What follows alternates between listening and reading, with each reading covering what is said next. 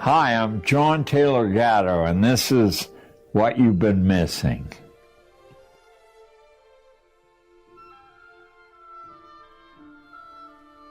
Nothing in the world can take the place of persistence. Talent will not. Nothing is more common than unsuccessful men with talent. Genius will not. Unrewarded genius is almost a proverb. Education will not.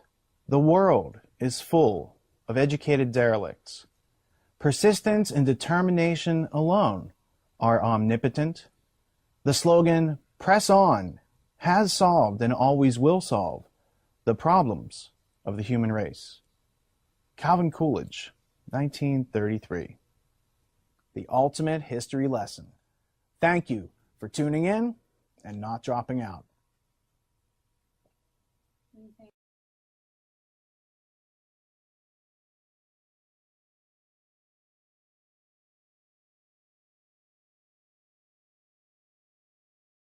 You know, for pushing that button, you get a camera credit. That's pretty good. That's right. Awesome. There we go.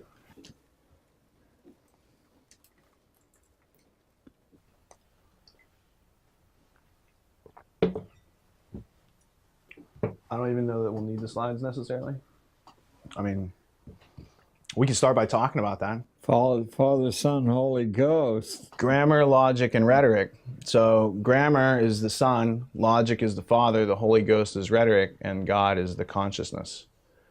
And so the Christian trivium came from the Greek trivium, but they used a metaphor to encode it. Now my question to you is a metaphor a lie, or is a metaphor something else? I think we better start a little less abstract. One of the things, a fatigued old brain. I arrive at abstraction by arguing with myself through writing. So everything I write goes through about 20 drafts. And since I handwrite it, it's quite painful to read and throw it out. But I don't really know what I say, what I'm going to say, or what I believe until I actually argue with what I think I believe. So, what do you think you believe about schooling? I think I believe that the metaphor schooling clearly tells you what it's expected to deliver. We only use the expression one other way commonly, and that's for the school of fish. And they are wonderful to watch. When one fin moves, all of them move. Thousands of fins move. And they're instantly receptive to what the group wishes. I don't know who gives the original signal, but education's diametrically opposite to that.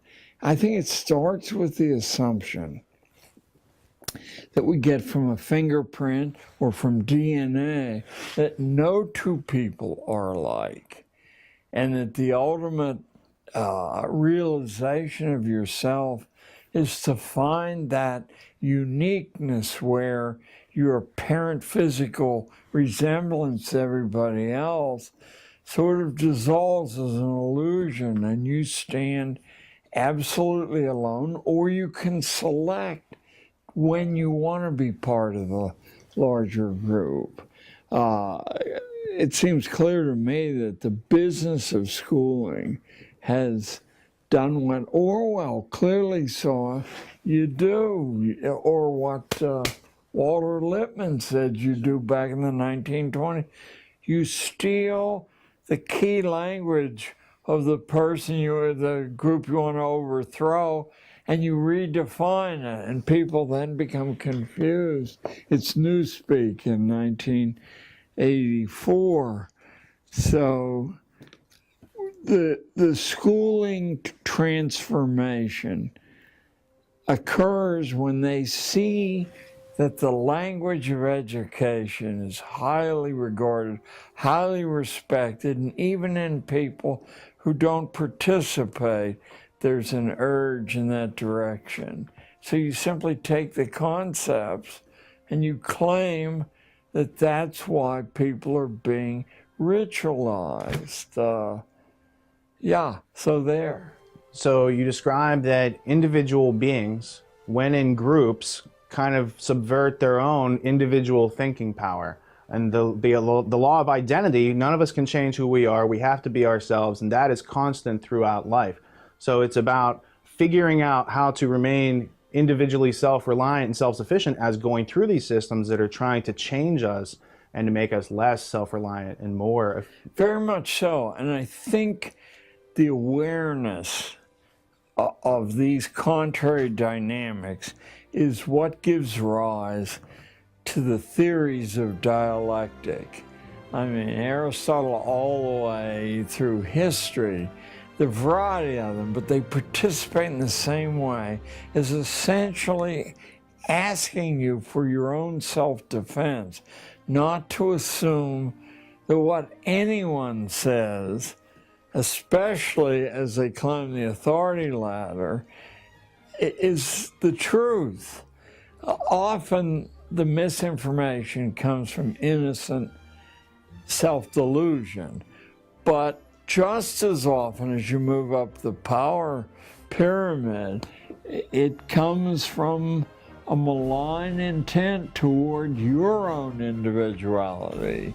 So it's like a betrayal of truth that occurs, or a betrayal of belief in some authority structure that you want to believe in is true, and then little by little you realize that it's not necessarily how it might have been presented to you. Right, even in your own individual inner life and consciousness. Before the cameras rolled, I said, the way I learn what I'm thinking is to write something down that I think I believe, and then I argue with it, and it never survives. How about that? Now, what scares me is that when I go back to it year after year, most of it doesn't survive. I mean, it takes years before I get to a core and I say, I'm not personally capable of moving beyond this thing, so that we're so well conditioned from infancy not to see the truth or relate the truth, but to shave it, that the first step in reaching for an education, I think, is to mistrust what you most are certain of, to mistrust that. Now, it may survive, but it needs tested not once until you're exhausted from testing it.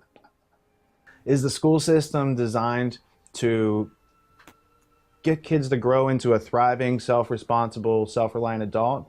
Or is it to whittle away curiosity and to kind of stop them from thinking for themselves? It's certainly not the former in any way, for the simple reason that throughout history, management doesn't know how to manage independent units, even partially independent units. Why shouldn't we ask, and any school people watching your film should begin immediately to ask politely, why are we doing this? It's a question you never hear because it's heresy. I mean, the beleaguered classroom teacher doesn't know why he or she's doing that. They're told to do it. Maybe they can give it 5% personal spin. That's why they're doing it. Does it make sense for this particular life that's asking the question?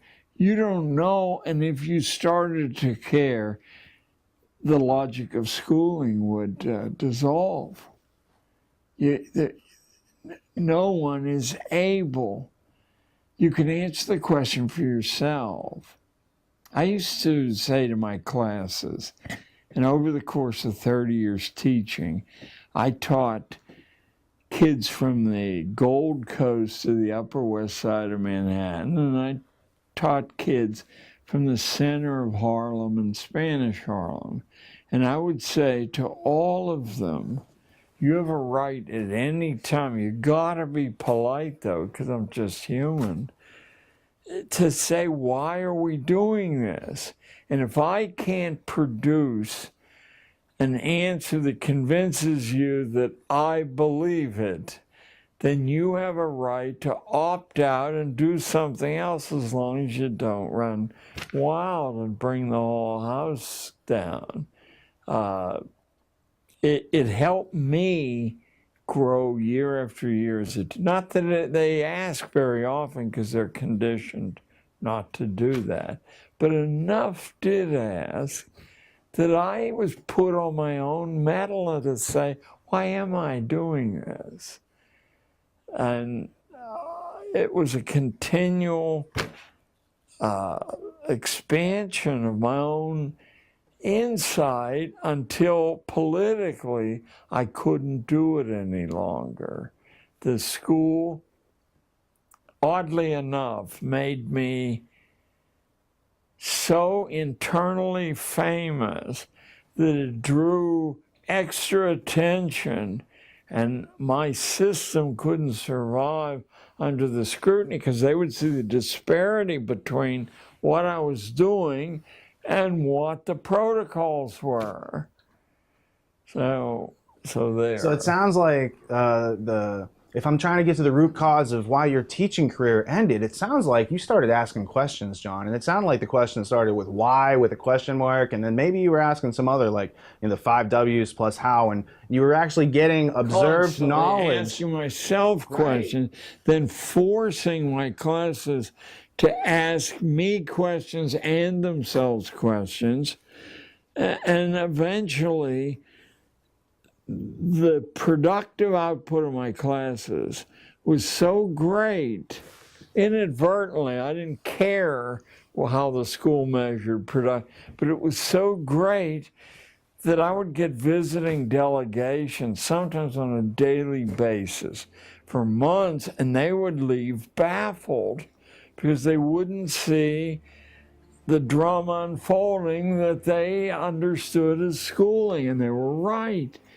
It was less and less schooling, and eventually the pressure became impossible, since I set out at the beginning of the year with an inner intention, if I had 120 kids, to have 120 individually written curricula. I never succeeded totally, but I got close enough that when the principal would drop by and only find 9 people in class and say, where are the rest, that I ran out of strategies to explain where the rest were. So yeah, I couldn't operate. I couldn't function any longer because my physical strength wasn't up to it. So, how did part of the strength of your actual teaching come from releasing children from the classroom and letting them go out in the world and actually gain some useful huge experience? Amounts of it came from releasing anyone who had an independent course to follow, becoming that boy or girl's assistant, always with the mother's permission, because they couldn't deal with that kind of additional political pressure. So what they would learn and bring back would be like food for me. I would be like I was 120 people simultaneously. Oh, I learned much more than I learned at the 2 Ivy League colleges I attended. I used to say to my wife, and it sounds fanciful, as though, oh, he must love children, which is not true. I love people, and people can be 5 years old, but people who suck their thumb and rattle and extend childhood, school's intention is to artificially extend childhood, and there really is no practical terminus for that. If they can extend it through graduate school and postgraduate. What is the actual reason that their childhoods are being extended? How's it serve for the society? I think what we never discuss, or that the extreme left has preempted to discuss, so they marginalize themselves, is the intimate interrelationship between the economy and the way we train the young. To the extent that we once had a wildly variegated economy. I'm quoting Abraham Lincoln in 1859, famous speech of the Wisconsin Agricultural Association. Lincoln said, I call this mudsill theory because he used that term. Lincoln said the British are financing the whole Western movement, and they're attempting to reinstall their class system. And so they send their young sons over to make sure that not a whole lot of attention is paid to ordinary people or people who live in simple homes that have mudsills. He said they're not, according to the British thinking, they're not worth training or worrying about because there's no way they can possibly improve. Lincoln said, look around you. 3/4 of our population has an independent livelihood, and the quarter who doesn't works to put a little stake together to set up on their own and write their own script in life. He said, as a consequence, we don't have proletariat as they do in Britain and Germany and the European nations, and we aren't able to have a factory system where it exists in this country, which is in New England, in the textile industries. A factory will have 30 or 40 employees. They'll usually be young women waiting marriage. They'll be served tea at their machines, and there'll be opera performances staged for just to keep them at the machine, because these independent livelihoods lead to, totally private, independent systems of value. So the British are wrong, but of course the Civil War changed that. We're sold that it was a great crusade against slavery by the school system. The major historians who've turned their attention to that say, to a person, that slavery was already dead. It was staggering through its last couple of generations, not because of a moral transformation on the part of plantation owners, but because the wives of the plantation owners were scratching their head and saying, the husband vanishes for a couple of days. We have all these new slaves and they're not black anymore. They're various shades of brown. So I'm thinking right now, I think Vern Parrington, but a number of historians 50 years ago said slavery was on its last legs because the Southern womanhood wouldn't stand for it any longer. Russia, I believe, had freed the serfs. Britain and the continent had done this thing. We were going to do it too.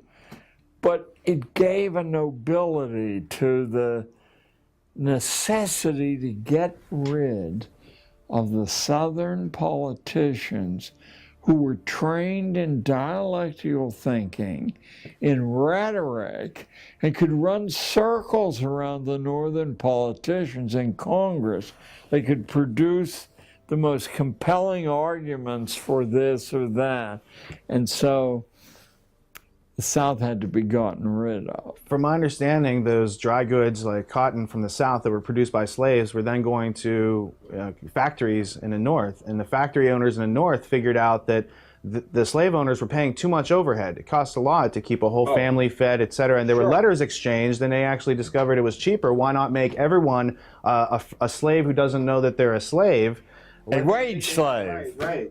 And think only about the welfare idea. If you have a plantation family and you require harmony, even though some people are very subordinate, if somebody gets sick or too old to work, you can't in fact do the Simon Legree bit and get rid of them, or what happens is morale collapses. So you have to care for them. The discussions on the highest level among northern industrialists, why should we have to support Deadwood here? And we could do that if they were wage slaves. Yeah. And furthermore, people like Count Tolstoy was well aware of the hardcore underneath the romantic arguments, and so were a number of other people. But the public, dependent upon media and pulpits, which were subsidized by the owners, couldn't find a zone where they could think clearly, or someone would say, yeah, here's the truth, think about it. Early forms of mass media propaganda from the pulpit or the newspaper. Or the Chautauquas. Right. Oh, absolutely. The Chautauquas were put together by intense. The family that began Harper's Publishers and had the very prestigious journal of the time, Harper's Weekly. Louis Lapham, the Lapham family? Well, Lapham's a very latter day. His grandfather was in charge of Harper's, though, and he was mayor of San Francisco, I believe. Mayor, he was, when the UN came in, and he told me that his boyhood was filled with foreign dignitaries in the home as house guests, or throwing back a glass of wine. So you can actually trace the small number of families behind the Chautauquas, which were the most compelling mass media of the day. And you'd hear about what was going on in Boston, out in Cincinnati, and you'd want that. And selectively, ideas and ways of thinking were introduced to the best people, and they used their local prestige to make sure that, it's a natural process. So what we got was a second American Revolution between, 1865 and about 1910. This time the British won again, but they didn't win by force of arms, but by force of insight into the way opinion is created. And when the skilled workers who had intense pride and really were the key to the prosperity of early industrial operation, commercial operation, when the skilled workers understood their power, then industry and commerce were mechanized intensely, and you wiped out the need for skill. You took less quality, but now you had less contention, less argument. Carnegie was instrumental in eliminating the influence of skilled labor, and it continued right through the 20th century. What influence have the Rockefellers had on organized labor, skilled labor, education? The Rockefeller family can actually be traced way back in Dutch history. There's an ancestor of the Rockefellers who set up a rather detailed plan for global government hundreds and hundreds of years ago. It had just one of these flow charts that showed how you were going to do that or not. But or the great irony, of course, is that Rockefeller and Carnegie's families were fringe people in the United States, but using their brilliant insight into leverage and how it works, both were able to take nothing and pyramid it into quite a bit. Rockefeller actually, his father, I believe, but it may have been his grandfather, fled a rape charge, sort of like Strauss-Kahn's up in Bainbridge, New York. He had been charged with rape of a maid and fled. They threw their, Rockefeller threw their weight behind, this is emblematic of how they were, behind Horatio Alger, who also had been charged with rape up here in Connecticut, and the Newsboys Lodging House. And if you read a wonderful book that exists, a limited edition, but it's kept continuously in print, called The Rise of the Dangerous Classes in New York City by the creator of American Adoption. When I started to research school, I kept running into the same people who put the adoption institution together and the school institute, one much more important than the other, but still the same names floated in and out of one another. Charles Loring Brace, who I believe his father was the publisher of the Hartford Courant. I'm almost sure in his early diaries say, I must find a way to become nationally famous. I mean, in Yale he wrote that he didn't have any idea how he was going to do that. But finally it occurred to him that with these masses of immigrants being brought in to break the Irish labor monopoly in the mines and the mills, that the easiest way to lower the unit cost of labor was to bring the husband and the wife into the labor force. You double the size of the labor force, you cut the unit value of the labor in half. But you couldn't do that as long as they were worried about their kids. So now you have the impetus to enlarge the social work industry, to corrupt the legislatures, to give it the power to break families apart. And what do you do with the kids? Well, the expression put up for adoption tells you you don't want them anywhere in the neighborhood. You want them far away. So you put them in boxcars. This great secret, monstrous event in American history that goes on for 40, 50 years. Boxcars full of the children of the labor sent west. They started upstate New York. That was too close. So they kept going farther and farther west. And then they'd stop at a whistle stop and a platform would be brought out. The boxcar would open. The children would be put up for adoption. They had a preference for who they wanted to adopt. They wanted Lutherans to adopt because they had the Episcopal idea of hierarchy, but they were just dumb farmers. They couldn't think clearly. Here was free labor, hey, and that will end the future career of these immigrants. What stopped putting children up for adoption was the police chiefs of the West. I think the year was 1888, but give me a few years either way. They wrote a stinging attack on this practice, not on moral grounds, but they said crime is everywhere in the West.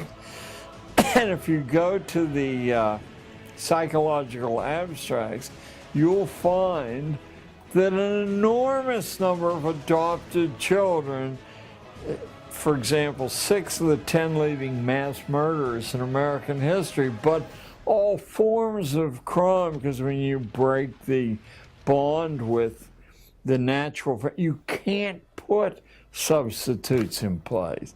Again, not morally. There's a recent physiological theory called mirror neurons, that you learn to use your own biological equipment by watching people who have the same or nearly identical biological. When you remove that, even if the family that you're transferred to has money and savoir-faire and civil, they're more civil, doesn't matter. You're actually imitating things that your physiology can accommodate. As a consequence, you get incrementally more and more crazed inside and angry. One of the things, of course, school does is it prevents these kind of connections between different areas from occurring. That's what the short answer test is about. And Oxford and Cambridge got rid of it 100 years ago. 100 years ago, because they said people who do well on short answer tests, they memorize bits of information, but they don't connect the bits of information.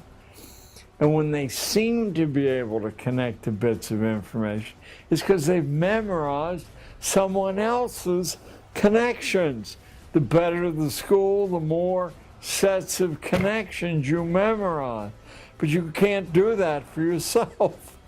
You know, it's like these machines where you guys are all too young to remember.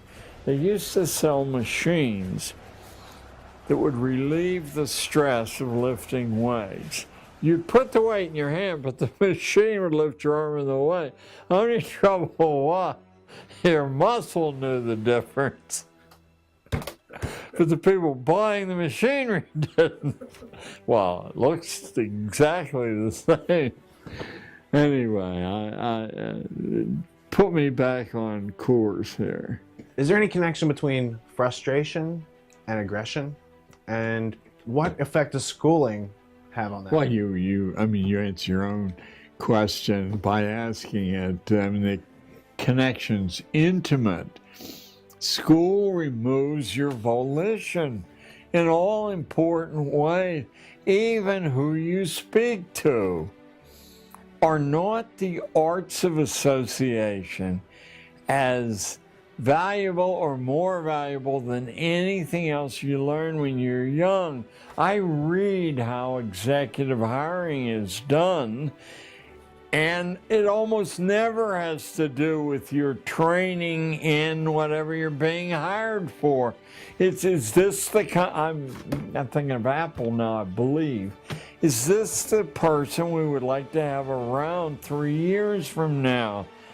And bend an elbow with, or play golf with, or just talk with.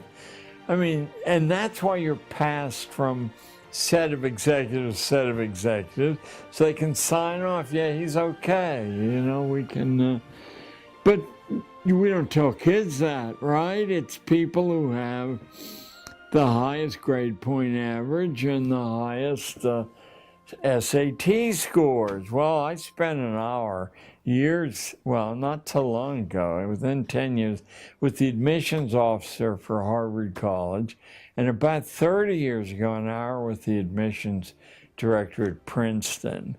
And let me tell you, their polite dismissal of grades and SAT scores was intimidating to listen to, as if you'd have to be crazy to let somebody in. Let me see if I can condense how you get into Harvard or Princeton. Of course, you get into both by donating a building, but how do other people get in?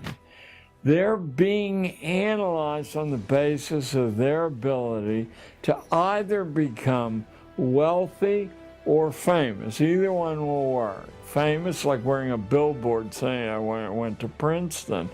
There's that actress Jodie Foster. I went to Princeton.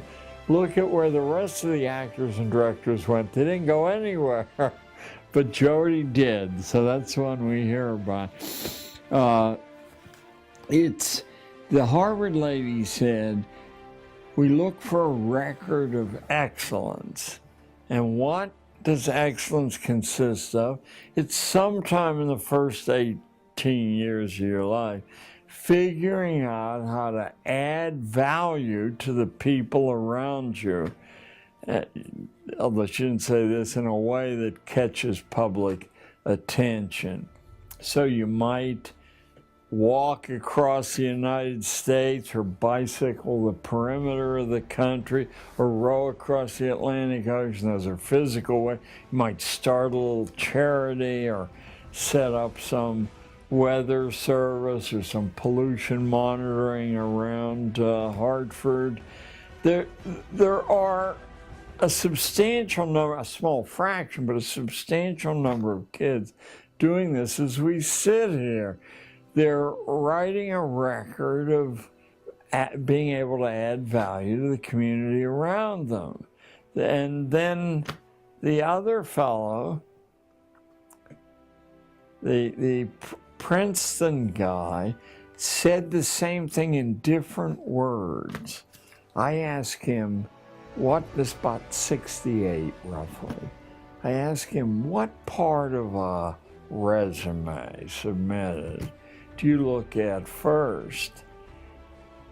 And the answer metaphorically caused my jaw to open. Hobbies, he said. I said, I've been taught all my life, leave that off because it's not germane. He said, on the contrary, it's the only honest information you're likely to get. How does someone spend their time when it's their free choice to spend? He said it's a window into their mind and their heart. What kind of hobbies? He said, well, ideally someone would have a physical hobby, an intellectual hobby, and a social hobby, because that would show they're exploring these large. Well, physical hobby, you mean football, baseball? Well, he said, it's better than nothing, but we would prefer not to see teams. As I've been told all my life, the team sports identify your ability to work in a team. He said, what happens in a team sport is if you decide to dog it, it's very hard to tell which guy on the line has dogged it or not, or which running back has gone down quicker than he should have gone down. There, he said, we prefer solo hobbies that involve physical danger. You mean you want kids to put their necks at risk? For example, what? I said. He said, well, horseback riding is a dead giveaway. The horse weighs a half a ton or more. If you do trail riding, you don't know what you're doing. Your head gets caught on a branch and you're the headless horseman. If the horse doesn't like you, it'll roll over on top of you. And I know immediately, because that last time I rode a horse was down in Veracruz, Mexico. The horse didn't like me. Took me out on the main highway with crazed Mexican drivers going 100 miles an hour and 18-wheelers, and it laid down on top of me. I was terrified because I could see these trucks coming. Didn't like that. Was the last time I rode. So he said, you have to actually know what you're doing. You can't say, is this an A job or a B job? If you live and are intact, it is. Then he said, sailing a small boat, these little 12-footers outside of land. If you don't know what you're doing, you end up in the middle of the Atlantic, or if wind comes up, you can't see landmarks because of the waves. I said, but those things are associated with the prosperous classes. What could somebody in ordinary circumstances do? He said, well, we just let somebody in. This is probably one of the nicest factoids in my mind, in my life. We just let someone in who invented his own sport and kept records competing against himself, his past performance, his present performance. It was, get ready for this, visualize this, seatless unicycle riding over broken terrain. If I had 10 lifetimes, the thought of doing that wouldn't occur. Started getting on a unicycle, let alone one without a seat, let alone riding it over broken terrain. So they let him in because they knew he was on the fast track. So we tell these lies, and of course many of the people who tell the lies believe the lies. Well, surely they're going to take valedictorians. Well, last year Harvard turned down 8 out of every 10 valedictorians who applied, and the 2 they took in, they didn't take in because they were valedictorians there. So by removing this component from the student imagination, you can control to some extent who even applies to Harvard and then who gets in, who applies, because they don't know what they're doing. What's the IT garbage in, garbage out? So what I would do was I would examine. I have a friend who started a tutoring service called the Princeton Review, and 20 years ago they were charging $300 an hour. I have no idea what they charge now.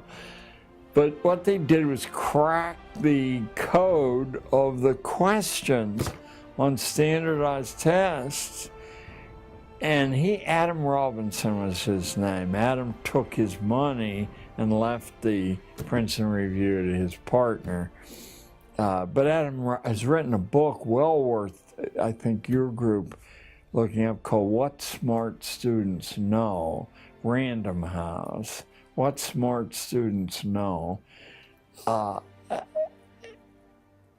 Adam was certain that you could pass standardized tests without having any knowledge of the subject, as long as you understood the constraints, the question architects were under. For example, 2 of the 4 answers offered are always so absurd that if you know that, now you're left with a 50-50 guess. I had figured out when I was in high school that if you had some way to measure the angles on the little geometric figures on the test, that you didn't need to know. You could arrive at the answer simply by, a simplistic means. The evidence that all of us know standardized tests don't measure what they claim to measure is that nobody you encounter on the upper reaches of society would dream of hiring somebody on the basis of those tests or in grade point averages. You'd be playing Russian roulette because they measure nothing. The grades largely measure that you memorize what you're told to memorize. I mean, there are a few other things, but that's the heart of it. So now you know you have somebody obedient, and probably for a clerk, that is a good measure. Not for someone who has to adapt to changing circumstances, by the natural selection process of reality. It's fairly easy without being a wise guy or very learned, as long as you retain the ability to think independently from the data in front of you, to penetrate the masks, the contentions that don't conform to everyday reality.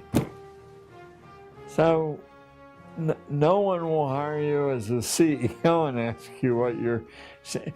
But if you examine the data that's available about big-time politicians, now we have, and I don't think it surprised anybody, that George Bush, the most recent one, was a C average in high school, prep school, and a C average at Yale. What does surprise people is that the candidate he ran against was a C average in prep school and a C average at Yale and a lower C average than George Bush's, the Kerry of Massachusetts. The fact that the best evidence that the nation has been schooled to the point of extinction is that they were fraternity brothers at Yale in a fraternity. I'll skip its interesting reputation. It only has 15 members. And they were fraternity brothers at Yale. There's 308 million of us. I mean, mathematically, I wouldn't know how to set the odds, but they would be stupendous.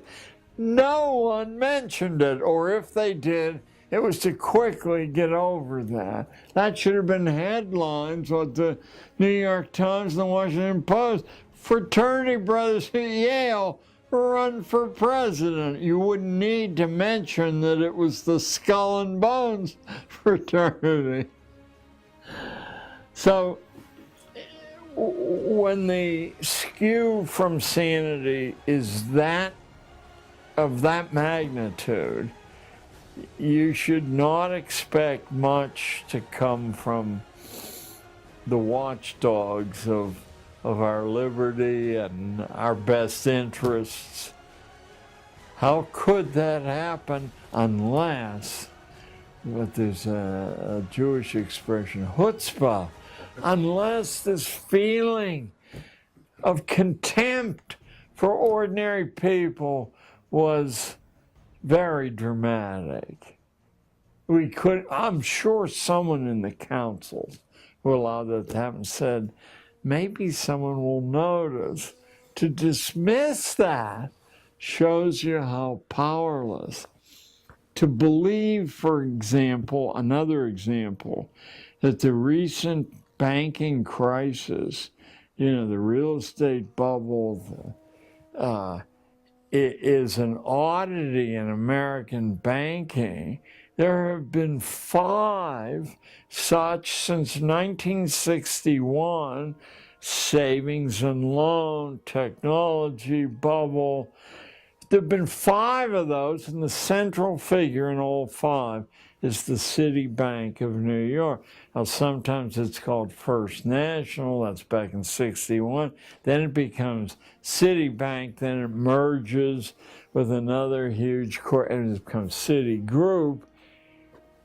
But the mentality loose on that level shows utter contempt for the safeguards built into the founding documents or built into tradition as ordinary people, and that includes upper middle class ordinary people, expect it to be. It doesn't exist.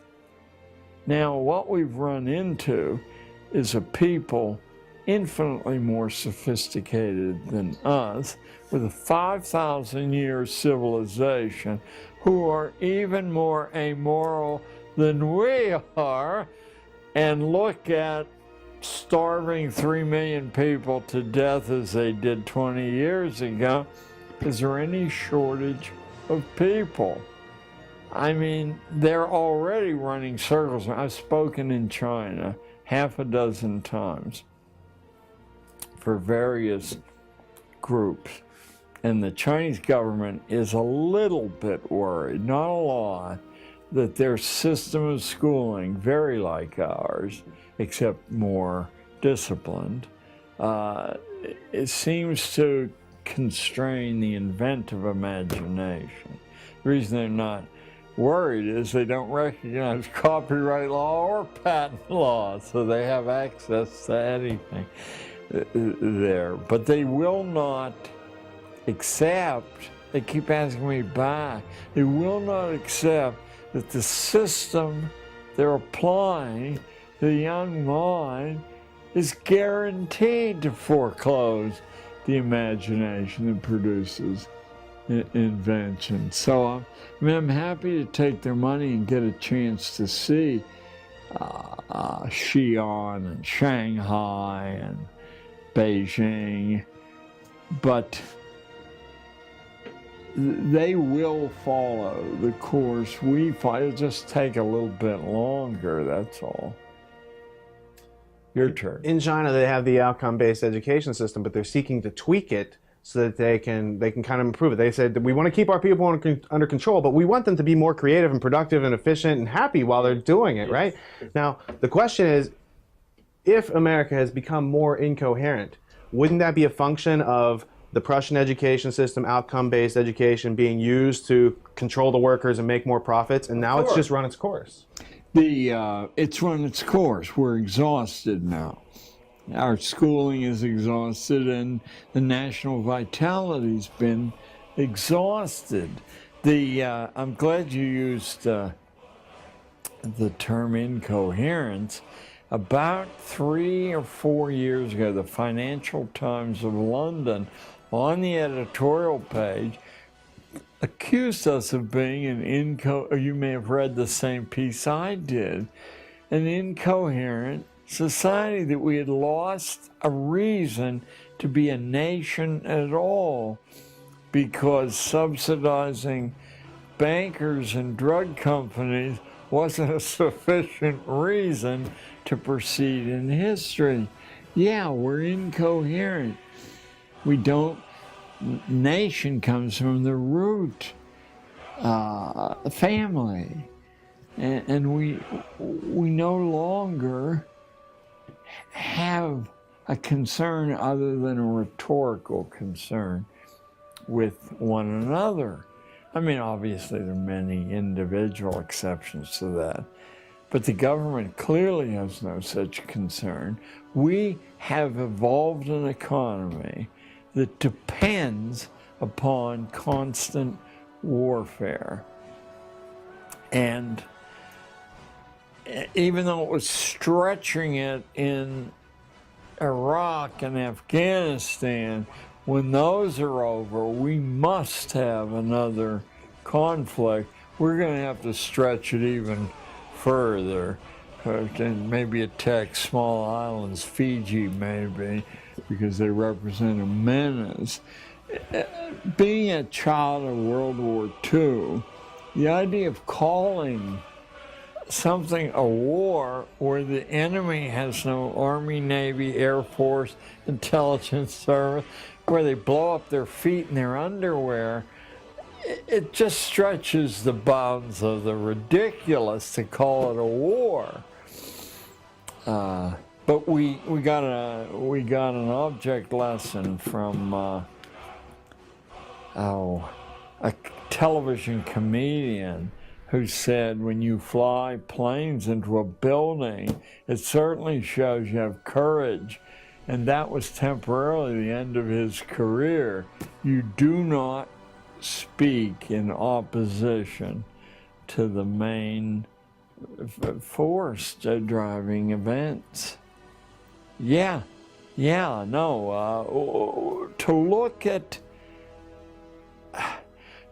America between, let me roughly say, 1800 and 1865, and then from momentum right up to the First World War, there's this explosion of invention, and it comes from the unlikeliest places. It does not come from university-trained inventors. It comes from everywhere.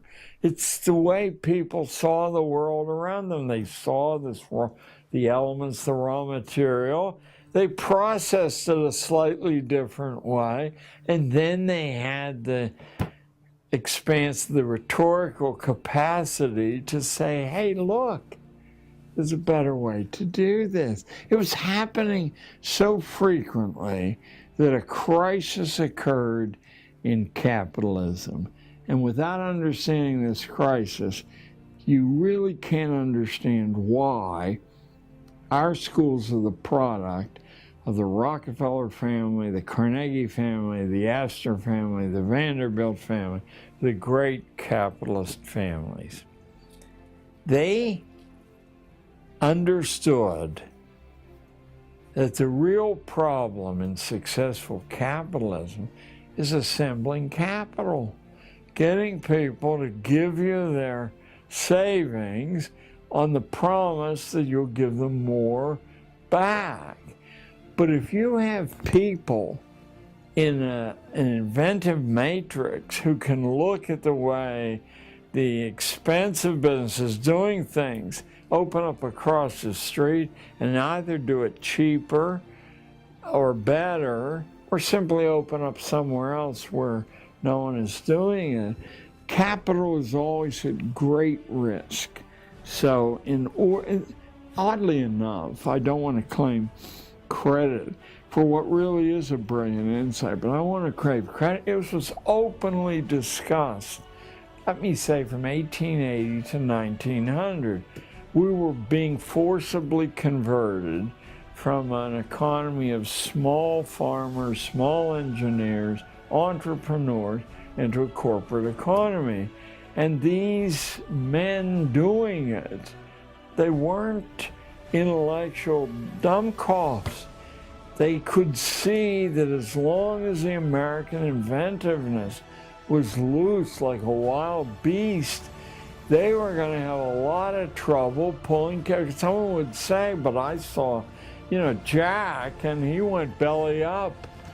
So Prussian schooling, which had, for a different reason, had been out to destroy the imagination. And let me say to anyone listening to this, when someone makes a reckless statement like that, you make sure they can document it. And I will document it as long as you're willing to walk to your local public library. Because in every public library worth its salt in the United States, and in every college library, you will find a collection of essays by a Prussian philosopher, Johann Fichte, who was the immediate heir to the University of Berlin's philosophy department, which had been under Immanuel Kant.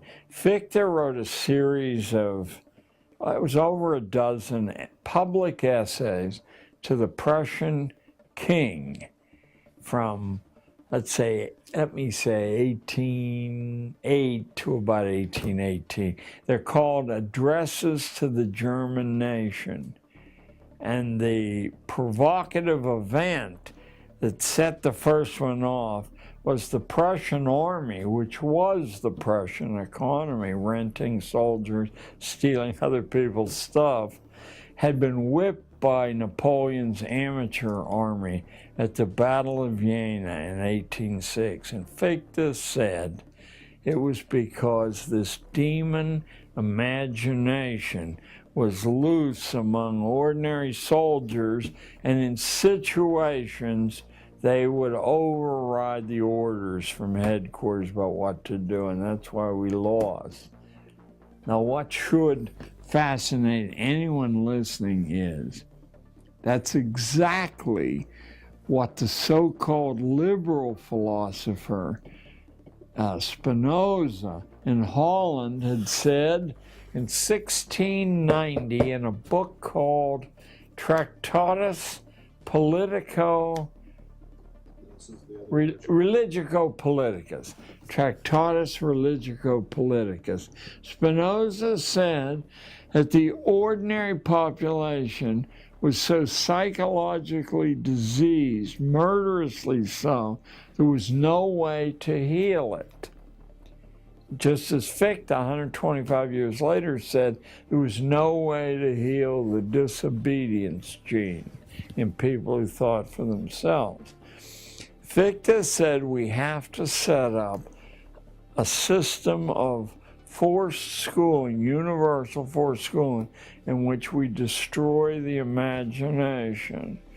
Bells, ordered lessons, constant testing, rankings.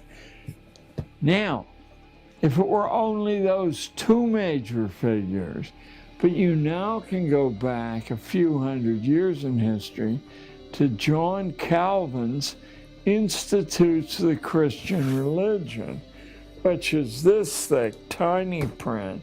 But if you ever go mad and actually force yourself to read it, rather than to read what an encyclopedia tells you it says, you'll find that Calvin says that the saved are saved before they're born. The damned, who are 19 to 1, are damned before they're born, and no amount of good work or behavior can save the damned, and no amount of evil behavior can damn the saved. The expression that used to be pretty common but has vanished, I think on purpose, is justified sinners. The saved are justified sinners who can do anything. They can carpet bomb civilian populations, whether they're Nazis or Americans. You know, you've done no harm according to Calvin. Calvin said the only way the elect, he called the saved, the elect will ever be safe because they're outnumbered so heavily, is to set up a system of universal compulsion schooling with the intention of destroying the imagination and filling the head with garbage. Spinoza said the same thing. Fichte said the same thing. I think we just ran out of tape. Is that what happened? Is that one still running? Yes, but it has no micro. All right. So we're going to take a 10-minute break. Oh, good. We're going to change the tapes. We're going to turn all these lights out. We're going to turn the AC back on and cool you off. If you want to get up and move around, use the bathroom.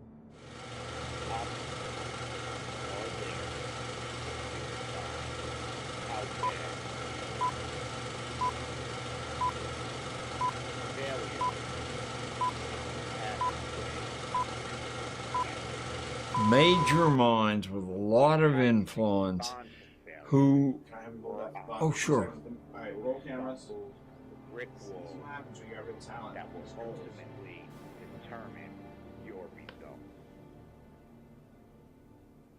4 cameras rolling. Red dots, everybody? Cool. Failures, you square in the face, knock you Floor is out. yours.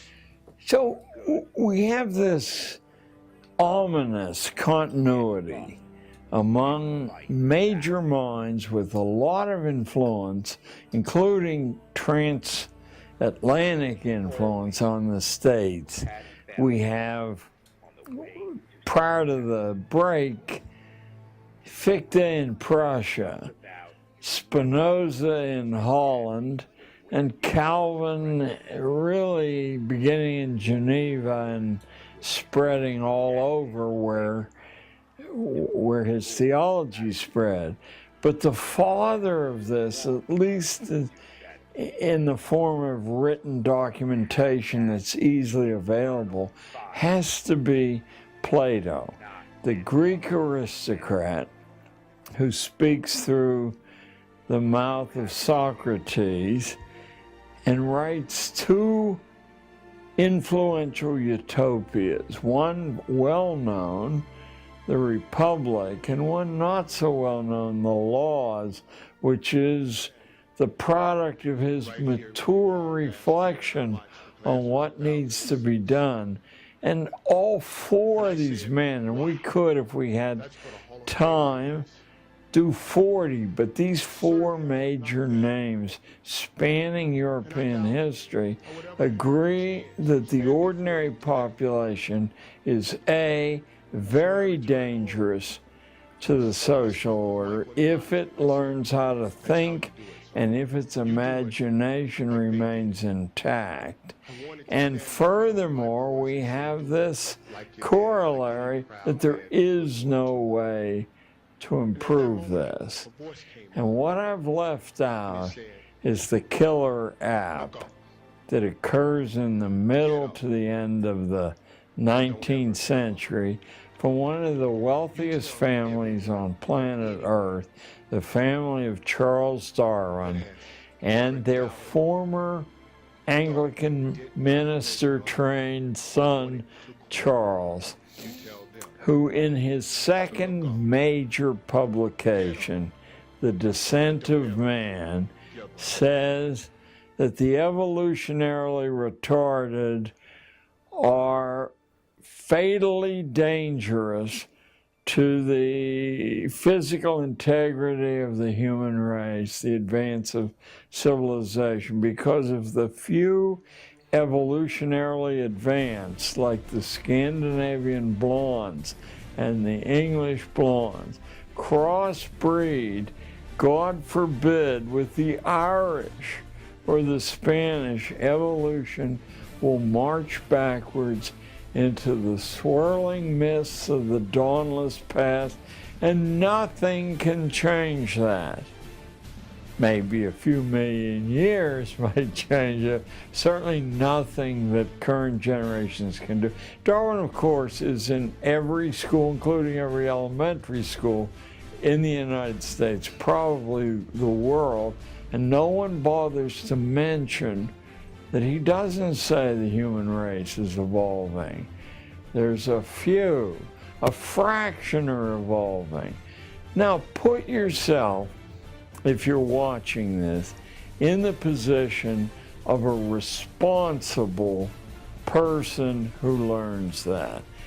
As someone who's made worldly success, has a little bit of time on their hands and resources, and now you know that if these ordinary people walking around in the American democracy, if they happen to crossbreed with your daughter, evolution is going to march backwards. You now have a justification beginning in 1871, second to none. You can argue with Calvin, you can argue with Spinoza, you can argue with Plato, you can argue with Fichte.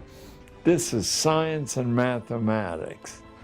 And furthermore, an unknown connection that has for some reason escaped the attention of the Darwinians.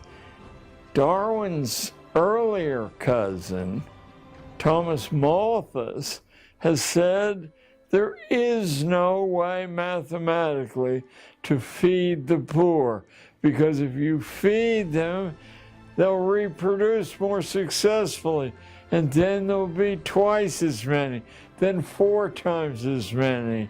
That population expands geometrically, but food only arithmetically.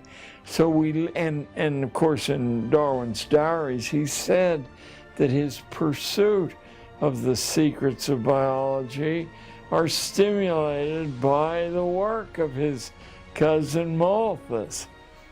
Now we have, after Darwin's 2 blockbusters, the second of which, I'm going to raise my hand from now on. What's the full name of Darwin's Origin of Species? the progress of the favored races, and he does not use the term race the way we do. He recognized about 57 separate races, of which the Irish are on the very bottom. Thank goodness he said that, because a respectable percentage of every audience I speak to, that you'd otherwise be reluctant to say these things to, It's derived from, anybody here derived from a partial Irish background? You know, he said the Irish are hopeless. There is no hope for the Irish. Of course, what's left out of simply relating what Darwin said is his training as an Anglican minister. And if you happen to pick up the Anglican Book of Common Prayer, hundreds and hundreds of years preceding Darwin, you find that God's will is to divide all the living creatures and plants into an infinite number of layers, and to attempt to leave the layer you're placed in is the worst sacrilege at all. So that Darwin's theory, fully explicated, is the Anglican homily of obedience. Homily of obedience says exactly what Darwin says hundreds of years ago. Don't try to get out of your biological category because it's hopeless. And prior to that, don't try to get out of your spiritual category because it's hopeless. There's a great similarity between the two ideas. Now, if you set out to find evidence that this is so, it's much easier than simply setting out to look at the, you know, the abundance of natural forms. So, the real actor in the piece, Darwin's a shy man, fantastically wealthy. That's been left out of all the fantastically wealthy. The high-tech, upper-class purchase of the day was Wedgwood pottery, and that's the source of the Darwin family wealth. So Darwin's first cousin is a man I was taught in high school back in the early 1950s, is estimated to be the most intelligent single human being ever lived. I was told that over and over. His name, Francis Galton, a world-famous explorer, mathematician, inventing little statistical formulae to discriminate shades of quality that the schools are infested with. And he has, Mr. Galton, a worldwide following of Galton clubs, including in the United States. He makes several pilgrimages to the U.S. to spread the insight that a menace to the human race exists in 95% of the population, and there has to be a way to put them, render them harmless.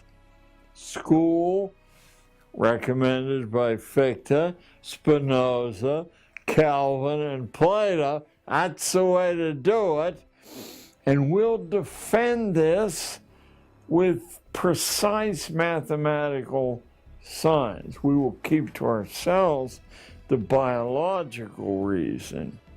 Meanwhile, we've got to find a way for the biologically advanced to breed with one another.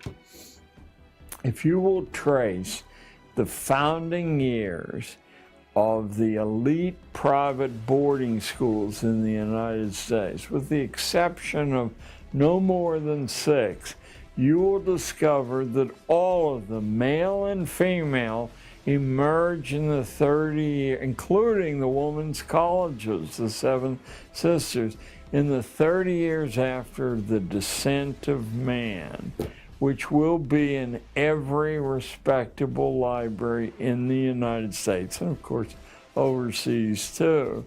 I urge you, especially if you're Irish, to pick it up and read it. You will not be disappointed to find yourself at the bottom of all the races on earth. Just as the English without Darwin would have agreed. You know, well, anyway, so this package of high-level evidences, contentions, is capstoned with scientific mathematical evidence and the proselytizing of Francis Galton, vigorous, rigorous. Out of that comes, in the period right after the American First World War, a phenomenon in country fairs all over America called the Better Families competitions. You set up the criteria for ranking, and you present your daughters like prize heifers to be rated by the judges.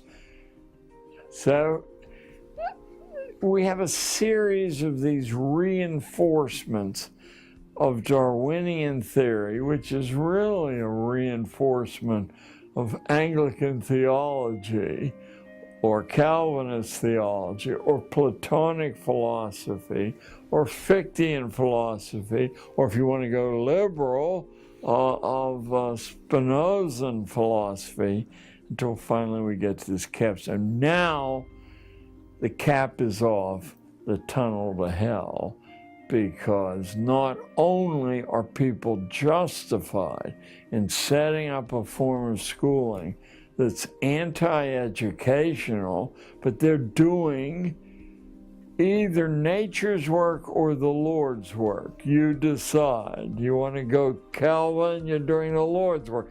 You want to go nature, you go Spinoza. Yeah. So all of this wonderfully rich fabric of foundation is right on the surface. Someone has to point your attention to it. Please, no one watching say, oh, this fellow Gatto is spun off, this phenomenal, interesting, but wacky theory. I didn't spin off anything. I took the dots and I connected them. And I said they're identical from 300 BC until post-Darwin Galton comes a German, a Prussian psychophysicist named Wilhelm Wundt, who is the premier behavioral psychologist on earth. And now let me spring a bombshell on all of you. The only place in the world for a long, long time you could get a PhD degree was either Prussia, University of Berlin, Leipzig, these little nests of Germanic countries. So from all over the world came the sons of the most powerful families, beginning in 1814 or 16 in the United States, when the guy who later became the governor of Massachusetts went over to get his PhD degree. By the 1870s, 1880s, it was a flood from Japan, from Russia, from everywhere. And now they return to their home countries, not because they have a PhD degree or they made presidents of universities, heads of government bureaus, because their families have clout. And now that's become the ticket to intellectual management. That's how these Prussian ideas spread like wildfire. There's only one university in the United States who doesn't have a president with a Prussian PhD, and he's close. I think he has a French PhD, because the French scrambled to try to get that degree too. That's Titchener at Cornell, or the head of all the heads of psych departments, Prussian PhDs. So you now get this kernel of ideas, whether fanciful or scientific, everywhere. From Japan, everywhere the same idea. The Japanese Constitution in 1868 is scrapped, and the Prussian Constitution translated into Japanese. I mean, we're talking here the domination of ideas that's so interesting that what should make you suspicious is that no one ever heard of, they heard of this detail, this detail. Why hasn't anyone joined them together? Well, I'll tell you what, a big shot professor at Columbia Teachers College told me 12 years ago when I bearded him in his den, and I said, Doug, surely you know these things. Why is a junior high school teacher left to beat the drum? He looked at me and he said, not a good way to get tenure. That's all he said, and I knew that financial finally prize or penalty is enough to control the way we all think. And these things have been studied since the Collegia in ancient Rome. Armies have put together these insights. Churches have put together these insights and passed them down in an unbroken string to their sons, usually. And of course, the daughters catch as catch can, but eventually to both. If I could notice the pattern that you're describing, it seems that people are irrational. They come up with ideas of utopias, and then they, in order to get this utopia, compulsory schooling. And then they found a bunch of different ways, in the latest using science, to make people think that this is how it has to be. But when you look at the, the real effects of Darwin in the form of, say, eugenics, and the role it played in America. That's Galton is the inventor. His first cousin is the inventor of eugenics and the chief global distributor. There's one major exception to this, and the people who claim to be a follower of the exception, claim to have read his book like the Bible, have never seen him say what I'm about to say. I'm talking about the so-called father of capitalism, the wealth of nations, Adam Smith, who in the first 15 pages says there's no difference between the Duke's son and the street sweeper's son except early training. A dead giveaway that this idea was known to be highly dangerous, and I don't think this has ever occurred in publishing that I know of before or since. In the 1809 reprint of Wealth of Nations, because it immediately became an international must-read, the publisher of the book, a man with the ironic name of William Playfair, an economist, takes his own author to task in the preface to the book. He said the social order would be destroyed by telling people that they were all capable of intellectual development. The only way we've progressed through thousands of years of history is to make them think they depend on our goodwill, for their bread and butter, let alone their safety and everything else.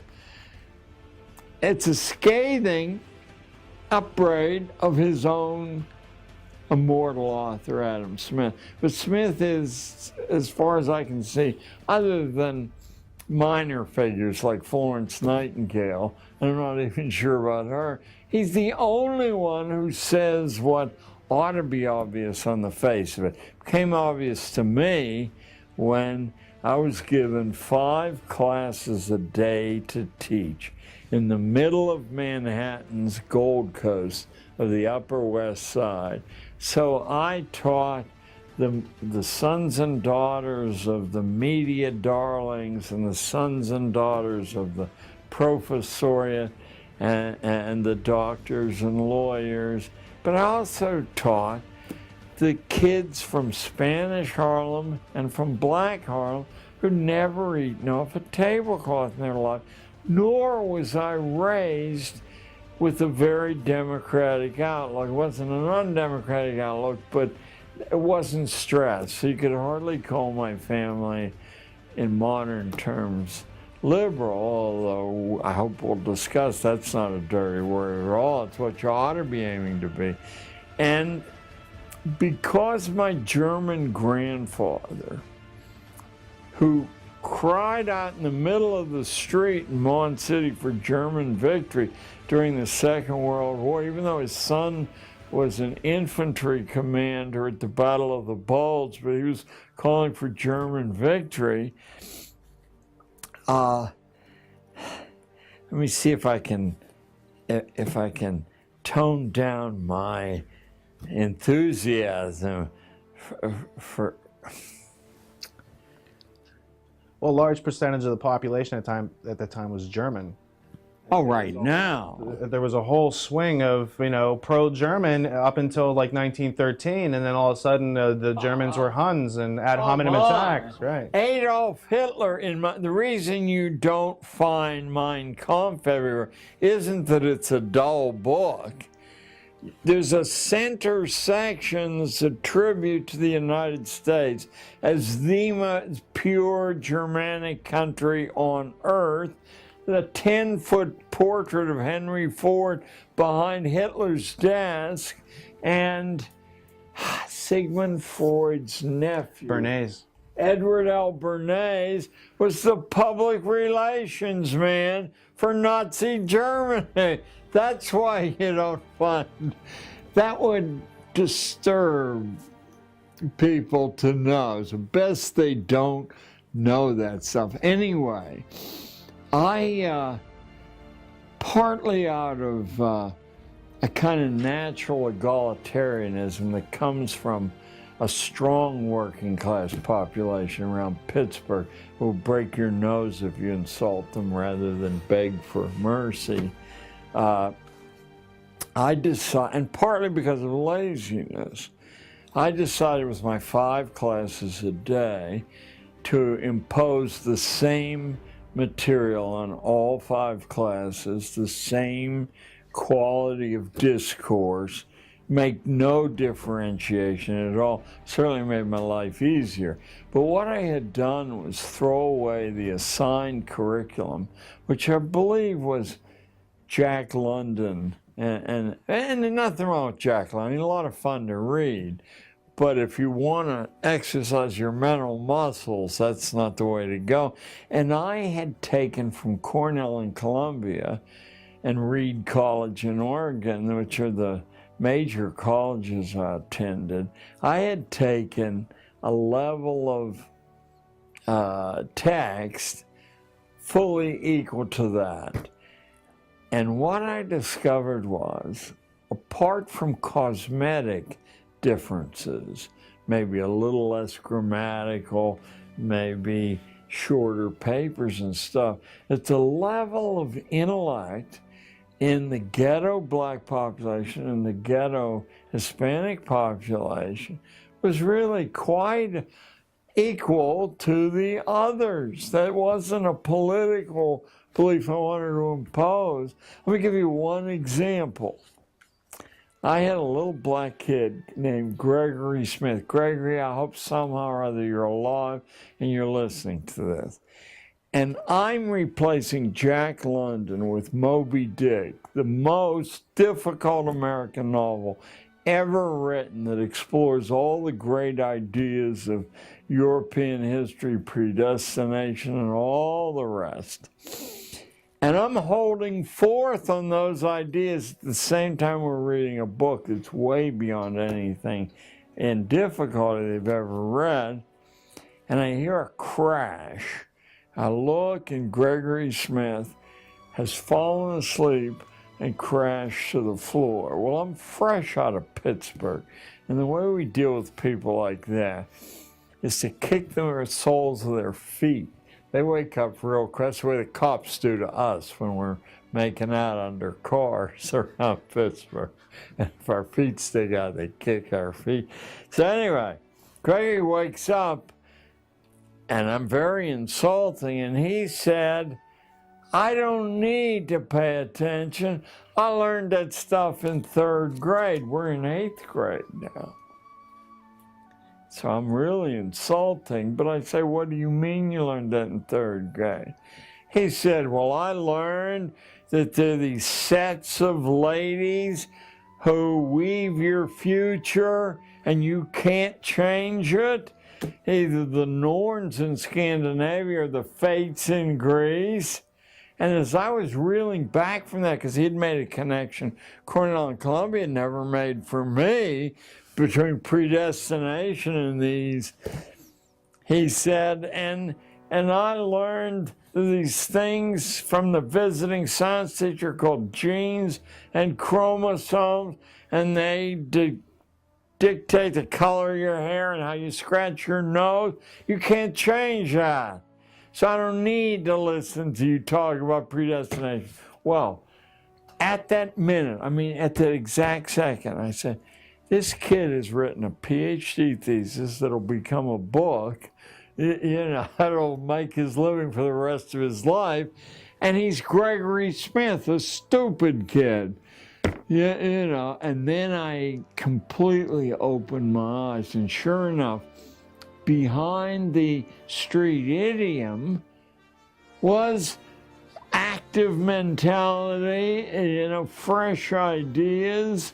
It just had been treated with such disrespect for so many years, it wasn't worth bothering to waste it on a school teacher. It revolutionized my teaching, but then over the balance of that was the first year I taught.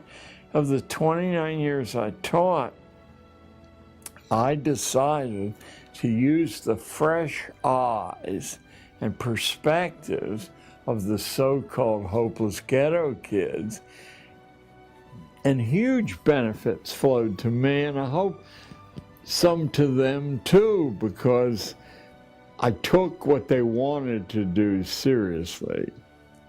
If Jamal Watson wanted to do nothing but draw comic books in the back of the class, I would go back and use my superior experience, not intelligence, to say, listen, Jamal, I used to read comic books, and if you want to do this seriously, you're doing it wrong. And he'd get angry. He'd say, I'm the best in the school. I said, yeah, maybe, I said, but in a real comic book, all the panels aren't the same size. Look at the one you're copying from. They're all different sizes to show movement. And in a real comic book, the figures don't stay inside of the box. The head comes out, the fist comes out. I said, look, you're copying and you don't see that.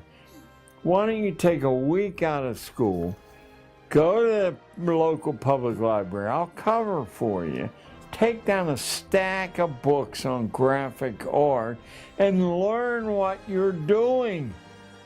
I mean, that's a worthwhile use of your time. So I found out that each person, one girl wanted to do nothing but swim, and she snored in class. And when I finally said to her, what's going on? She said, I've devoted my life to being an Olympic swimmer. She's 13. And I said, well, why don't you do that for the rest of the year? You can't do it in school. We don't have a swimming pool. But there are about 150 public swimming pools in New York City. Why don't you plot them out on a map with pins or stickers, visit every one of them, set up a rating for these swimming pools, concentration of chemicals in the water, depth of the pool, length of the lane, lighting, access, cost, and you will produce an information reference that'll make you somebody, because I'll go around to the local public library, say you're doing that, and could you be catalog, because who else has such a reference as this? Well, she was.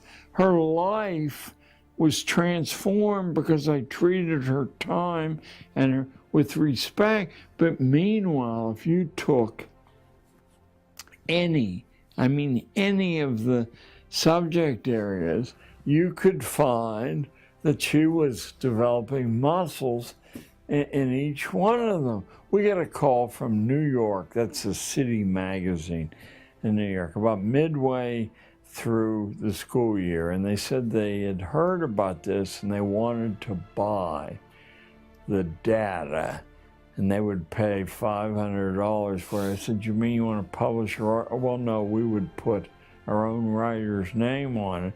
This girl, I doubt if she'd ever seen a $10 bill in her life. I'm offering her $500. She said, no, it's mine. If they want to use it, they'll put my name on it, which they weren't willing to do. So, but I know that was the beginning of a transformation in her life.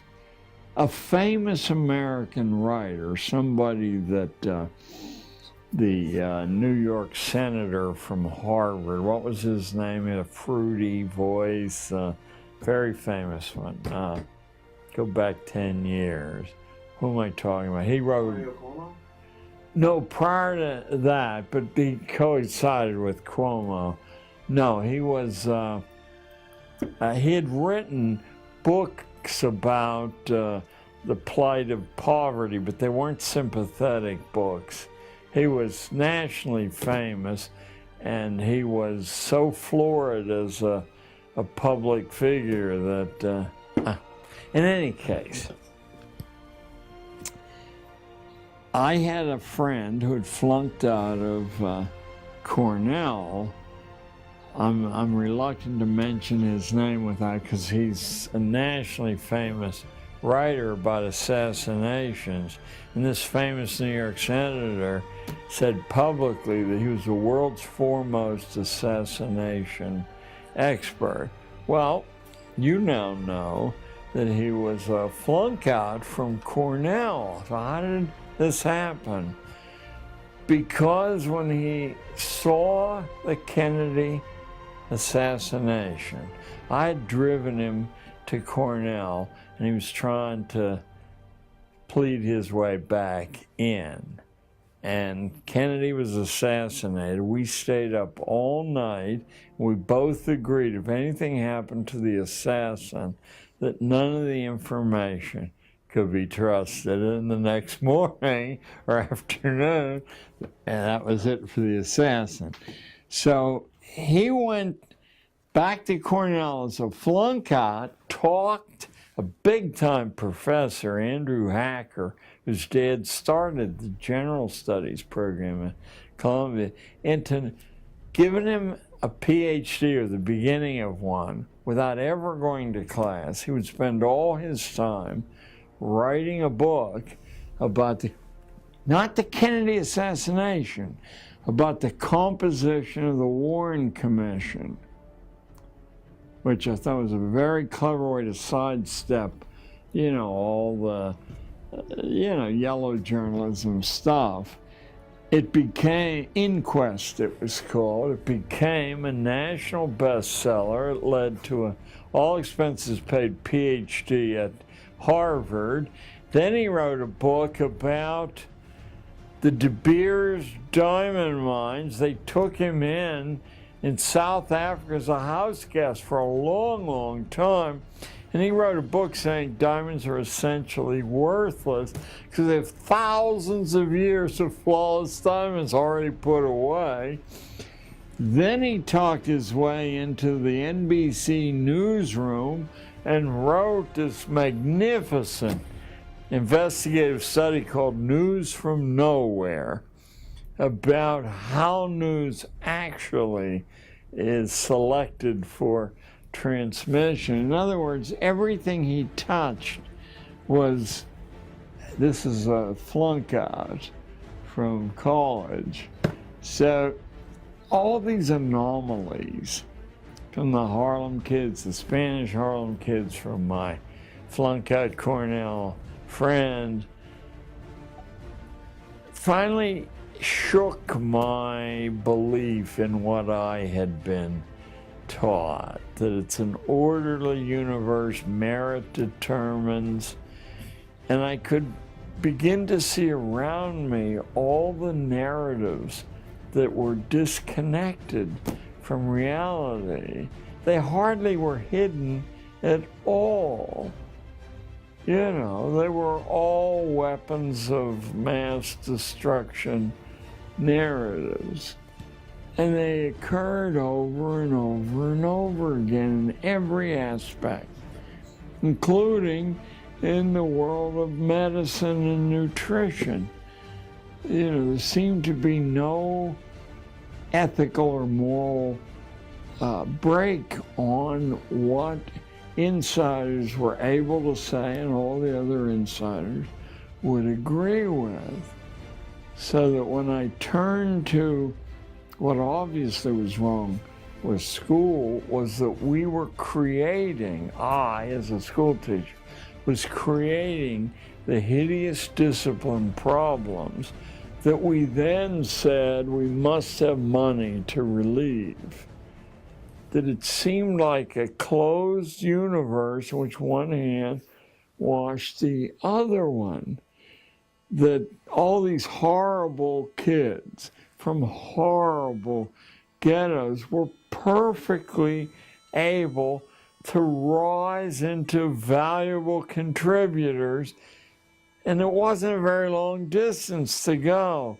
For example, I remember one, I started a school year with, they were trying to get rid of me as a teacher. They gave me the worst class on the 8th grade. The kids were huge. They had no tradition of scholarship at all.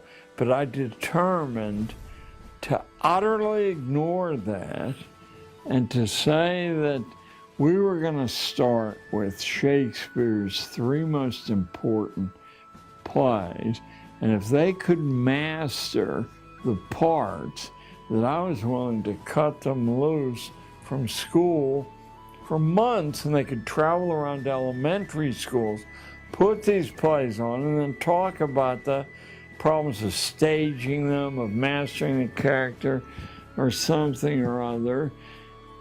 And I'd say 10 days went by.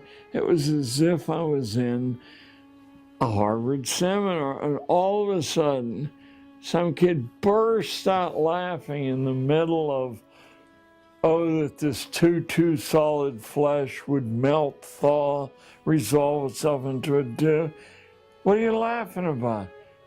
Don't you know? He said, we're the dumb class. You know, and from that point on, it was no longer easy because the other dumb kids had had the illusion, but it wasn't an illusion, broken, but we still got some good work done. We invent the problems that we then have to solve. That's what I think all experts do. I don't think, including brain surgery, that there's anything the human skill is capable of that's very hard to learn. It takes some time. So you can benefit from prior experience, but it doesn't take anywhere near the time, expense. So the point is that individuals have an innate, infinite potential, and that we're not limited by genes or species or Even race. a lust to. People wish to learn. It used to be called emulation. You're around somebody who can do something well, of course you respect, I mean, you're watching how they do it. Yeah, you know, we talked earlier about the disadvantage adopted kids have. When you watch your mother and father and you're 14 months old and have no language, you're still seeing how they deal with frustration, how they merge with one another or not, contend with one another. you're seeing so many hundreds of skills that, in fact, you're biologically programmed to imitate. Later, when the mind kicks in, you have some selection, which ones to, and which ones to. But we don't allow that to happen because the very first thing schools do is strip the experience base away. I mean, the easiest way to turn your kids into geniuses, I mean, by the time they're 7, is just to front load huge amounts of experience, including dangerous experience. And my favorite story is Richard Branson tells it in his autobiography. His mother, who was an airline stewardess in 1946, flying the Atlantic, so not exactly, the safest thing to do, she was desperate that he wouldn't become a dependent. And so when he was 4 years old, picture 48 months, she drove him miles from their London home in Shamley Green and asked him if he thought he could find his way home from there, and he said he thought he could. Get out and do so, then, she said. And now he said, where is he? He doesn't even have many words, So 8 or 9 hours later, when he finds his way home, he said nothing in his life ever seemed hard for him to do again. He drops out of high school, never goes to college, has his first $1 million by the time he's 19 by figuring out what people need and want and giving it to them cheaper or better or bringing anyone to offer it. What would our society be if we put millions of people through the same experience? I think it would be closer to what colonial America was and early federal America, when nobody wanted to work for somebody else. They wanted an independent livelihood. It would be closer to that than the corporate hell that we have now. But the corporations, following perfectly rational logic, have begun to need less and less people, but they have such political control over the legislatures and the federal government that there's no way to arrest this progress. Furthermore, as I spoke at General Motors about 10 years ago, and a mid-level executive told me, when I asked him, you guys had the world, there wasn't any competition. What happened? I remember when Jap cars came in, they had names like the Bluebird and the Fair Lady. I mean, it was a joke. What happened? And he said, what happened was this, that engineering, which used to be the fast track to the executive suite and profit sharing and all the rest of that good stuff, stopped being the fast track. Finance became the fast track, taking these huge profits, speculating in variable rate mortgages, in foreign currencies. That became the road. The same thing that happened to the steel industry in Pittsburgh. Wasn't moved out of Pittsburgh because any of them were losing a penny. They were making great profit. It's that the Harvard B school boys said, look, you can take this money, make a lot more, and not work. Of course, that would get rid of 100,000 steel workers, truck drivers, but who the hell cares about them? Didn't Darwin say they're not evolving, they're all Irish anyway? Well, this is the juxtaposition between eugenics And that type of mentality where people are under control, and someone like Branson who gets to go on walkabout, which is a rite of passage, which was around in the founding of this country with high literacy rates. And so when we had a high entrepreneurship, self-reliance, literacy rates, people who had critical thinking and knew how to deal with problems on their own, because if not, you might die. Or other people think badly of it if you say, I want a job for, what do you want to do?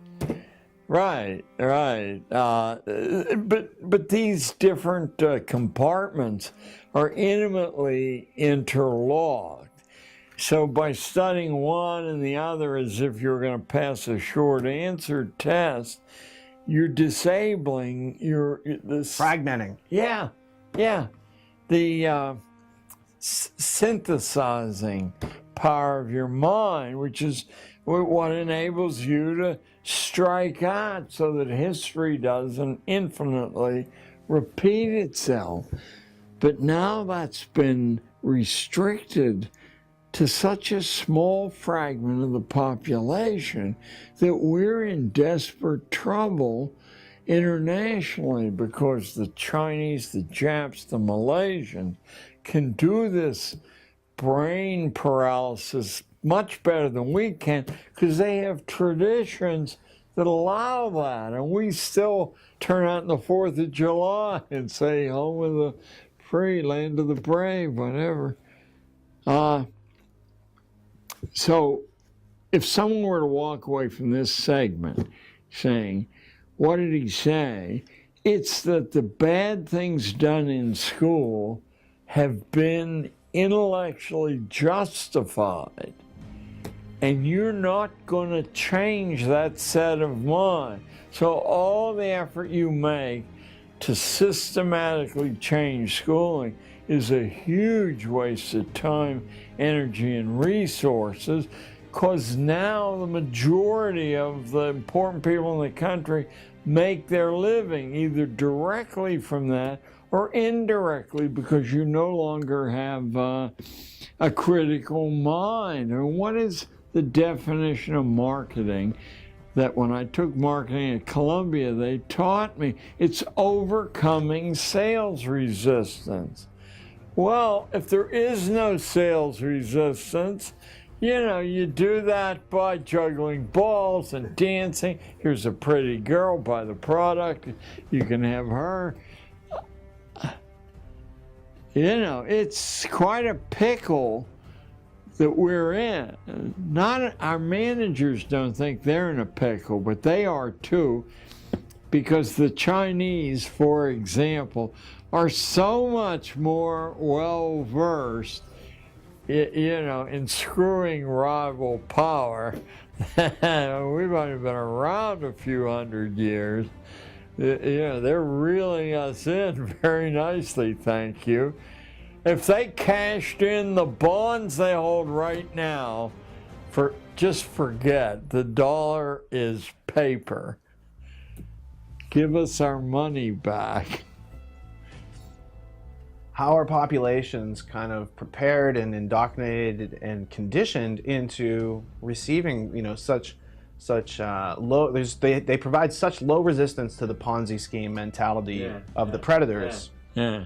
Well, the interesting thing about leverage, and it has been studied since ancient Rome, is you don't have to do everybody. You just have to do a few opinion makers. They do the rest. Here's how Andrew Carnegie did it with the Protestant churches of the United States. He simply, in one fell swoop, donated a brand new organ to every church in the United States. This dyed-in-the-wool atheist opened his purse. Everybody got a new organ. Do you suppose there was anyone turned the organ down, or there was much resistance? Now you accept the organ, but you grew up in a Christian tradition. Don't you thank Mr. Carnegie for his organ? Don't you, being human, hope that something else will follow that organ? And you bet you do. How did Carnegie and Rockefeller get a hold of the schools? There were no pensions for teachers. The government didn't set up the pension system. Rockefeller and Carnegie set up the pension system out of their own pockets. And of course, they didn't give it to everybody. Your school had to conform with what they said was a balanced educational diet. 4 credits of whatever they were, 2 credits of math, whatever they were. You could compete for the pensions if you followed the Carnegie credit system. Is there any school in the country who didn't? I never heard of one. How could you? Because the local parents would say, what are you, nuts? You're not taking this free money? I mean, what you're doing isn't so great anyway. Why don't you do it his way? So this whole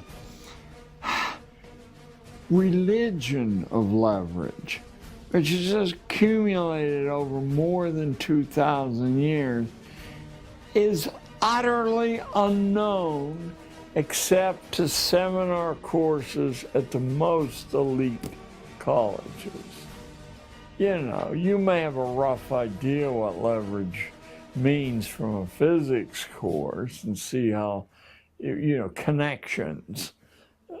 But you don't have any idea how you can plan the future for an entire region or a nation or a city by using leverage. The Chautauquas used the leverage. The best leverage available wasn't the newspapers, although it was good, it was the pulpits. And so mixed in with the real things the Chautauqua wanted to teach were traveling Christian ministers. The whole Harper's publishing empire is, I think it's Methodist, but don't hold me to that. Maybe it's Baptist. I think the Rockefellers are Baptist. Yeah.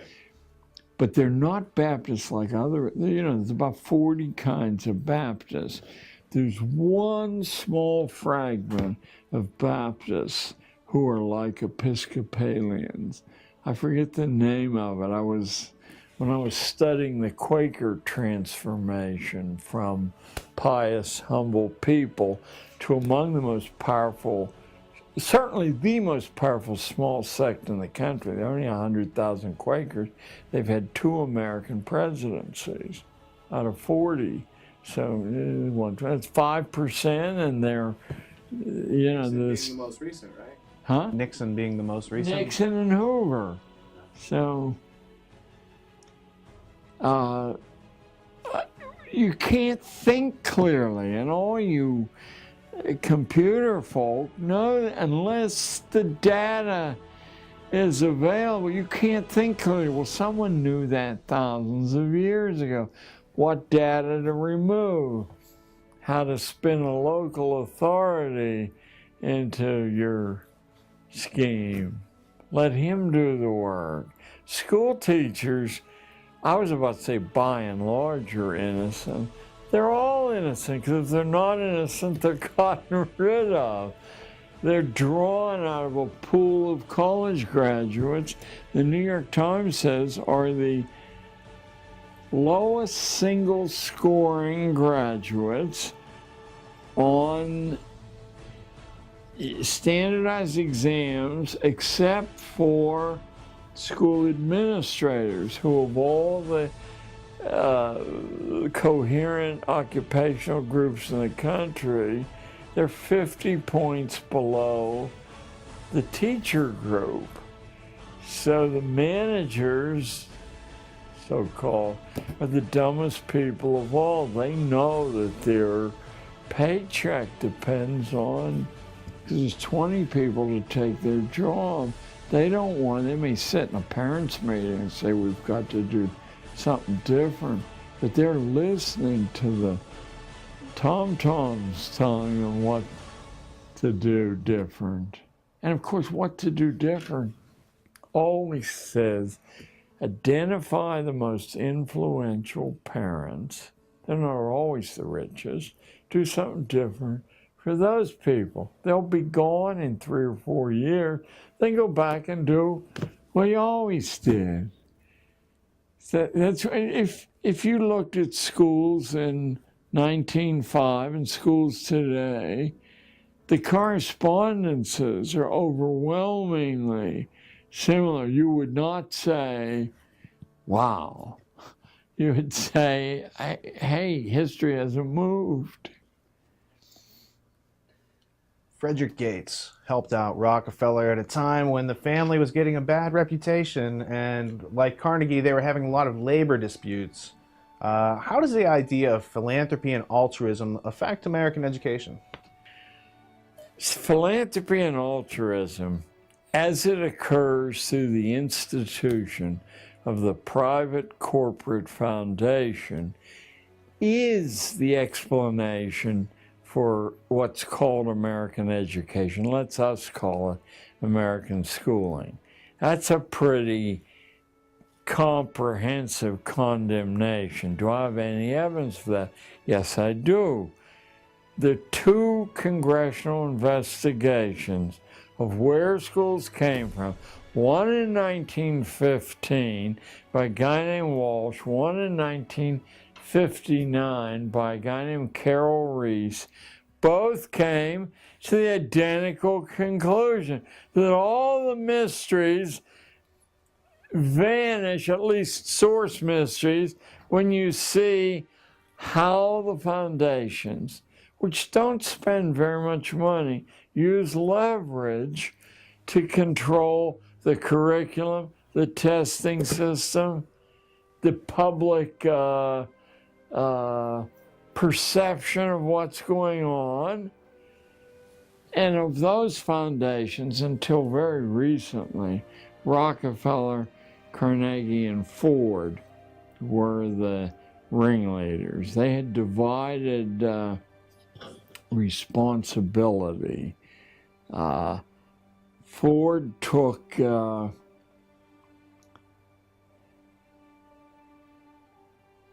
let me not misstep here. Rowan Gaither was in charge of Ford at the time, and he had met with Norman Dodd, and Gaither says, well, Mr. Dodd, you know, we have directives from the White House, and we at the Ford Foundation are ex-CIA or OSS. The White House back in the 20s and 30s set up conferences of experts in order to homogenize expert opinion, because inside the expert body there were colossal names, and if they spoke, all the other chords fell into line.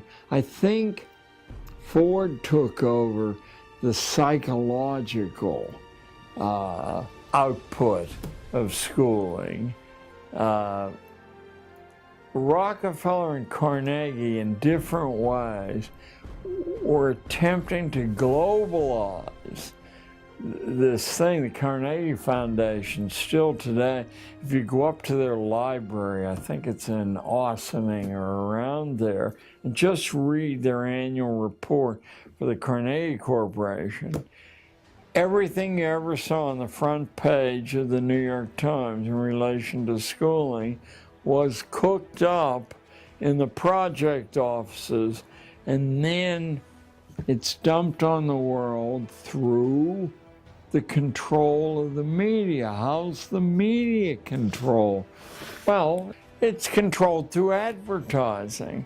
That's all. You can use your friends to buy more or buy less. When they come and say, why aren't you advertising? When you say, well, your point of view is so radical. Advertising? All right, cool. All right, so let's take at least a 15-minute break, cool this room I off. think the mechanics of how it's done is the most useful thing to someone just new to this. Because they say, well, it seems like everyone would have to be in on this, not only a few. Right. So, Yeah, we can cover that. We'll cool the room off. Let's get the lights off.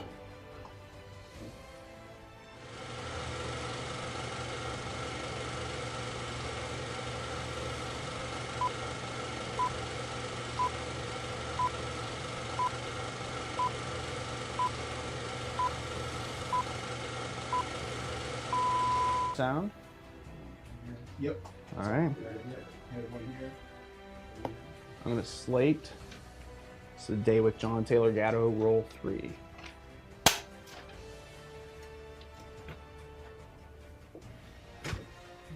Start with dropping my handkerchief. When we left off, we were talking about how the committees were investigating the foundations. So there was a Cox committee, there was a Reese committee that were looking into the origins of the education system and what is it really doing versus what do people need to survive and thrive in this world. And they discovered there was a more than a crevasse, more than a Grand Canyon. There was a gap between what we need to survive and thrive and be successful entrepreneurs pursuing the American dream with a real hope of attaining it versus being a servile class. And these committees kind of snapshotted and said that there's some foundations and there's some things in action, and they're trying to evoke real change, and they're going after our children. They were puzzled because they detected an agenda, but they couldn't figure the agenda out. And with the second commission, the Reese, a firestorm broke loose. In fact, Reese was never able to finish, thanks to the chief counsel. Was that Cox? The chief counsel, well, I know there was a lawyer involved with the Reese Committee, Catherine Casey, who was the lawyer sent by Norman Dodd to go into the archives of the Carnegie Foundation. And after being brought up in a traditional, status quo education, she went there and saw the actual minutes and the words of these men in these meetings, planning on how to take over this country and to take over the diplomacy and power of war. Was Dodd the chief counsel for Reese? Dodd was the chief researcher, and he was out of J.P. Morgan earlier, and he had said, you guys need to return to sound banking, and they said, Norm, we're going to let you go. And then Carol Reese had called him up and said, Norm, we want you to head up research because we think what they were describing as communist activity from my research, like in the comprehensive sense. Well, they didn't see clear. That was the bête noire of the moment, and so that was the easiest way to organize, but it was something far, far more profound than communism. Yes. Right. So that gets back into Pestalozzi, Lavater, other people who were intellectual elites who joined clubs. It's like the Bavarian Illuminati was one such club that has a lot of the intellectual elite of the area getting together, and in their drawing rooms, they're drawing out the plans for other people's lives. And they basically, when you look at the origins of our education system in America, it goes directly back to Adam Weishaupt's plans, which are planned on earlier plans, but still there is an organized effort to go after our education system.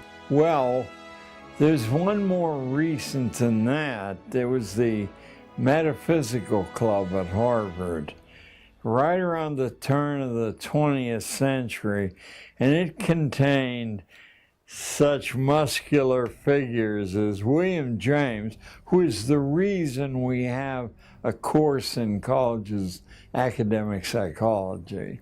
That's James Prestige brought that in, and James was a kind of, he had a ligature to Wundt, although Wundt intimidated James a bit because he wrote so much and so copiously about everything.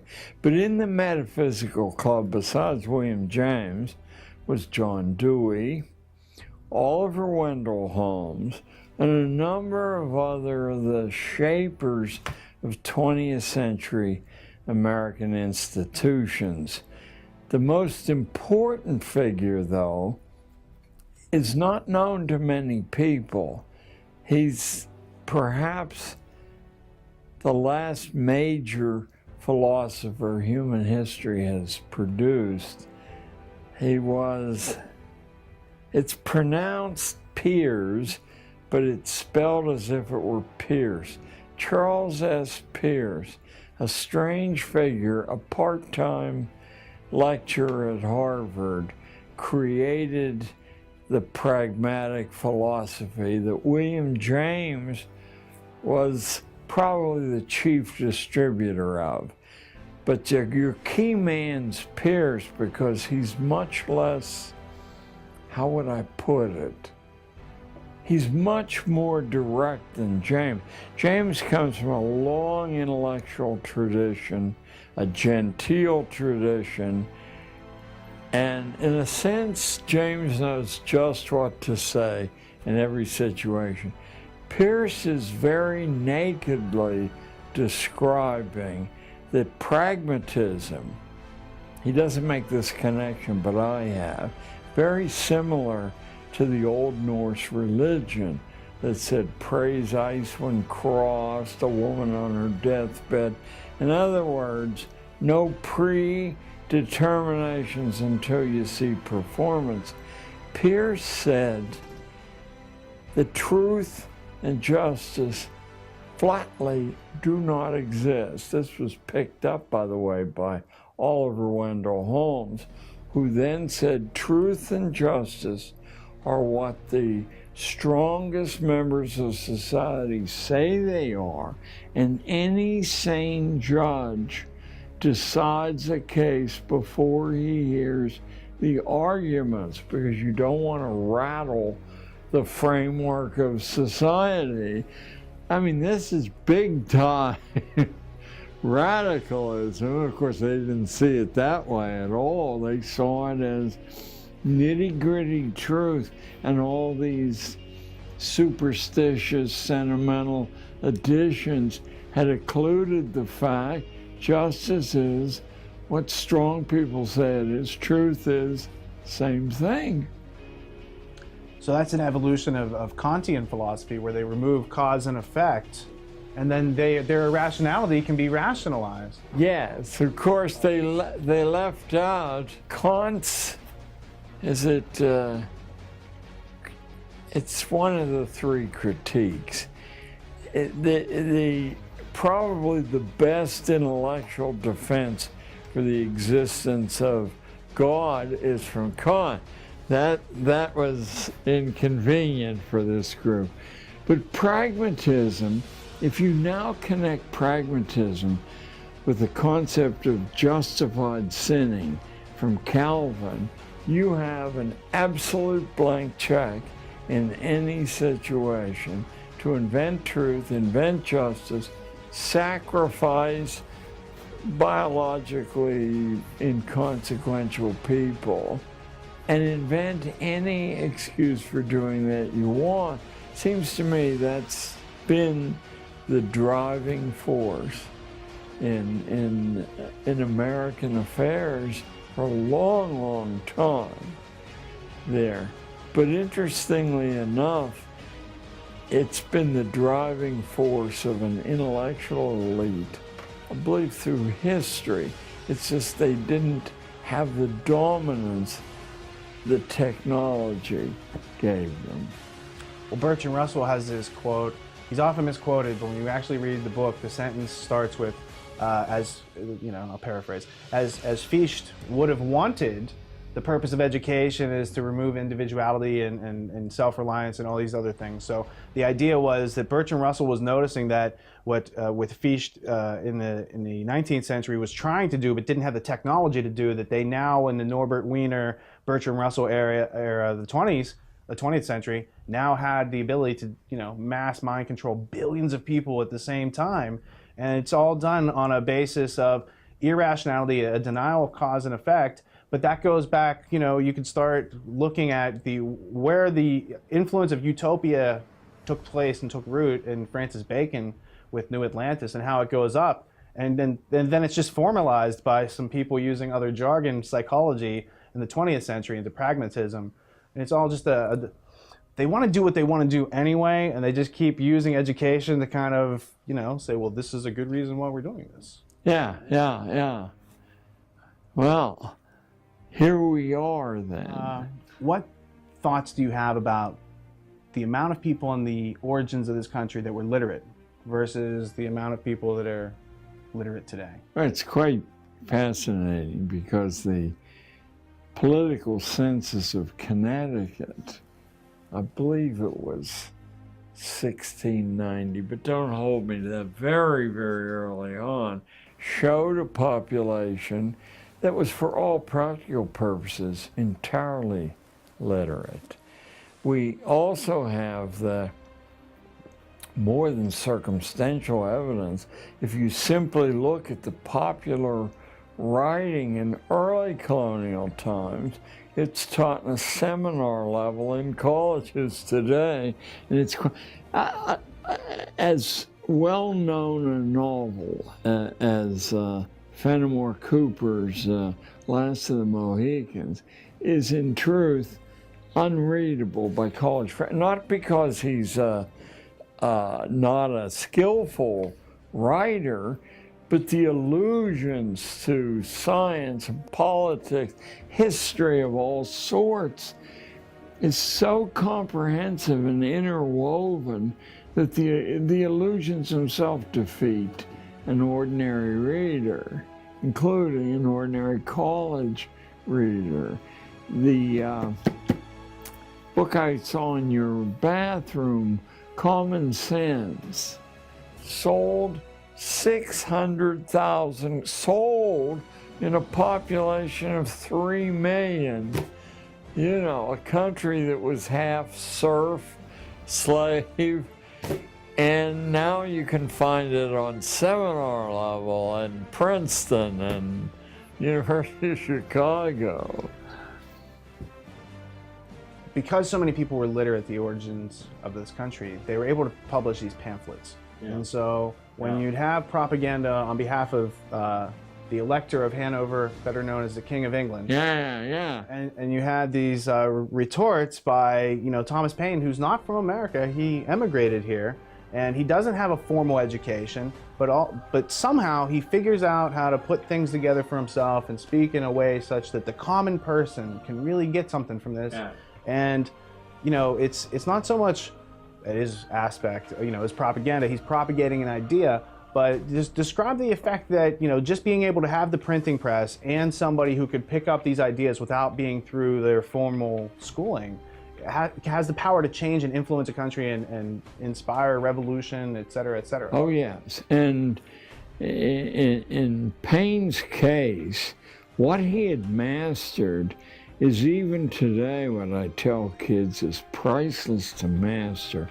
No complexity of ideas can't, in fact, with the pains on the part of the speaker, the writer, be reduced to plain talk and speech without harming the delicacy of the idea. And Paine really hit that on the button. He's quite a model. In a sense, it's like if you want to write adventure stories, you want to read Edgar Rice Burroughs and the Tarzan books and the Mars books, because you're just propelled from beginning to end on a somewhat more rarefied level. Dickens had that ability. And of course, it could be distributed wholesale, but doing that would hand weapons to people you don't want to be able to be heard.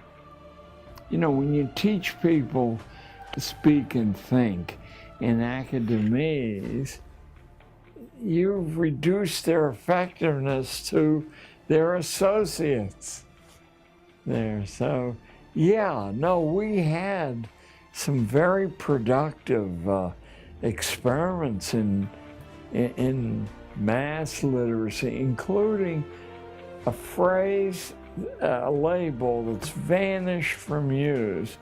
There was constant talk of something called the active literacy. As long as you read well, you can develop original thinking, but you can't communicate it. But to be able to master spoken speech, you can talk to anybody and they can actually understand what you're saying, or written speech, were known as the active literacies. The British government made those a crime, a prisonable offense to teach ordinary people the active literacies, not reading, because you want your flunkies to be able to read so they can follow your orders so you can go and play golf or go fishing.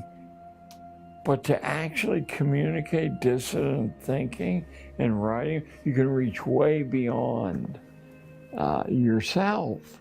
So the active literacies are, you find in the handful of elite private boarding schools, this tradition preserved. And in fact, in the academy tradition all over the world, there's a clear understanding that to be able to blink your eyes and knock off 300 words on anything at all, including a subject you know nothing about, is de rigueur. And so it is to be able to speak fluently, even on things you don't. Well, you can see, and I would love to know how it was done. The current president is masterful, not just good, he's masterful at the nuances of speech. That can only doesn't happen naturally there. Where on earth was that training? There are little figures he uses that have fancy Latin names to them there. And of course, Bill Clinton was no slouch, but he comes out of a populist preacher tradition and is masterful with what he does. But the other is a formally trained science of speech. And I listen to the modulations and how he can shift from one idiom to another. And I said, somebody with this odd background, you know, all over the world, who's my daddy, who's my mommy, you know, something intervened there. It's no accident, by the way, that Bill Clinton suddenly emerges from a state in which Rockefeller is the governor. Who was Bill Clinton's mentor? Well, he has a variety of mentors. The very fact that he steered into Yale, which is probably of the elite universities, the one that keeps the class tradition, the British class tradition, most actively alive. In fact, they all fled from Harvard when the Unitarians took over and are talking, you know, we're all in this together. So they bailed out of Harvard, headed west, dropped the biggest load, no pun intended, in New Haven, but continued on a line that you can trace all the way across to Seattle, leaving behind traces of this brilliant class-based thought. I once, years ago, and don't ask me to reclaim it now, but I once actually did trace the movement from the evacuation of Harvard in about 1805, 1810. What had happened was the Unitarians, who were one of the great heresies of you know, the last 500 years, they worked out a way to initially convert to whatever religion had a church in the area, and then when they were the majority, they would vote the thing out of business, take the assets, and reopen as a Unitarian parish. The entire Massachusetts school committee, no accident, every last member was a Unitarian, even though there were less than 1% of the Massachusetts population, because they understood leverage. How you, the wolf, what is the symbol of the Fabian socialists in Britain? It's the wolf in sheep's clothing. They have a big laugh at how easy it is, you know, to fool. The funny thing is that Kitty Muggeridge, no, excuse me, the Beatrice Webb, who is really Fabian socialism. where she carried her husband around, but Beatrice is the welfare state architect. She was the niece of Herbert Spencer, the most articulate, intellectual racist in human history. Root hog or die. She sat with him on his deathbed for 6 weeks, and both of them agreed they were after the identical goals, but by different means. He said, exterminate the brutes, the famous line from Heart of Darkness, and she said, kill them with kindness. You know, I noticed you had Ayn Rand on your shelf. The idea of taking care of somebody else, apart from the innocent charitable thing, is that you ruin them by doing that. It doesn't take very long to ruin them. So Beatrice Webb, the Fabian, and the great conservative Herbert Spencer, same bloodline, same goals, different methodology. Fabian socialists also founded the London School of Economics, Yes, among many other things. Sidney and Beatrice Webb were working with Arthur Balfour and the Society for Psychical Research, I believe. And one of the other characters that was spinning in that crowd was a guy named William T. Stead, who was editor of the Review of the Reviews, died in the Titanic, and was the editor-in-chief over that last will and testament of Cecil Johnson. Yeah. And of course, and I have no idea how he pronounced his name, but I would call it Steed. It was the character in The Lady with the Black Leather. What was?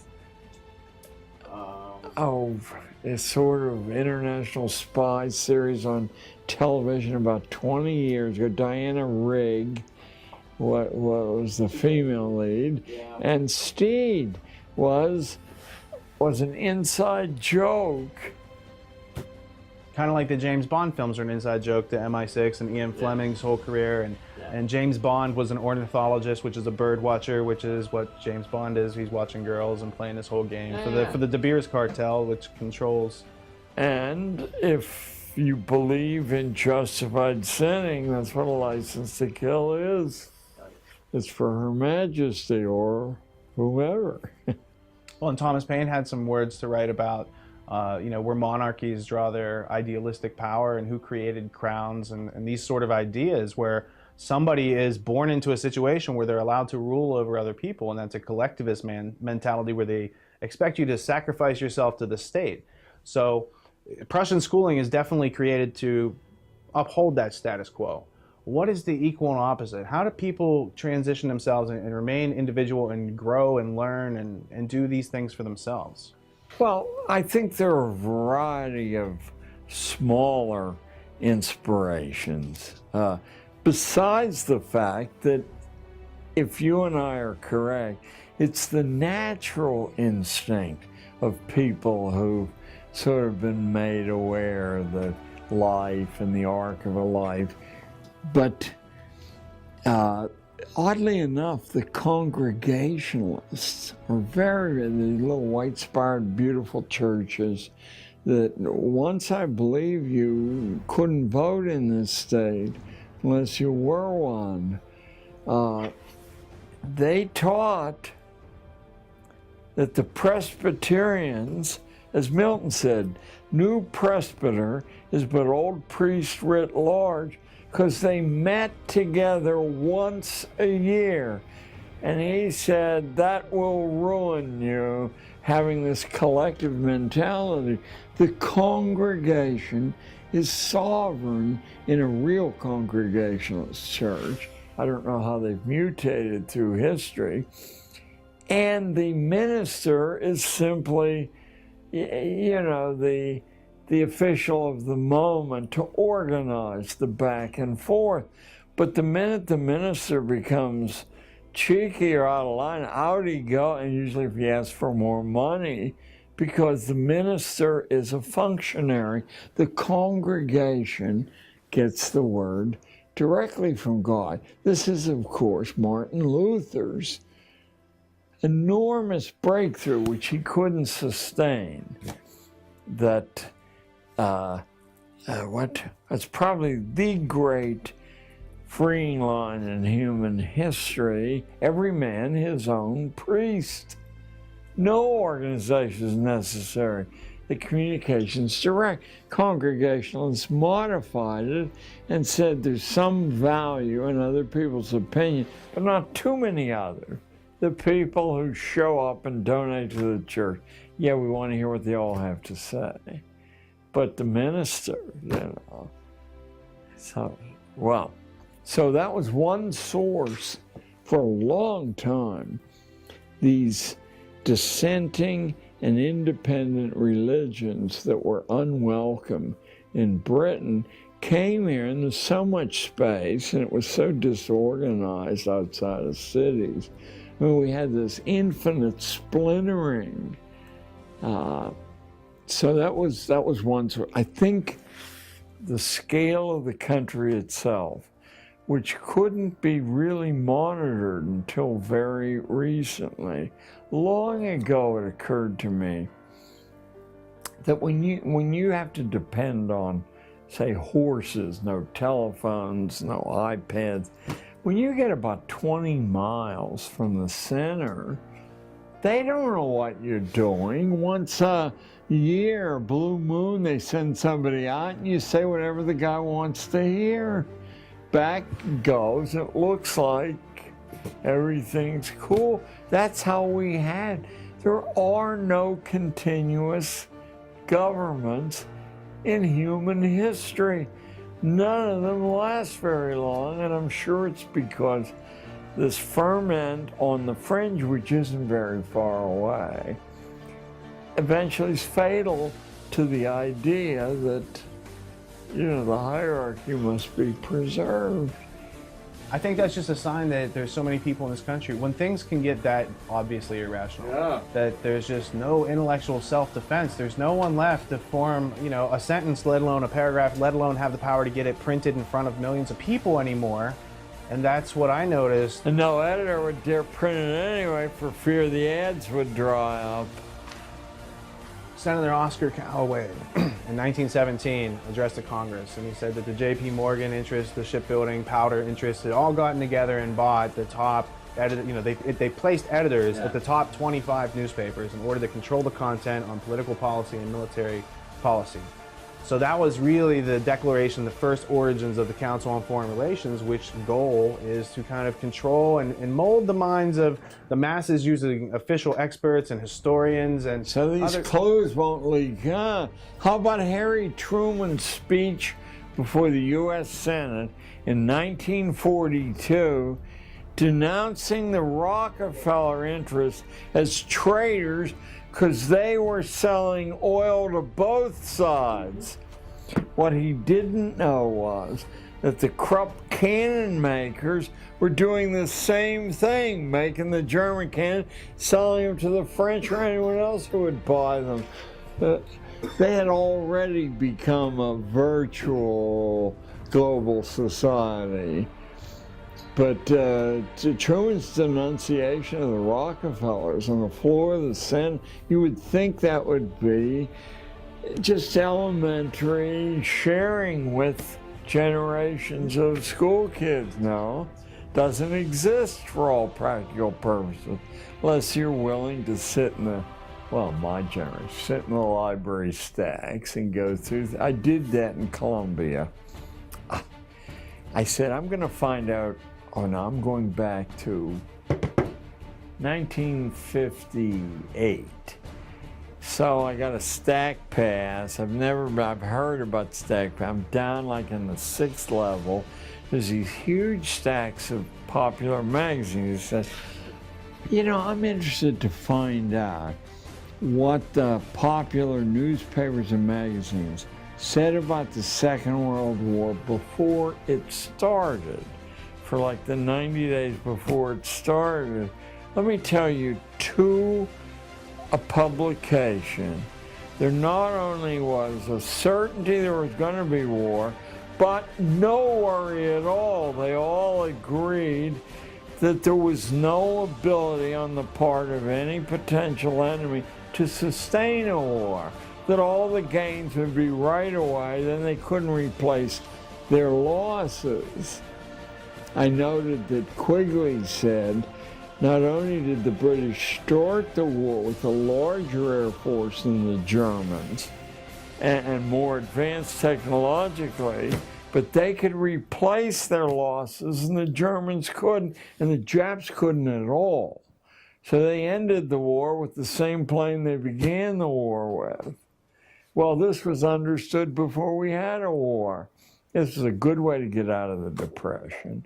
Good way to cow dissidents in the population always is to declare a national emergency. Then you have an excuse for foreclosing freedom of speech. What did Quigley do that was so unique or remarkable that no one else had done before? Well, what Carroll Quigley, the head of the Foreign Service Department at Georgetown University, no marginal school, what he did was use his invitation to be the only human being ever invited to view the files of the Council on Foreign Relations, and I believe its predecessor also. What he did was to actually write a major piece of nonfiction. Must be 1,300 words long, pages long. Fairly small print, and he made the fatal mistake of being a superb writer and thinker, so that it's accessible to anyone who gets a hold of a copy of the book. That was quite impossible beginning 6 months after the book was published. And I can just see the manuscript must have been this big. So an editor asked to vet the thing and make sure, yeah. And after all, Georgetown, this guy's safe. Out it goes. Macmillan publishes it, sells out instantly. And any conspiracy theory you've ever heard of is documented, only not as a conspiracy theory. Gives you the name, the date, the time, the actual letters. Oh, good God. Well, somebody got hung for that. Macmillan broke the plates, told Quigley there was no interest in the book at all, broke the plates so it couldn't be reprinted.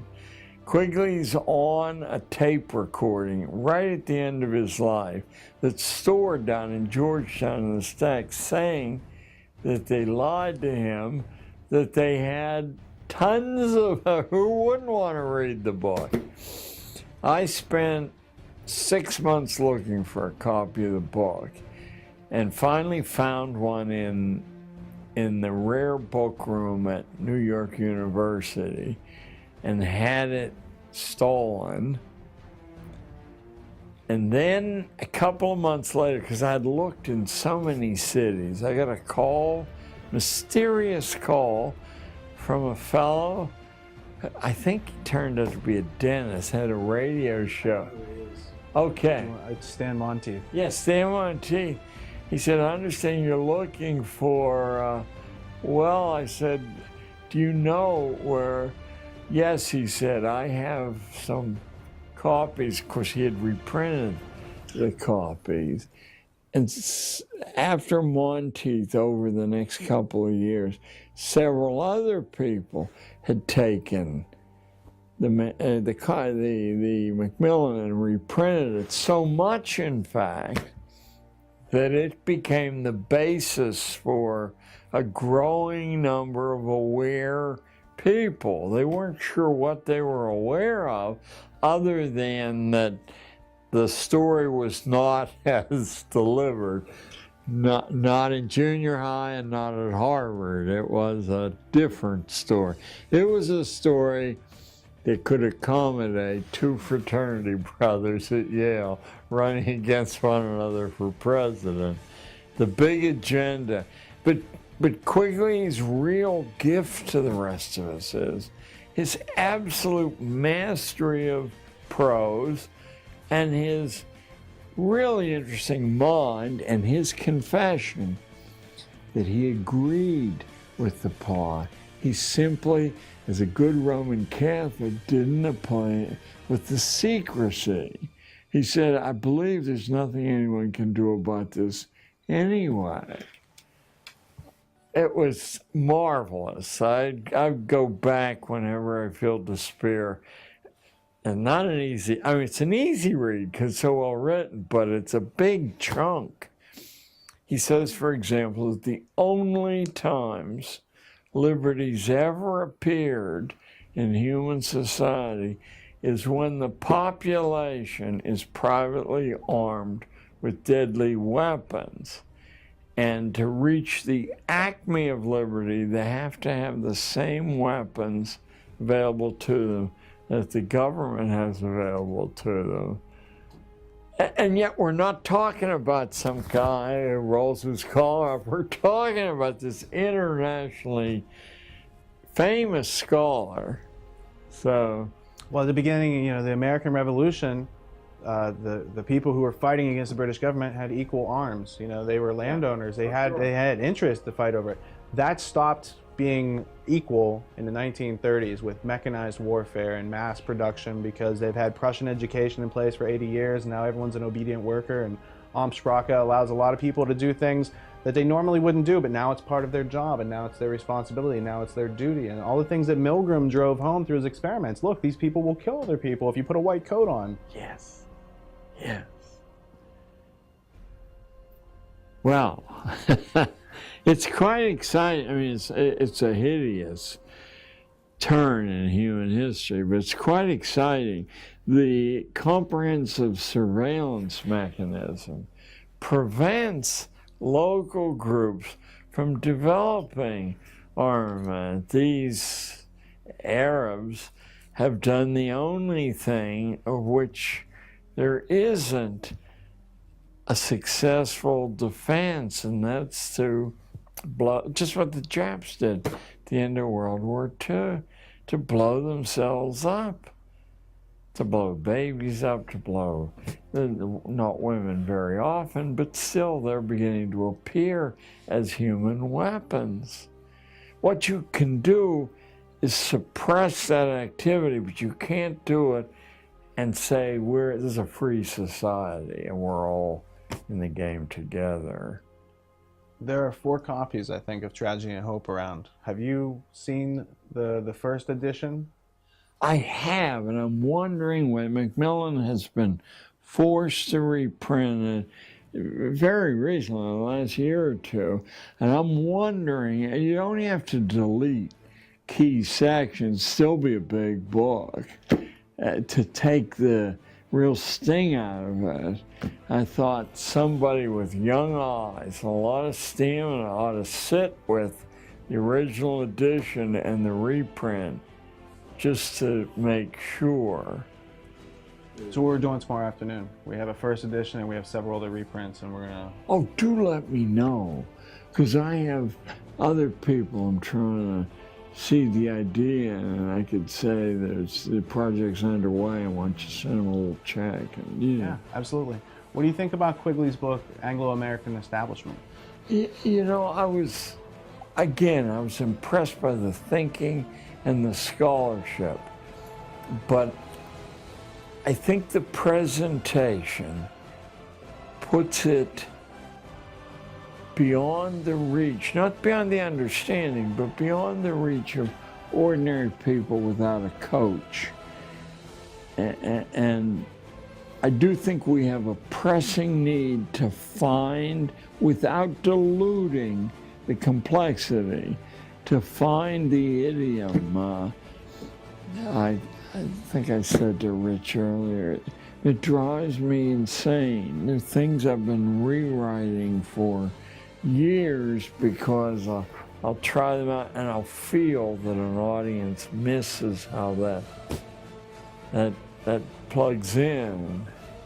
It's almost as if the audience needs a little bit of, you know, re-inspiring their curiosity, but then giving them a methodology by which they can start to reignite their learning. And then once they bring their attention and consciousness up a little bit, then they can receive some of these other messages. In the meantime, we can be coaches and help them kind of get that. We mentioned this earlier, but the great favor Charles Darwin did for people like me is to indict the Irish as hopeless biology, because my audiences are full of Irishers, and I say, don't trust an old broken down school teacher. Pick the book up and go to the Irish sections, because it's unmistakable his scorn and contempt to dismiss them as irredeemable. The Spanish is irredeemable. There's quite a little catalog of people, not Swedish blondes, mind you.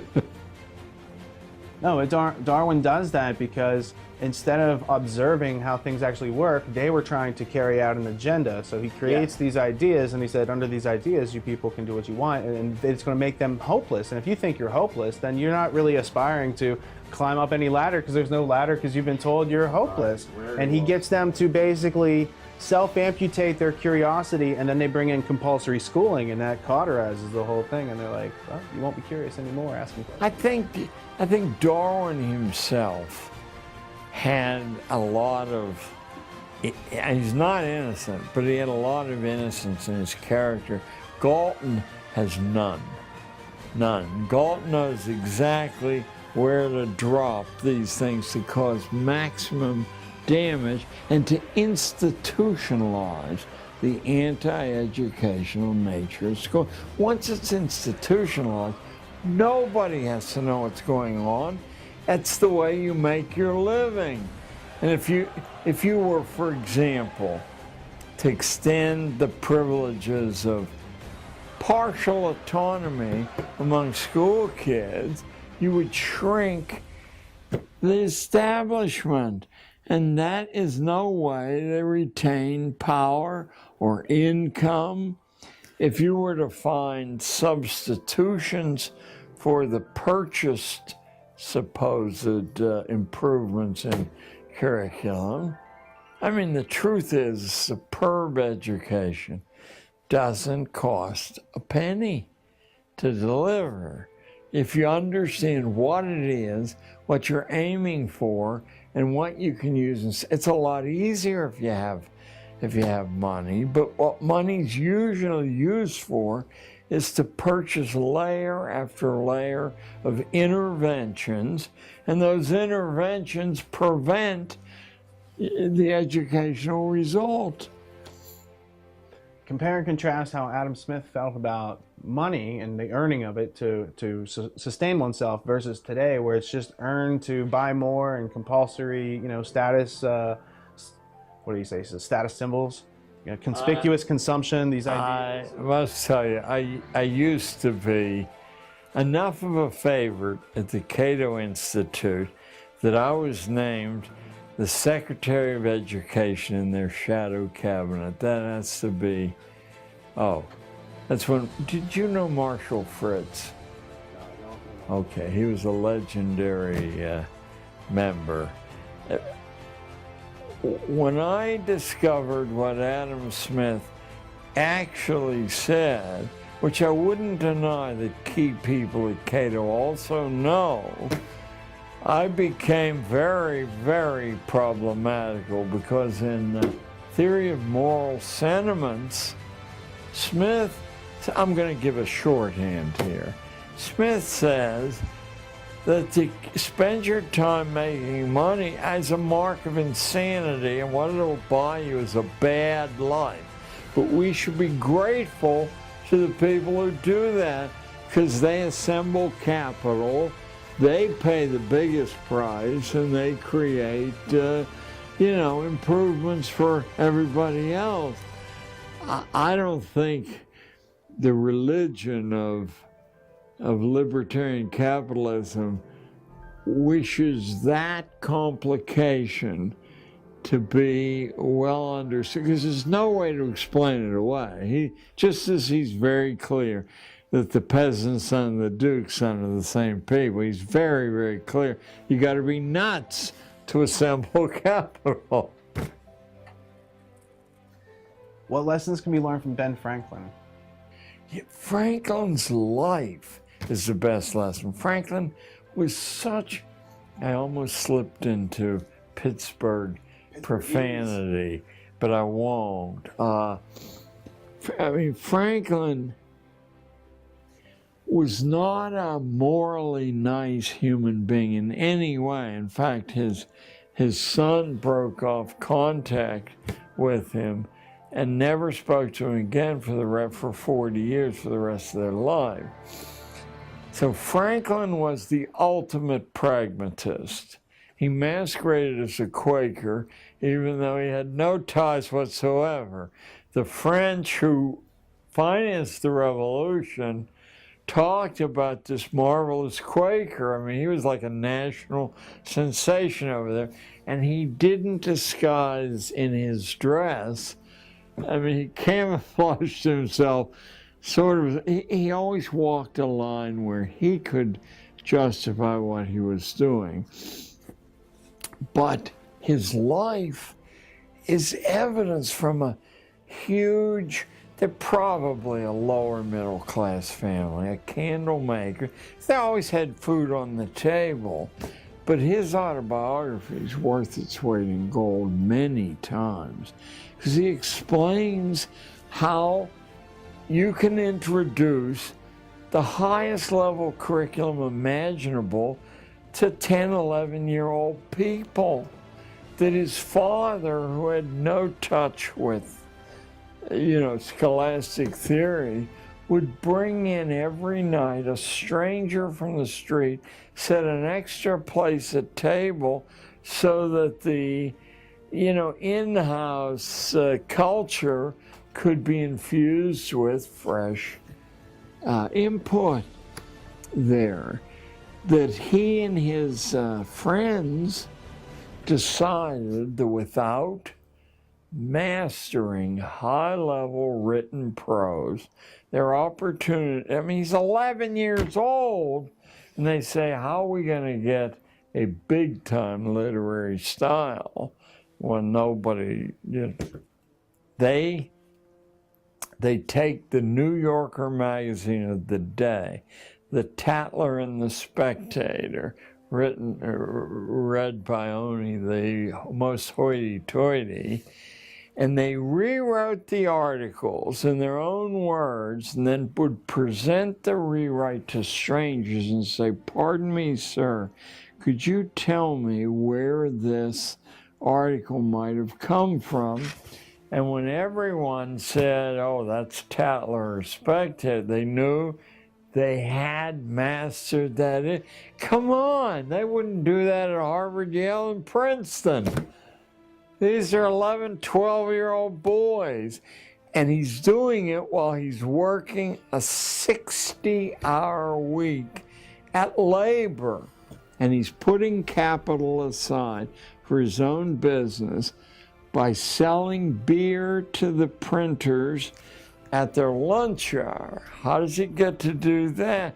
Goes to the owner of the print shop and he says, look, you're letting these guys go for lunch. Some of them are coming back woozy. Some of them are not coming back at all. Let me bring the buckets of beer in, make a penny, and they'll be chained to the machine. That's Ben Franklin, mind you. So his accomplishments, I mean, he's the reason we have a post office. He's the reason there's a University of Pennsylvania.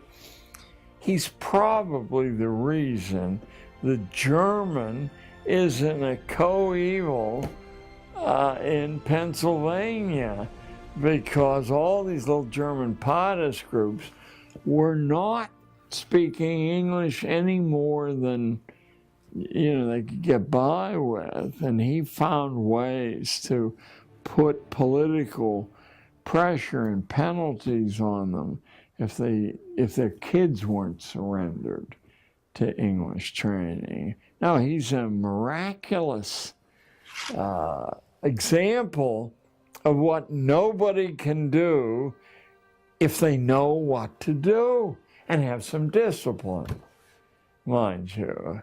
I would say nobody should not read Franklin's autobiography very, very slowly. Do not read it for the story, but for the details. And you have a formula that anybody could use. So there's for Ben Franklin. What could a student learn from the young life experiences of Thomas Edison? Well, Mr. Edison, from New Jersey, begged his mother not to waste his time sending him to school. This before he was 12 years old, and to allow him to go west where during the Civil War, where opportunity was burgeoning. And she let him do it 1,000 miles from home. He became a train boy. That's the lowest job imaginable. You know, at whistle stops, you go out and buy sodas or coffee. You know, you're everybody's factotum. But he talked the train into letting him put a broken down printing press in the boxcar. And then during the Civil War, because he was able to connect things into new realities, he knew that the train stations got Civil War news at the same time the newspapers did. But the newspapers didn't come out to certain hours. He used his printing press to run current Civil War news instead of auctioning off children at the whistle stops. He sold the Grand Trunk Herald. And because he wasn't the nicest guy in the world, he varied the price from a nickel to a quarter, depending on what the audience could pay. He put together a substantial stake that founded his own. Plus, he used the stake in the years he was doing this to start 3 businesses, each one of which depended on the advantage he had by going up and down the Michigan length there. Now let me see, I'm years away from one of them. One of them was that he could distribute magazines and newspapers free. He'd just pick them up at some drop point, and he could put anyone out of business because he didn't really have to charge much to do that. There were a couple of other, I think one was a food business, so that when he ran out to get something for the passengers, he was the owner of the business. And there was a third one. He, of course, has 1,007 patents without a day in college. In fact, when he founded GE, it wasn't called GE, but that's what it became, he made the tests for hiring executive staff so hard that he used to laugh and say nobody with a college degree can pass this test. Now notice if all of this documented history was, and it's your birthright, if this were shared with you in 3rd grade and 4th grade and 5th grade, notice that you would arrive at the age of 12 with a whole different idea of what your prospects were, rather than your hand shaking because you got a C on your report card, and that probably would doom your career. It's a colossal crime, and I'm speaking now as a detective story fan. I'm staying away from the moral high ground here because it's so far beyond what we define as good and evil. And for the people who do this, it is good because, as as Darwin's Malthus, as Thomas Malthus says clearly in his essay, Climbing the Mountain, the high ground, the moral mountain. He says it's a kindness. These people are doomed to such miserable lives that to hasten their demise is a great kindness to them. You work them to death, you starve them. You're doing God's work. He, of course, was a parson of the Church of England, which Charles was trained to be, but you know, left in Galton. We had people like Lippmann and Bernays who recognized that people were inherently irrational. And instead of trying to teach them critical thinking, they say, let's use fear and confusion to control them even That's more. Spinoza as the author of that. Get a hold of, they're around, a translation of Tractatus Religico-Politicus, published in 1690, and any outlook you have on Spinoza will change radically. You're in the hands of a man who could put Adolf Hitler and his high command in the shade. He had worked out all the ways. There weren't any escape loopholes, and he sold the plan to monarchs, you know, who had a long, hard slug to sell it to, you know, the traditional upper classes who still had scraps of morality, traditional morality. They still hadn't become justified sinners. Thomas Jefferson, in Notes on the State of Virginia, he's trying to assemble, because Spinoza's ideas are already in America, so he's trying to assemble the possible good use that could come out of an institution of schooling. That's why shallow teacher college texts said that Jefferson was one of the pioneers. But what Jefferson said was that unless 5 things are done, it will be a mere secular religion. And as soon as I saw it, that's Spinoza's direct positive program to get rid of emotional religion that's a wild card. Secular religion's okay. I mean, that's what the Church of England is. Wasn't inspired. Men sat around in committees and figured out what God would want. We have 1 minute left on this tape for today. My question would be, in the last minute, who was Niccolo Machiavelli, and why should every school child take a gander at what You've got to take a gander at Machiavelli. Machiavelli was a Florentine at a time when Italy wasn't a unified nation. It was a collection of powerful city-states, or at least some were, and Florence was one of the most powerful, but it had important rivals. And Machiavelli, he was a middle-level politician, call him. And he was ambitious. So he wanted to, it was the famous Borgia family. Cesare Borgia and Medici family. Yeah. He wanted to do what Henry Kissinger did, is to establish himself as a fountain of utility for the Borgias. And he really had an excellent mind.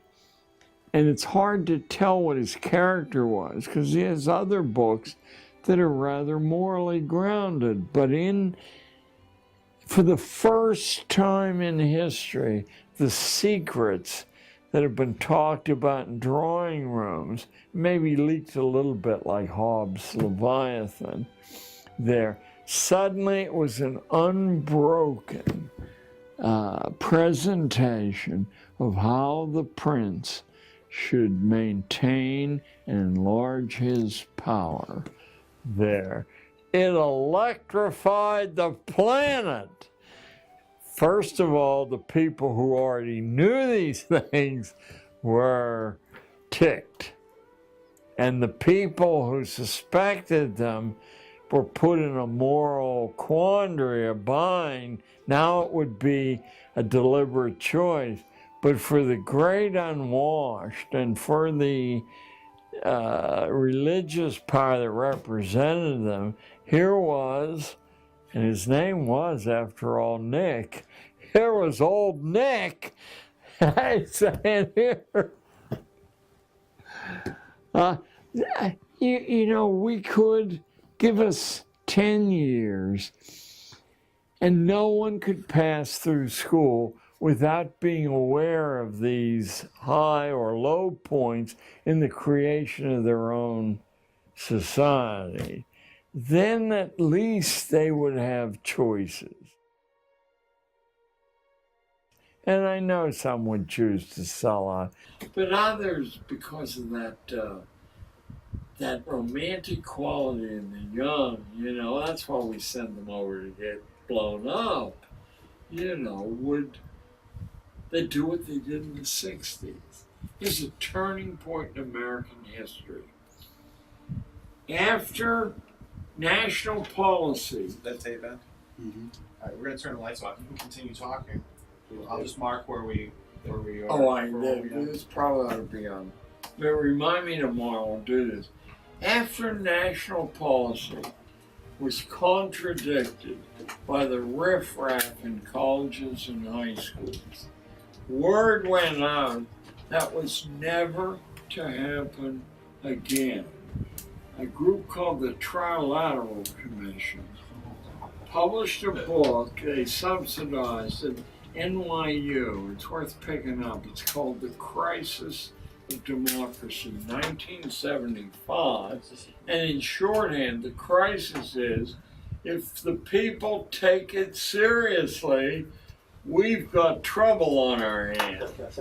So we've got to hide power and how decisions are made even more rigorously than we've done in the past. Just like Hope said power is never where it seems to be. Not us, it's never there. Those are always the, you know, the flag catcher. If only Hobbes was writing for the average person, if only the person was literate, if only they had critical thinking so that when they were so that their literacy didn't make them a slave. Yeah, or make them think of people like Hobbes. Oh, it's just another book. It's man's book. Yeah. That's his opinion. Well, he was the advisor of the king, and the book stayed in print, you know, for 450 years. It's actually in the great books it's in with Machiavelli and Hobbes, in volume 23. From that set over there. The Harvard Classic thing. It's the great books of the Western world. Oh yeah, put together by Chicago. Right. I was accepted to the University of Chicago when I was a sophomore in high school, and my mother wouldn't let me go. And my uncle, who graduated from there.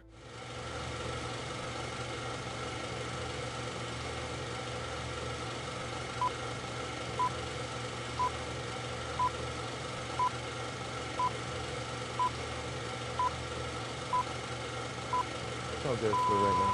Okay. But some won't be up there. I just wanted to make sure. That was loud and clear. All right. First, I would like to present you with a book. Not that you don't have enough books, but this particular book was written by a friend of Thomas Becket, and he wrote it for Thomas Becket. For Thomas Becket didn't have, in this author's opinion, enough intellectual self-defense to do what he was doing, and he was trying to help him out.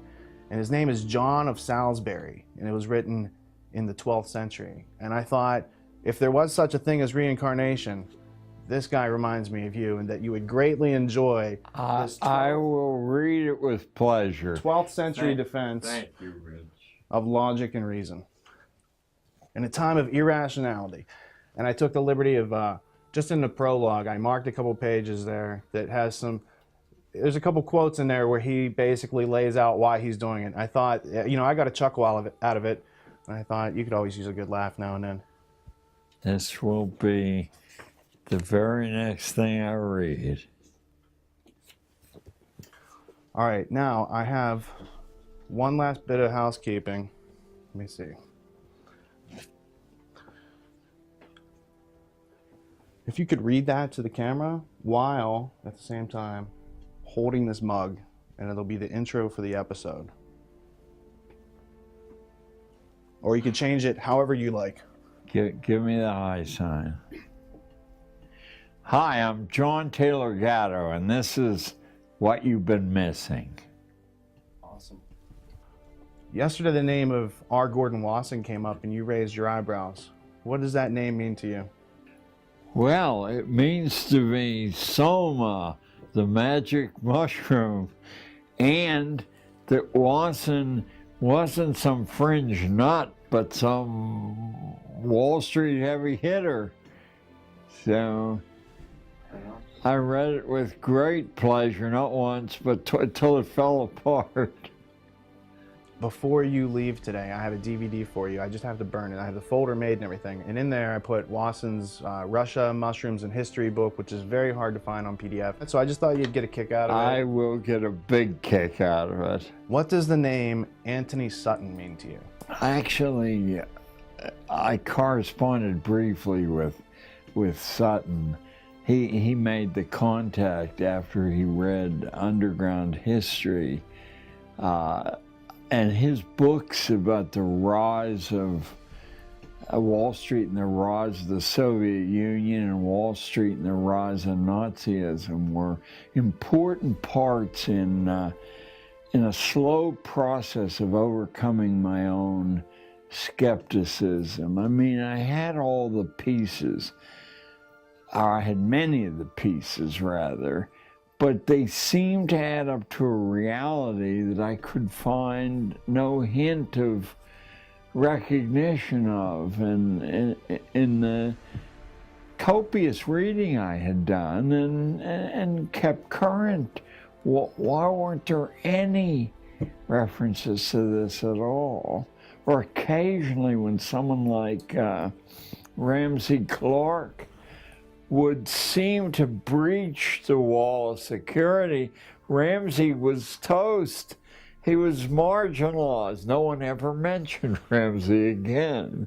He wasn't a guest on any show. Well, the same thing happened to Sutton, because he worked for the Hoover Institute at Stanford University, which is very prestigious. And then once they started reading his work, they're like, you can't write this. And he said, that's the ticket out of here. I must go find out what's going on. And I think he wrote like nine or more books on these various subjects. And when you see how Wall Street funded the Bolsheviks, and Wall Street was funding the Nazis and the Bushes and the Harrimans and all those families that were also eugenicists, and the ones that want to do compulsory schooling and tell you what to do with your kids and all these other things, like there's a very small knit group. And once you try to understand the philosophy of what makes them the utopians that are trying to shape everyone else's lives and violate their volition, I thought it was like, it's overwhelming to discover that. But then you discover someone like Lysander Spooner or Bastiat, Frederick Bastiat, and read the book The Law, and it's so simple, and yet if you don't understand the simplicity, it's easy for these other groups to take it away from us. Yes, very easy to marginalize as who has time for this nonsense. I mentioned in our session yesterday that as I was poking around for other reasons in the history of American adoption, I kept running into the people who were the architects of American schooling. And I said, what possible correspondence? The chapter in Underground History, Daughters of the Barons of Runnymede, is actually a kind of lens into my brain trying to prove to myself there was some sense in following this road. If the heirs of the people who fought at Runnymede had maintained an 850-year continuity, And then I found other organizations that had. I said, it's possible that someone with an agenda other than this. So. Who was Ignatius Loyola? Well, Loyola was the founder of the Army of Jesus, the Jesuits, who penetrated the Reformation and eventually produced the phenomenon the history records as the Counter-Reformation. They slowed the momentum down because the Reformation really is founded, although Calvin is the eminence grise, Luther's every man his own priest is this wild declaration of radicalism. To get rid of the religious priesthood is to get rid of all middlemen, yes. There were many countries that outlawed the Jesuits in the late 1700s, and one of those was the province or electorate of Bavaria. And then there was a Jesuit professor of canon law named Adam Weishaupt who created a group. And what influence specifically has that group had on the education system? Well, to pursue that line would require so many illusions. I prefer not to enter an area where I can't field the hardest questions with substantive facts, but certainly the sense of powers behind the scenes is very, very strong. Let me give you a few specifics. It's been clear since the beginning of standardized testing that the tests do not predict. And the best American, the most prestigious American universities have either dismissed it or kept it in pro forma place. But actually, as Harvard and Princeton told me, it's not a significant determinant. They just don't want to rock the boat, the glue that holds this pyramid together. They don't predict. Then why is 10% of the school year and school budget devoted to exerting stress on so many millions of people and through the children, their families? And why do so many innocently ignorant school teachers say this will determine your future, when it only does if you convince yourself that it determines your future? It has no predictive power at all, other than to signal this is someone who will memorize whatever you ask him to memorize. This is a useful skill, an anti-skill. In the book, the Leipzig Connection, Basics in Education, toward the end of the book, after talking about Pestalozzi, it talks about Pestalozzi's mentor, who was Johann Caspar Lavater, who was working and experimenting on Swiss lower privileged children in a universal schooling system. He was also a Grand Master of the Illuminati. So since Pestalozzi and Lavater and all these other key figures that were in the Prussian education system were also members of the Prussian Illuminati, it just seemed natural to see the takeover and undermining of nationhood of our society, the taking away of our identity through the school system is also making we as a nation incoherent. And it just seems like there is a very militaristic strategy that's been in place a long time. And notice what the specific mechanism is. It's an artificial extension of childhood, theoretically to the grave, but certainly beyond the point where learning anything is easy. As long as you indulge childish fears and childish appetites long enough, you've effectively rendered somebody harmless. You can see it in its crudest form in the military, in the training of recruits, or in fraternities, in the hazing of freshmen. But actually, yesterday I hope we talked about Richard Branson, and the turning point of his life at age 4, when his mother drops him miles from home. Throughout most of human history, anywhere on the planet, childhood is over by the age of 7, and even in the most permissive cultures, it's over by the age of 11 or 12.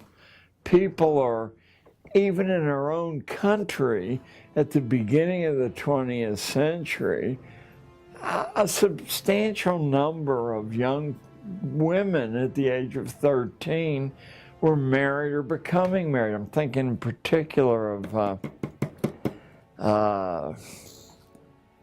I'm thinking of a 18-volume history of the world that used to be, for 20 years, the premium of Book of the Month Club, written by a husband and wife team.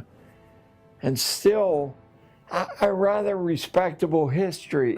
Inside historians say it's not bad history. It's very, very... They also do a history philosophy set? Yes. I have it. Gene O'Denning just sent it to me last week. I just scanned in. It's on my desk if you want to go get it. There's like... All we need is the last name, and it'll trigger. And in any case, the fellow who had been trained, I think, at U Chicago as a historian, marries his wife, who becomes his co-writer, and Will Durant. Will Durant and Ariel. Ariel was either 13 or 15. There's a dispute on the internet about how she wasn't older than 15, and I suspect she was 13 when they married. Was Will some form of sexual oppressor? No. Instead of going to junior high school, Ariel studied professional historiography and its protocols, and she was a full partner in the writing, and Will died, predeceased her 10 years, and she continued to lecture, having begun her productive life when people began their productive lives. To extend this to the late teens or beyond the late teens is to fly in the face of the first admiral in American history being in charge of a warship. Farragut at the age of 12. Or George Washington being the surveyor of Culpeper County, Virginia in his mid-teens. Very entrepreneurial attitudes. Or Jefferson running a plantation, his parents both dead, 250 employees. He's 12 or 13. But these examples go on and on and on. Why have we marginalized the young who, whatever they lack in experience, more than make up for in resilience and acuity? They bring new eyes to old situations, which is the secret of scientific invention. So it's done because they're the most dangerous. They're the least overlaid with these conditioning. And of course, that must have been understood way, way back in history. Alexander the Great, after all. You're observing that values have changed since the time of our founding fathers, who were literate, autonomous, entrepreneurial. They also grew hemp. They knew the value of hemp. Oh my, George wrote he did it for medicinal purposes, so I assume it wasn't. And Jefferson traveled the planet collecting different strains, and they had contests, and they wrote letters about their, hey, I grown this strain and it does this, and they're like competing. And so the fact that you're not taught about this in school, and the role that hemp played in making the sales and the clothing and everything was hemp dependent. Oh, it's a miraculous fiber. There are some rather sober accounts of the lengths to which the Hearst family went, because they were the largest forest owners in the country. They supplied the wood pulp for newspapers, but hemp newspapers are infinitely superior to wood pulp. so that they moved heaven and earth to create the narrative of reefer madness. So if we're using wood pulp paper to make books these days, we're not only killing trees, which eat CO2 and produce oxygen to make paper towels and toilet paper and all these other things beyond books, but I noticed that a lot of the books that are printed recently, the pages are disintegrating. And when you get old books from the 1800s, 1700s that are printed on hemp paper, they're still pretty, existent. We have a Johnson's Dictionary from 1848, and it's not printed on the same wood pulp acid, paper that we have today. So can you comment on, they undermine education, but they're also undermining just our ability to get our hands on the books to educate ourselves, closing libraries and using types of paper that, basically turn to dust. Oh, yes, and there's been, since I've been in college in the 50s, there's been a prevailing wise guy ethic that you don't actually need to read these old books because there are plenty of abstracts, digests of these old books in existence, and that will give you the guts of the old book. Well, let's take Marcus Aurelius's Meditations. What the digests don't give you is the wealthiest, most powerful man in the world. I mean, I don't know if that confluence has ever existed after Aurelius, saying that nothing you can buy is worth having, and nobody you can order around with your power is worth associating with. That's a rather acid. So how old were you when you first met Marcus Aurelius? I was initially in translation in 6th grade in a coal mining town in western Pennsylvania, where it was offered in translation, and of course it's eminently readable. And then in 9th grade there was an option of reading it in Latin or doing something else. So my mother insisted that I read it, Julius Caesar in Latin, Gallias omnes tuis and partes tres, at 75, Coram unum in colon Belgia. We had to memorize the early part of it. But Caesar's Gallic Wars isn't some old piece of fustian that, if you're an elitist, you read to plug into the ancient world. It establishes the principle that a weaker force can whip a larger force by dividing. And being better prepared. Yeah, you can set the larger force against one another.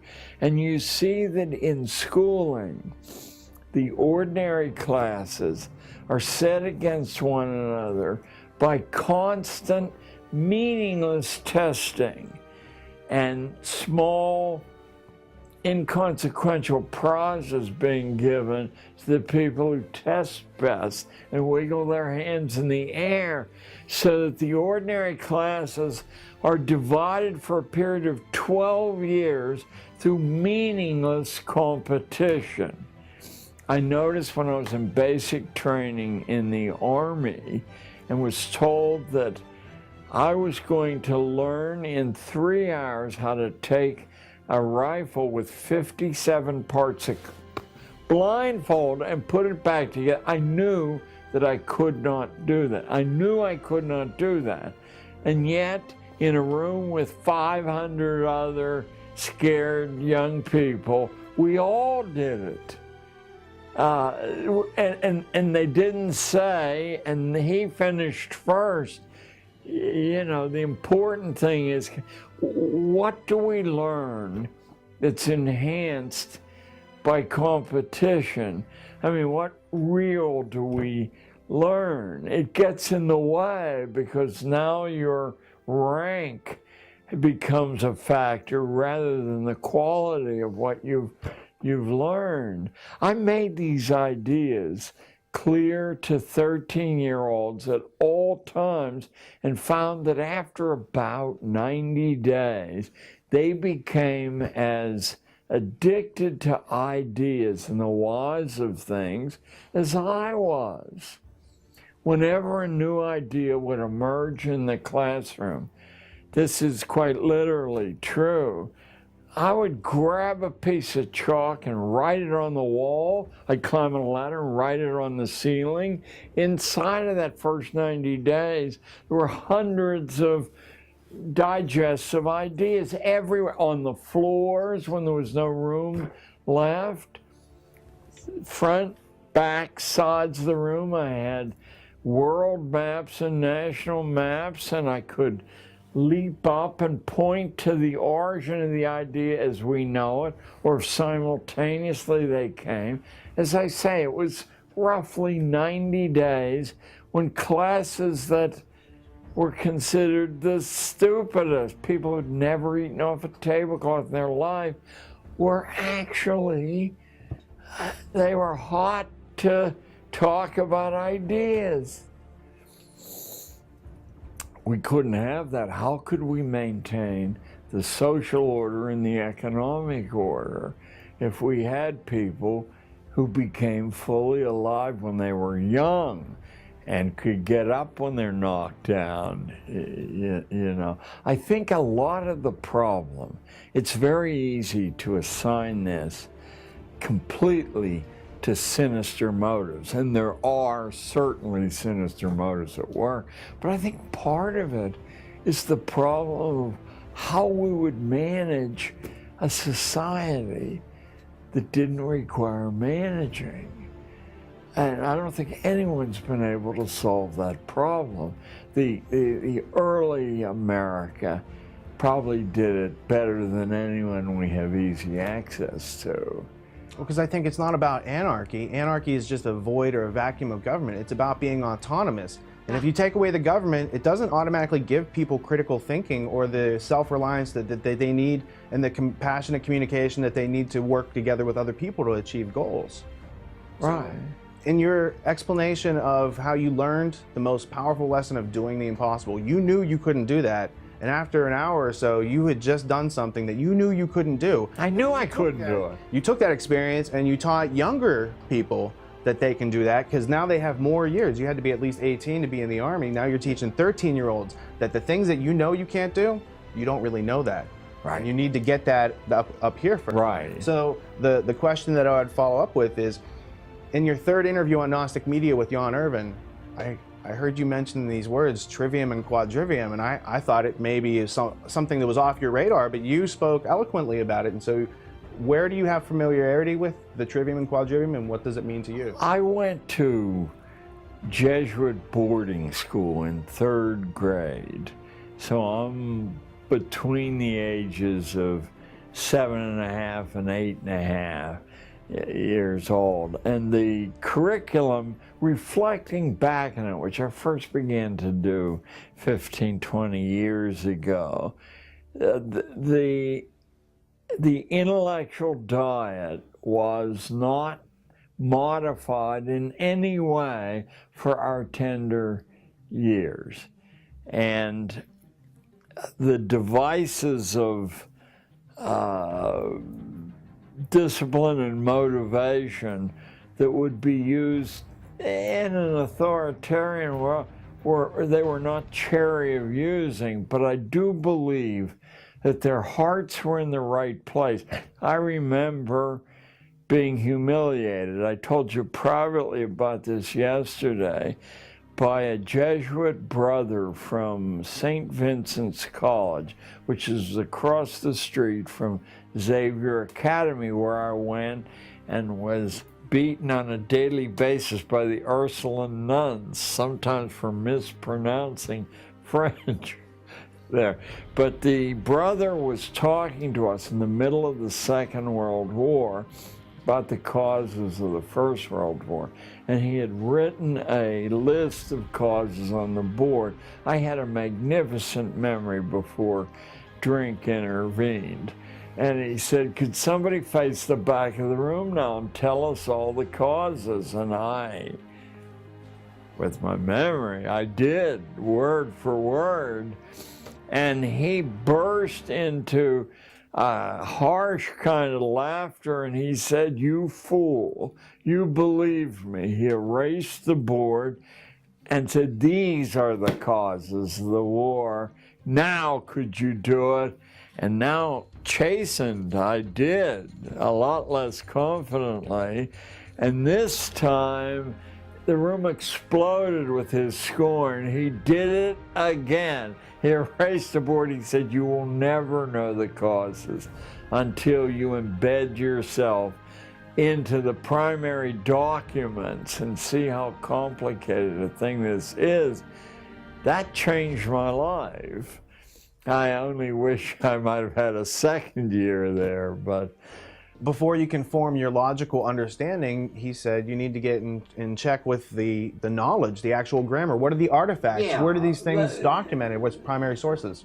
and it probably has occurred to other groups, but the intellectual part of the universal Christian religion, the Catholic Church, had a respect for scholarship. And what happens as you collect data is that it forms itself into patterns, and if you record the patterns and test them to see that they hold true, eventually that suggests behaviors. So that they created two formulae, a basic formula which Dorothy Sayers, and I'd urge all your listeners to read her essay, The Lost Tools of Learning. She's a marvelous detective story writer, and the detective stories really aren't genre stories. They're a comedy of manners about the British upper classes, but the trivium was becoming comfortable with a pattern of thinking in which you could dispel confusion. And then the quadrivium was pushing it farther into specialized areas. One of the huge mistakes that schooling makes, even homeschooling, is to organize the agenda and the goals in terms of subject learnings: English, math, social studies, science, because those categories, while better than chaos, are so crude they tend to mask what you're actually after. Take the universal study of the English language.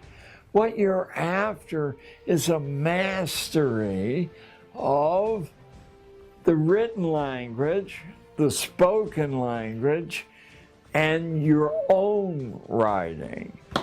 So you've got these three divisions, and now if you're after those things, your measurement's not through memory, it's through performance, which is so much more accurate. As we spoke about a little earlier in this session, the standardized tests aren't predictive, and every first-class university knows that. You don't select people because they scored here on the SATs or whatever other tests are administered, because they end up disappointing you.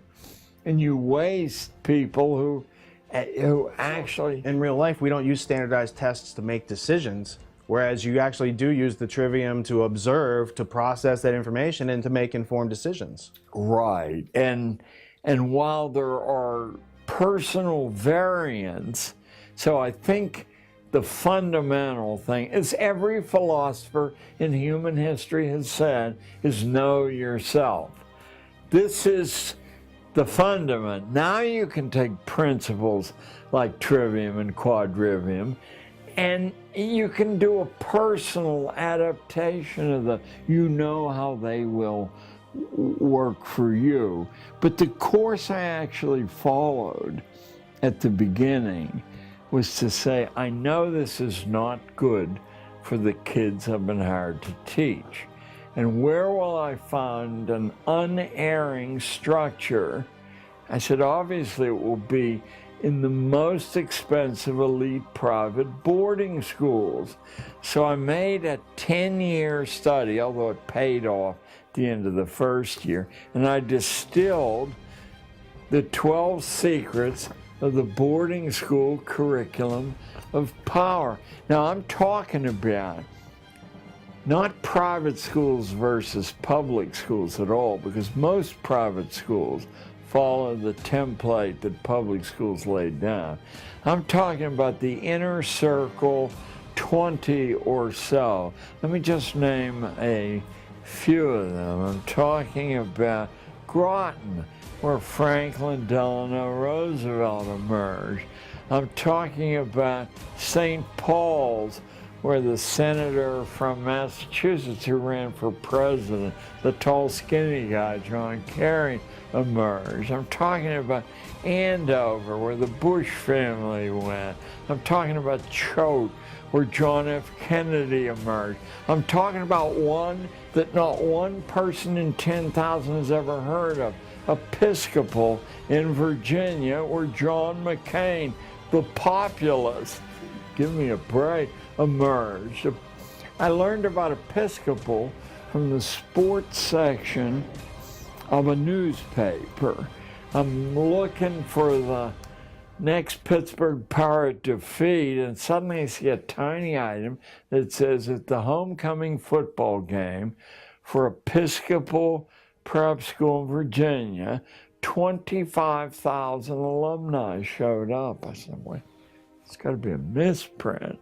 I mean, I can understand 1,000, 25,000 people came from all over the world for a high school alumni game. So now I start to look and I discover that Episcopal, it's the naked revelation of the importance of religious tradition in upscale education. Over half of the elite boarding schools in the country, and all of the inner circle ones, are grounded on religion, almost all on the Anglican religion, which isn't faith-based. It was put together by committees arguing about what must have been in God's mind. But also there's a respectable number that are Quaker-based. Now here we're talking about a tiny fraction of the population, no more than 100,000 people. It's produced in the 20th century 2 presidents. How is that even possible?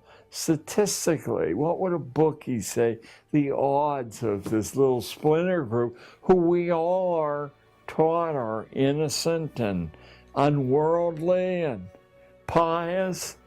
Well, so anyway, so I got the 12 secrets. I'd like to, if possible, go through a few of these because I adapted them instantly to Harlem kids and almost immediately began to produce results. It was roughly 90 days because at first Harlem kids don't believe that anything useful to them is going to happen in a school. But after about 90 days, these kids start winning competitions with the inner circle kids of the Upper West Side of Manhattan. Instead of being amazed and wondered about, I'm called in and accused of child abuse.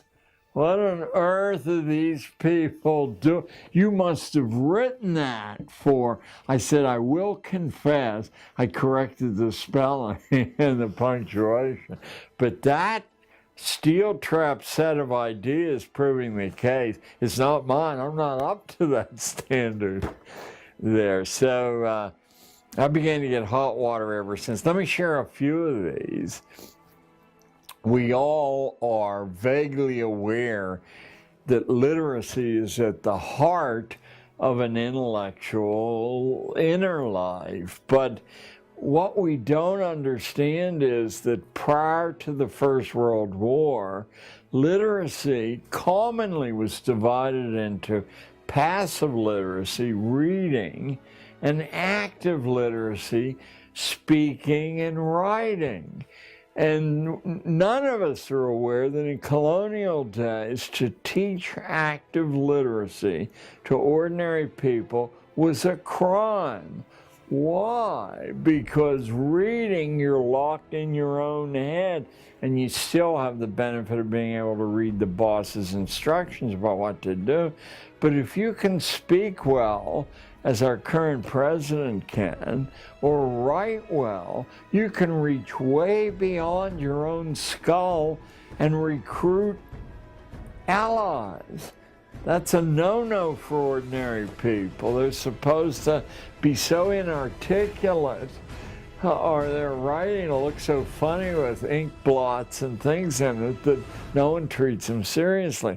So strong competencies in the active literacies are at the core of elite private boarding schools like Groton, St. Paul's, Choate, Lawrenceville, Gunnery, Hotchkiss.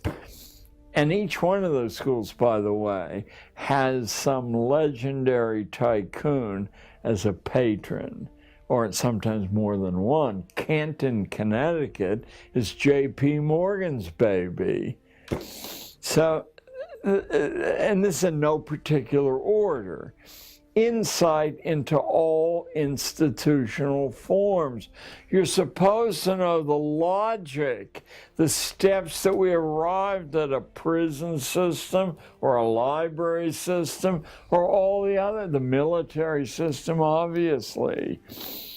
Third, here's a secret. Some of your listeners, watchers, viewers will be school teachers. And if you teach history or literature, you will run into a great deal of difficulty moving kids.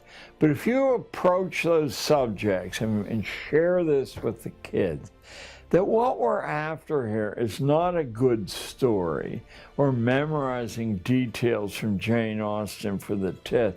We're after a theory of human nature. And anyone who's written a book that lasts more than their own time has spent years closely observing people in interaction.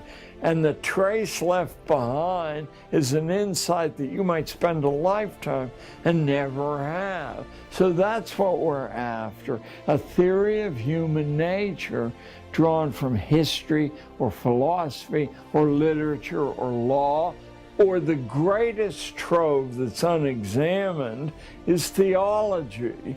I used to go to auctions and there'd be boxes of religious books, 50 cents or $1 from a century ago, and nobody wanted them at auctions.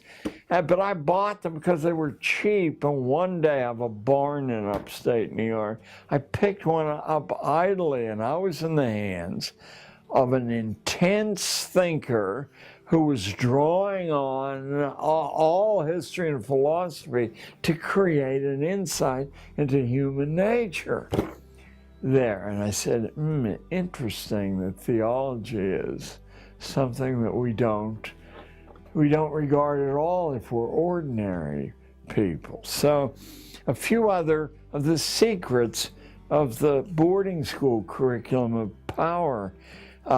Mastery of the social forms. And I would say it didn't take more than 2 days to take kids who had never eaten off a tablecloth and get them to see that the signs they give off when there's an egg spilled on the shirt, or when they walk down the street listening to the radio, or when they're too aggressive in approaching somebody, shuts off opportunity. They're like little badges that I don't want to speak to that person. And a lot of what we consider as racial or ethnic prejudice is simply that the disguise of these social forms is unknown to the person who then is discriminated against. And I said, don't believe me. I said, I'm going to instruct you in a superficial gloss of how to approach people, and then the intellectual excuse we'll use is I'm sending you out of school for days to gather data for statistical processing. We're going to test the local comparison with what the New York Times says the nation is thinking, and I'll teach you the elementary statistics in one class session that you need, and it's a legitimate project. But meanwhile, you don't want to approach somebody and have them jump back or say, if you don't get away from me, I'll call the police. And that's what you think will happen because of the overt racial prejudice on the liberal west side of Manhattan. But it won't happen, I guarantee, nor did it. Nor did it. The transition, I won't say it was 100%, but it surely was 80% simply from having a gloss on these social forms. And then this should tickle people watching this segment. Then suddenly I saw that the rules of access to the great institutions of New York City by young people, which required, let's say at the Sub-Treasury building where the gold is kept down in Wall Street, one teacher for every 5 students. Well, a public school class of 30 students, you're not going to muster 6 teachers. But I said to the kids, how do they know you're not a teacher? Well, we're only 13. Nobody knows that. They know it because you're chewing gum with your mouth open. They know it because you're scratching your head. They know it because you slouch. They know it because you giggle. They know it because you carry a notebook that falls on the ground every few minutes. The paper goes everywhere. Why don't we master what a college student, who could be a student teacher, what signs they would give off? They'd carry a clipboard. They'd cock it at an arrogant angle on their hip. They would be slightly nasty in taking attendance every few minutes, or saying, when your mother hears about this, Jack. You know, I said, let's see if we can pick 5 people out of this class and penetrate security at the Sub-Treasury building, at the mayor's office, anywhere. We were never caught, not once. Now the Bronx Zoo says 1 for every 15 kids, but how are you going to even get 2 teachers to take kids to the Bronx Zoo there? Well, it's easy if the kids can shift from being 13 to being arrogant college student teachers.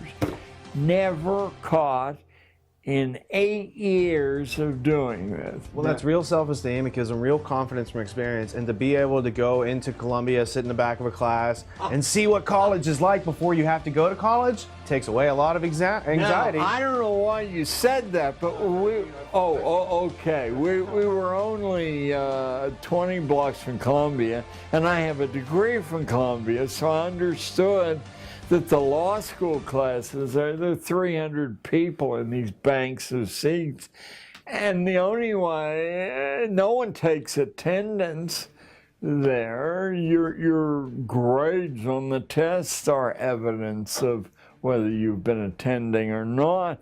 But if you sit there slouch and pulling gum out of your mouth, yeah, someone will say, who are you? Never caught once. So our age, this artificial extension of childhood that we talked about at the beginning of this particular session, is a secret of crowd control where people become their own prisoners by adopting the cultural signs that they're immature or they're not of our group, and simply by seeing these things as languages. There isn't one English language. You know, there are 10 that are modified according to the, you know, and someone like Obama, how, I'm not sure, they understand this and they can shift effortlessly from one idiom to another. And I would say that to the kids. I would say, look, here's why you're reading English poetry. Now, there are a lot of reasons, but here's why we're doing it. You're going to find that the ordinary unit of meaning in the English language is 3 hard stresses long, or sometimes 4, but often it's 2, 3, or 4. But as you enter the realm of intellect and you have more to say or more nuances to say, you need larger units of meaning. 5, that's iambic pentameter. Even 6, that's hexameters. There, the Greeks used 7 septameters, and I want you to feel that, and you'll feel it by reading and memorizing some of this poetry. You'll have the models built into your head to shift back and forth according to your audience there. Shakespeare, to the ignorant, writes iambic pentameter lines. And one of the reasons you don't want to even look at Shakespeare is all the lines seem to be pretty much the same length. But I'm going to teach you something that he knew 4 centuries ago. It looks like they're all the same length, but there's a breath pause in this speech after 2 hard beats. The next breath pause is 12 before you've delivered your meaning. 3, 4. There's this inner jazz at work underneath this regular pattern. You can learn to do that. Once someone exposes the secret to you, that's half the game.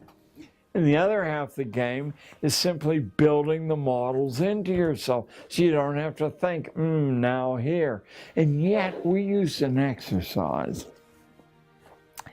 that, if I tell you, immediately turned horribly dull writers into at least modestly interesting writers, and it's totally mathematical.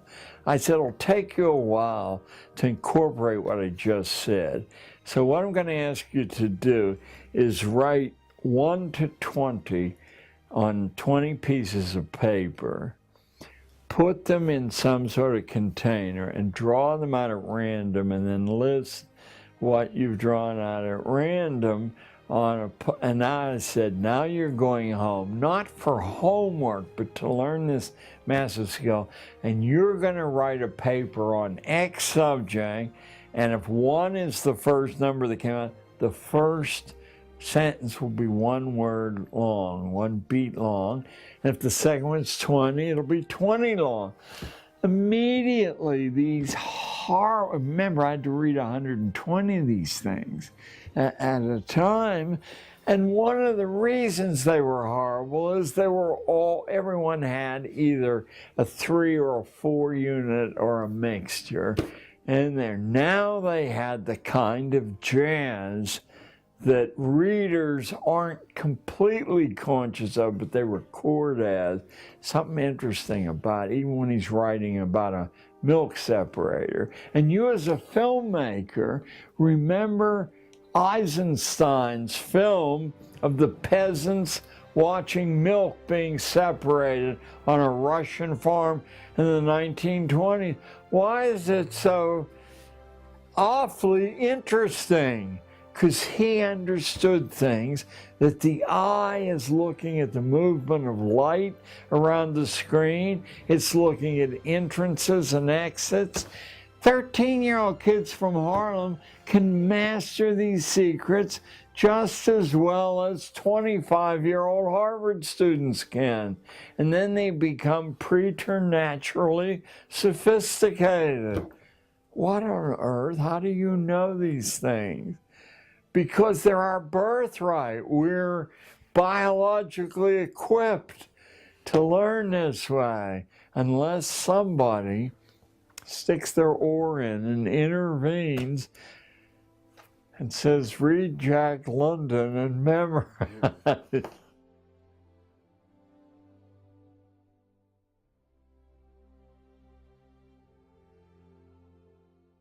That's the school system. We've all heard about the hardware. What's going on with this camera? Okay, I just need you to, for a minute, if you could just reframe this camera, because I think something happened. and No, it's when I not- came in, the camera was moved. I guess someone was monitoring on it or something. Or Either way, don't I know. just want you to make sure that he's uh, focused. I think, 30 seconds. and I won't be as windy and the rest, but I think that everyone will profit, and you'll see some evidences of the trivium at work here. These are the 12 secrets of the elite boarding school curriculum of power. Are we on yet, or? Just 1 second. We'll be back on. Because the That's- next one. That's what people don't learn in public schools. Specifically, like what is different. They're doing this, and this is about their success in life and managing the other people who don't know it. Oh yeah. Right. Well, the next one will be an absolute eye-opener that took me about 5 years to tease out of the admissions procedures at Sarah Lawrence or, you know, the other inner circle colleges. You guys might as well do a tape change now. Yeah, no, mine's out. I have to. I'll turn these lights off.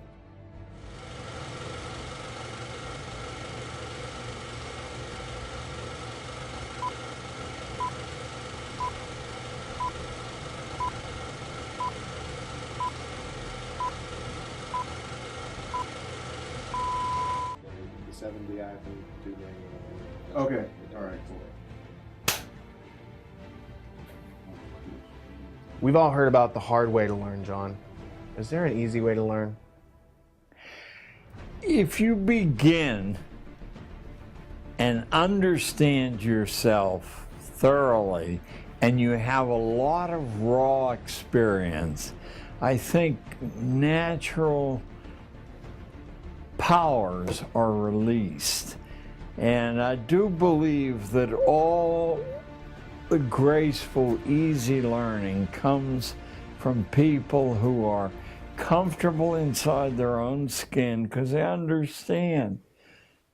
And people who've had a lot of early experience. And I operated on those principles even though it was illegal in a public school setting. I set aside 1 full day a week. I won't get into the politics of how this was pulled off, but it was never easy, where the kids could follow their own instincts anywhere in New York City they wanted to go. 1 full day a week where I took them on group projects, different parts of the 5 boroughs of New York City, that would group projects that would end up with a tangible goal, such as testing. I remember this one might amuse the people watching this. The New York Times announced on the front page about 3 weeks before the Ed Koch, Dave Dinkins election of, let me say 1980, somewhere around there, that Dinkins was hopelessly behind by 17 points. And I had a black kid in the class come up and ask me why the city was so prejudiced. And I said, why do you say that? And he said, well, look at this. And I said, well, why do you believe that's true? Maybe that's to get you not to go and vote. I don't know, I said, but I do know that it says here in small print that they only interviewed 300 people. There's 8 million of us. I said, there's 120 people in my 5 classes. If each one of you do 20 interviews, and we do it according to the way you get a random distribution, and that's easy enough to find out. Well, we can have many times larger sample than, so that happened. We gathered the data, we processed it, and we discovered, about a week after the time said he hopefully was behind, that he actually was ahead by a fraction of 1 point. It's quite a skew. The election came, he won in the closest race in New York history, but notice that a random group of 120 13-year-olds had produced more accurate information. The math in the statistical processing is hardly daunting for a fifth grader. You know, so why aren't the 70 million captive school children involved in, if nothing else, data gathering, since obviously it's a crucial part of commerce? You know, opinion. Well, there must be a reason they're not used that way, nor do they hear about statistical sampling until they're in college, for the most part. Why not?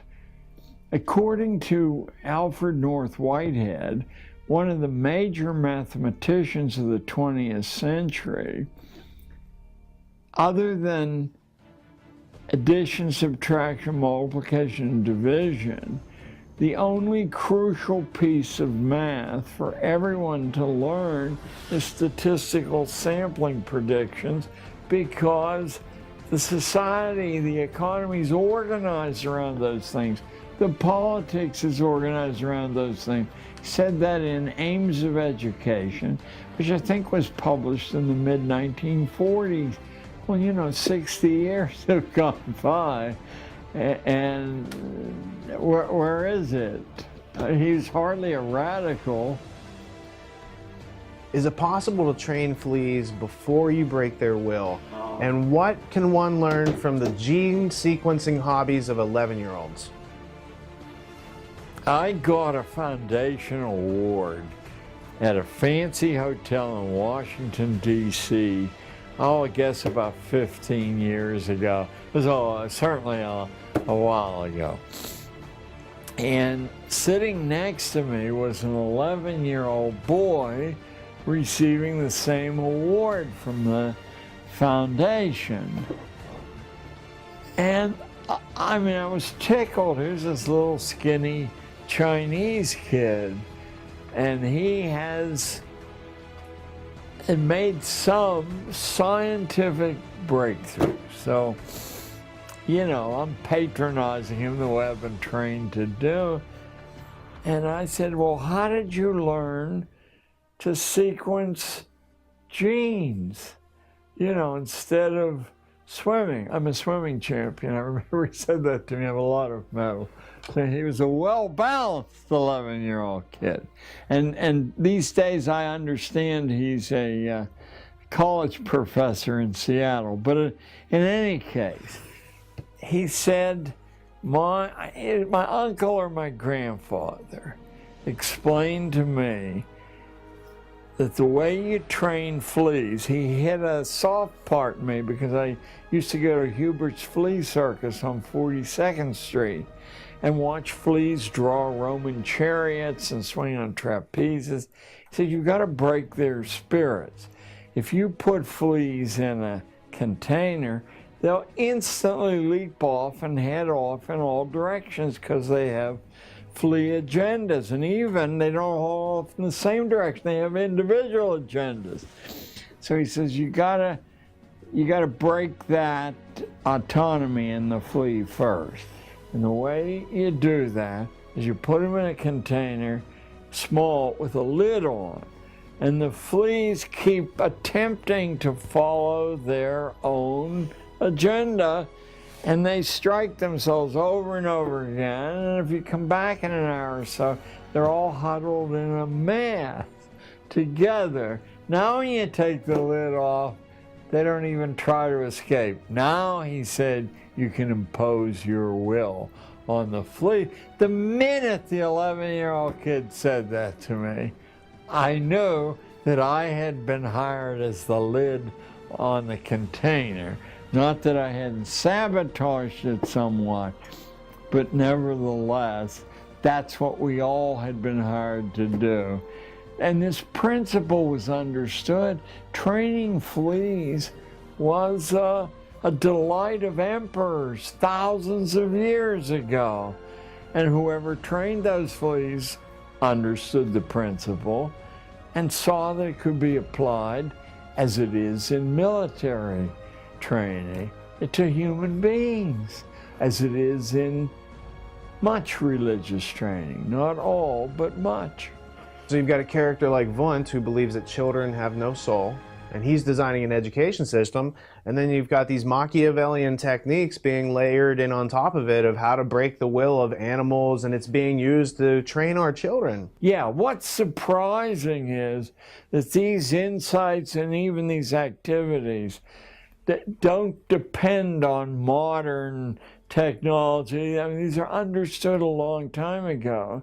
And the only subject at the Roman collegia in the 5th century was, I'll put an umbrella over it, crowd control. You know, how you divide to conquer, what buttons on the human organ you press to produce certain sounds. I mean, that's 16 centuries ago. What has happened in the intervening 16 centuries? They forgot that, or was it added to? Has it become amazingly sophisticated? Less and less people necessary to produce more and more leverage. Is there a connection between the ideals of someone like Calvin and his espousing a theocratic state and modern states like Israel, which are also built along the same theocratic terms? I think, and I'm trying to be as fair as possible to the villains in this, I think there's some impulsion in everyone to have certainty, that even as babies we're aware of how many accidents, how much menace is out there, jeopardy, certainty. So to follow a list of rules, algorithms, you know, is emotionally very satisfying, but it doesn't work if everyone's not doing it. You know, and the minute everyone's doing it, you don't have to do it. You now are handed freedom because the menace has been reduced of other people experimenting with humanity, enlarging its boundaries. And then economically, of course, your capital's at risk. If that's the overproduction thing, I hope we talked about that yesterday, because it finally was the tipping point in the late 19th century as corporations were enlarging and layering themselves.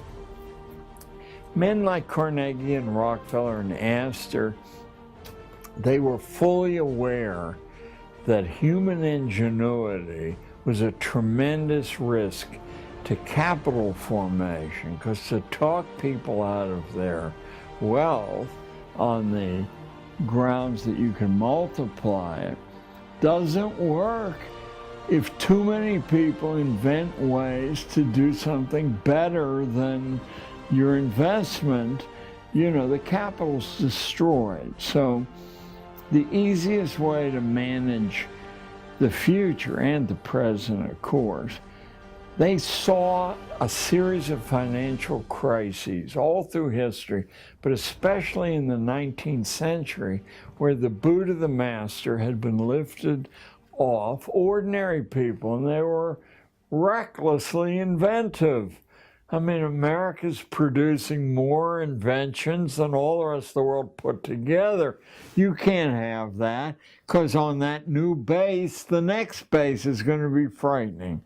So a term existed and exists, but it's been camouflaged in in the 21st century called overproduction.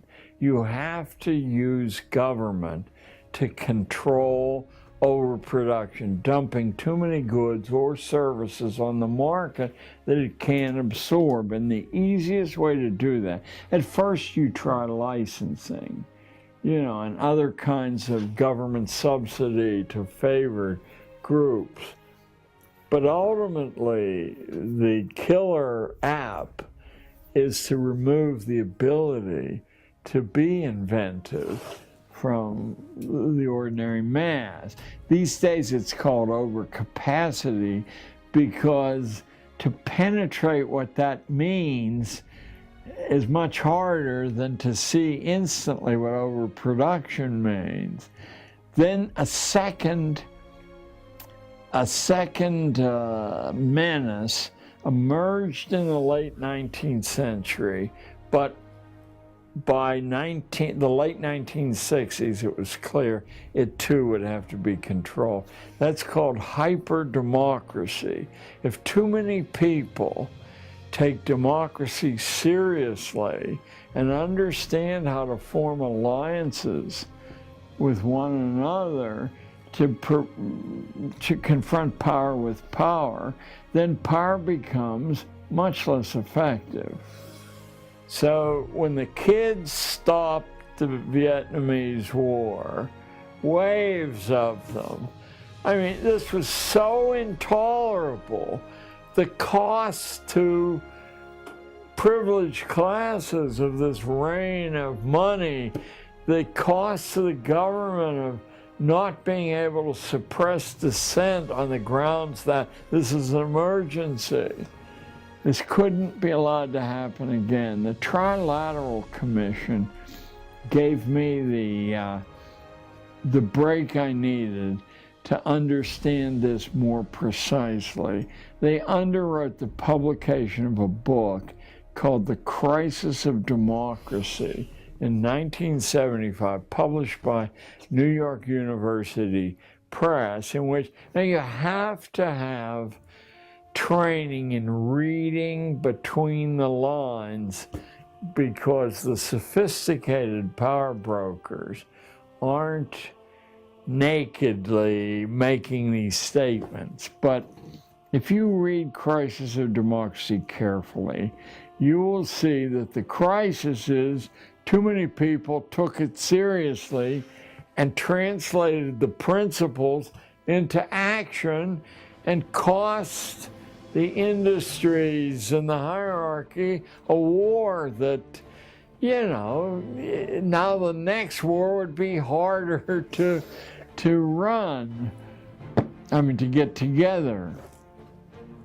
It would be more absurd. At least you could make a case in those jungles, but now you're going to have to make a case in the arid deserts of Iraq or in the mountains of Afghanistan why national security depends on suppressing these barefoot people and people whose weapons are blowing up their feet in their underwear.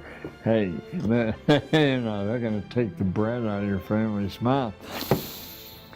I remember the attempt in Nicaragua under the Sandinistas to communicate the idea that it was just a stone's throw from our southern border, and these people might pile into their 20 and 30-year-old vehicles, and there'd be this 1,000-mile drive north and into Texas they'd come.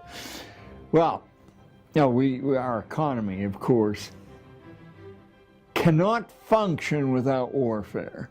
So that when these things are over, count on the fact that if we have to attack the South Pole, the penguins are clear and present danger.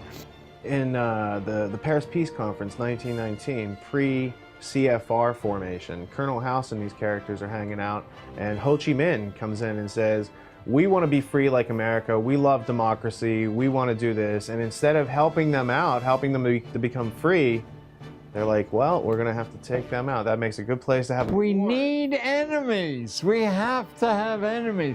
The interesting thing about the book, The Crisis of Democracy, is that spreading out like ripples from a stone thrown in a pond, the popular magazines and press, Time magazine did a cover story on too much democracy, ? Of course, they concluded, you bet, in a complicated, high-tech world, you can't allow non-experts to make decisions there. But it was everywhere.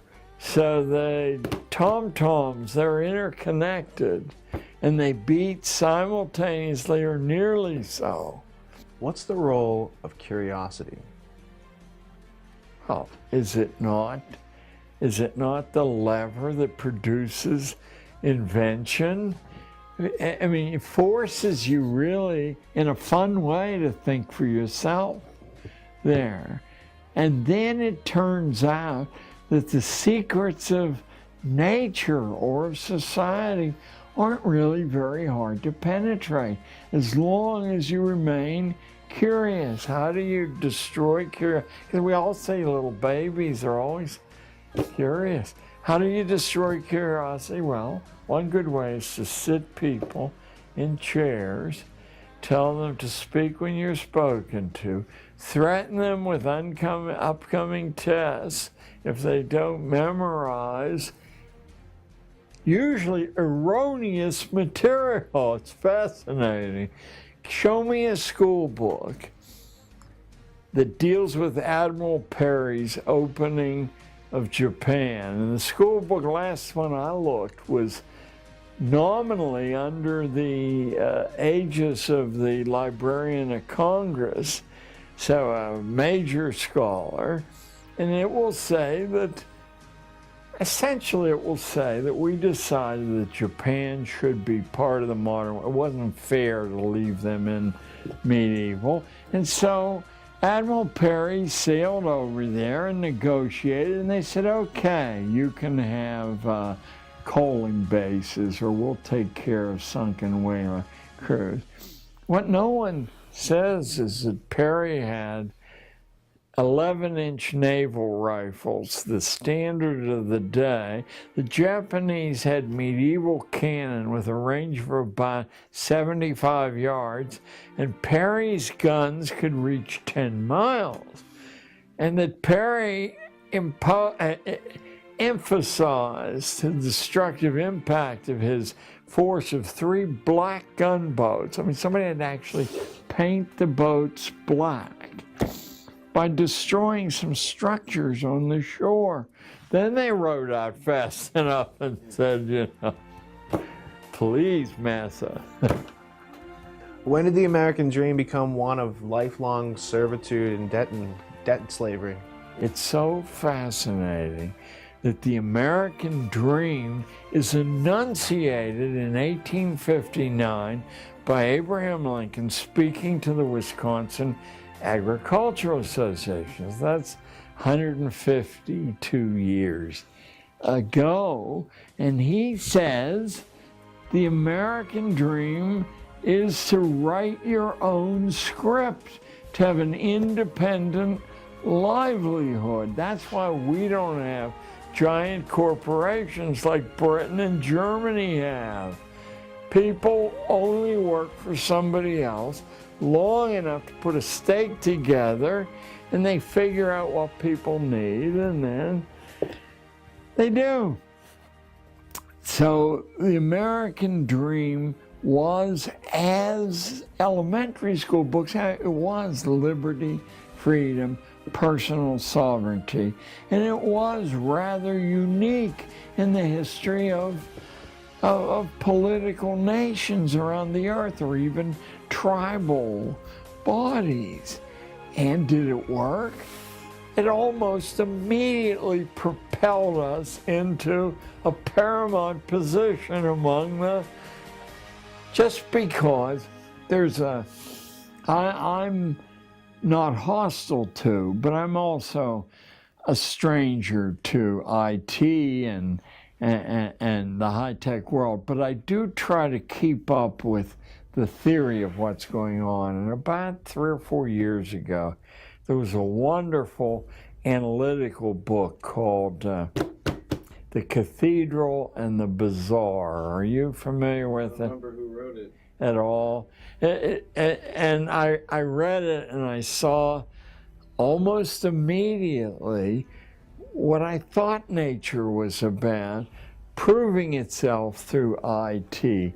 The author or authors maintain that the crowd collectively has more wisdom and insight collectively, and gave some hair-raising examples.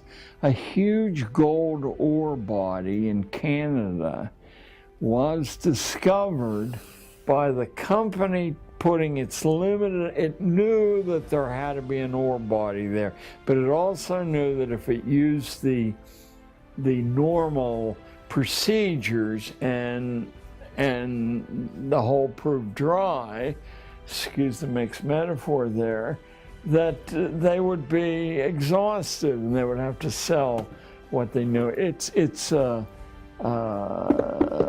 Gold Corp today, GG on the exchange.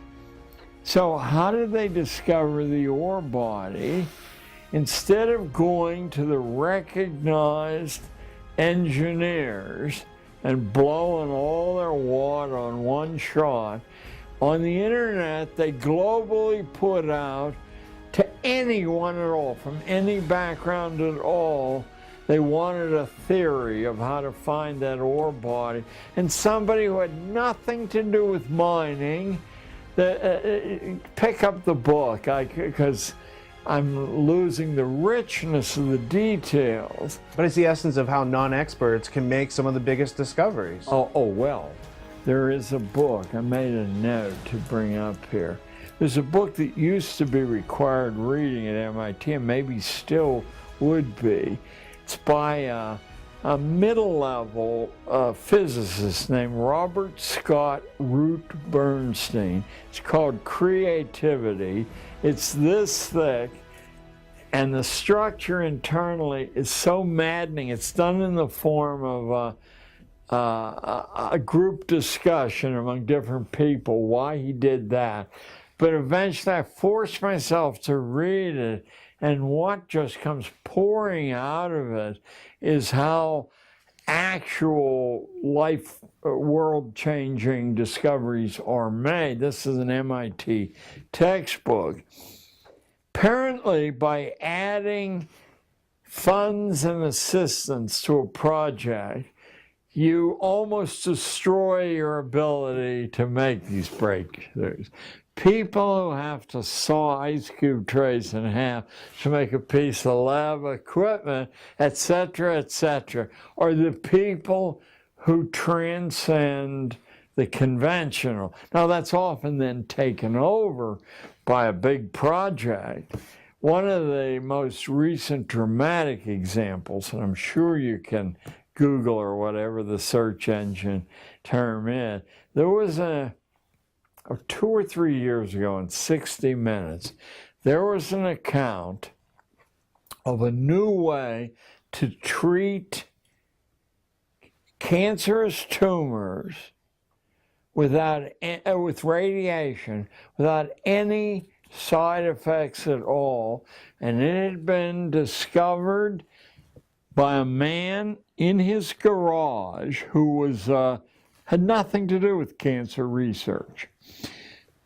John Canzius is who you're talking about, right? Who? John Canzius? Yes, Canzius. And he worked in radio and television, and He was a kid, he was an enthusiast. And he knew that if you shot radio waves through metal, that it heated up, and he wondered if it would kill a tumor, but not leave the devastation that radiation does. And in fact, it did. Now, we don't have to take it on faith. The leading cancer researchers in the world said, this is a whole new ball game. you know, and some key research hospitals, and took the process over. And Kansas's motivation was he was in the terminal stages of cancer himself, and he knew that the established treatments wouldn't help him. And in fact, he was too far gone and he died. I think the thing is at Pittsburgh now, but it's at some major universities. But I heard the reigning expert in the world say this makes all the past, you know, irrelevant. But that's a commonality. I copied some notes out of the Ruth Bernstein book. He said that intensive and narrow scientific training will guarantee that you never make a scientific breakthrough.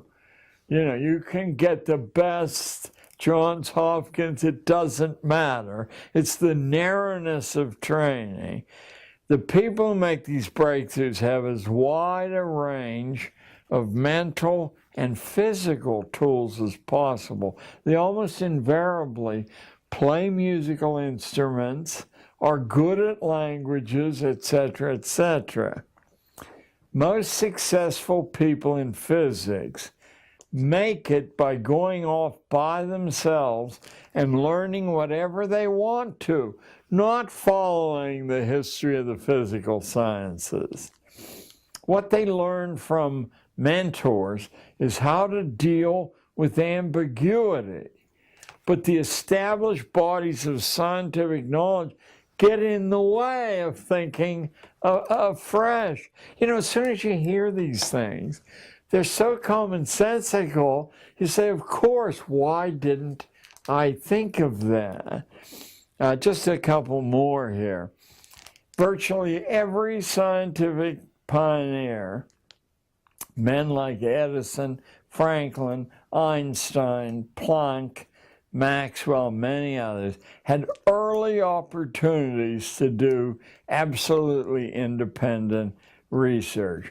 All of them were in their early 20s, which has given rise to an understanding in the higher levels of the sciences that if you haven't made a major breakthrough by your middle 20s, you're not going to.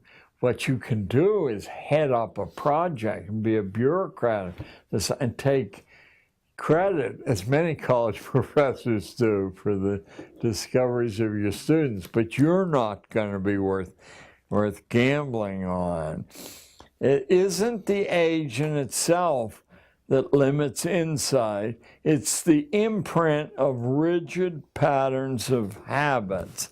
Now, I happen to dig up a wonderful quote from William James' Psychology, I think printed in 1890, and the book given credit for establishing psychology as an academic subject. And James was, of course, he had ambivalent feelings, but he certainly was a disciple of Wundt there. Now, this is a direct quote from William James' Psychology 121 years ago. Habit is the enormous flywheel of society, its most precious agent. It alone saves the children of fortune from the envious uprisings of the poor. It alone prevents the most repulsive jobs from being deserted. It holds the miner in his darkness. It keeps different social strata from mixing. Well, I'll just complete. One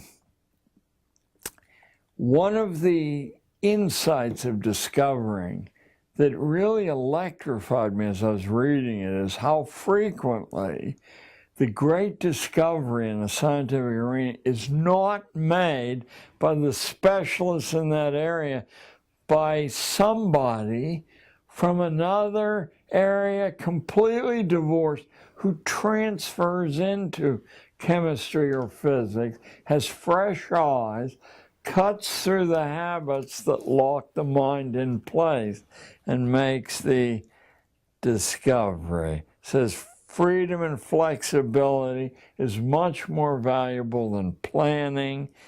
Insight comes only by getting out of ruts and plugging into a variety of methods. So these great truths, it isn't that we're discovering them now, we're taking them out of their burial places and saying, hey, look, wake up. You know, the world is much bigger and much different than you believe it is because you've been conditioned to believe it's that way. I have something here. I have the 6 purposes of schooling as laid down in 1917 by the man who Harvard named their honor lecturer in education for. So far from being a fringe individual, this guy is the reason the Harvard honor lecture in education is named as it is. The Ingalls lecture. Looks like Inglis, but it's pronounced Ingalls. And I would like to read you the 6 purposes of schooling. I moved heaven and earth, and it took years to find this book, just like trying to find, in past years, a copy of Carol Quigley's Tragedy and Hope. I learned about Ingalls from the 20-year president of Harvard, James Bryan Conant, who was a poison gas specialist in World War I, was a very inner circle of the atomic bomb project, World War II, was the High Commissioner of occupied Germany after the war. So he wrote, there must be 20 books about the institution of schooling, of which he was completely a proponent.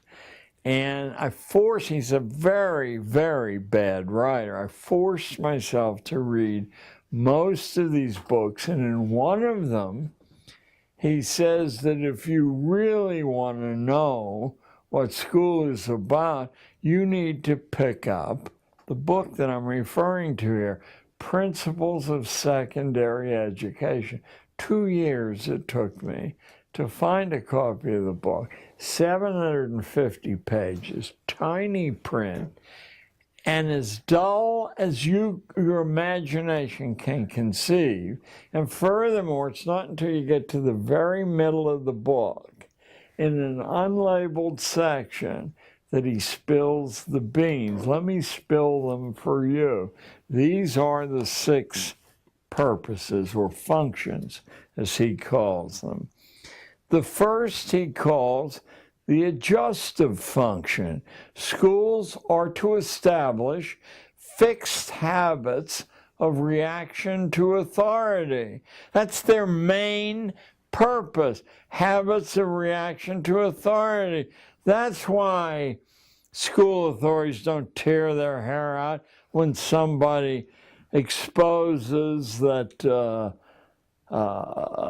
atomic bomb wasn't dropped on Korea, as a history book in 1990s printed by Scott Forsman distributed, and why each of these books has hundreds of substantive errors.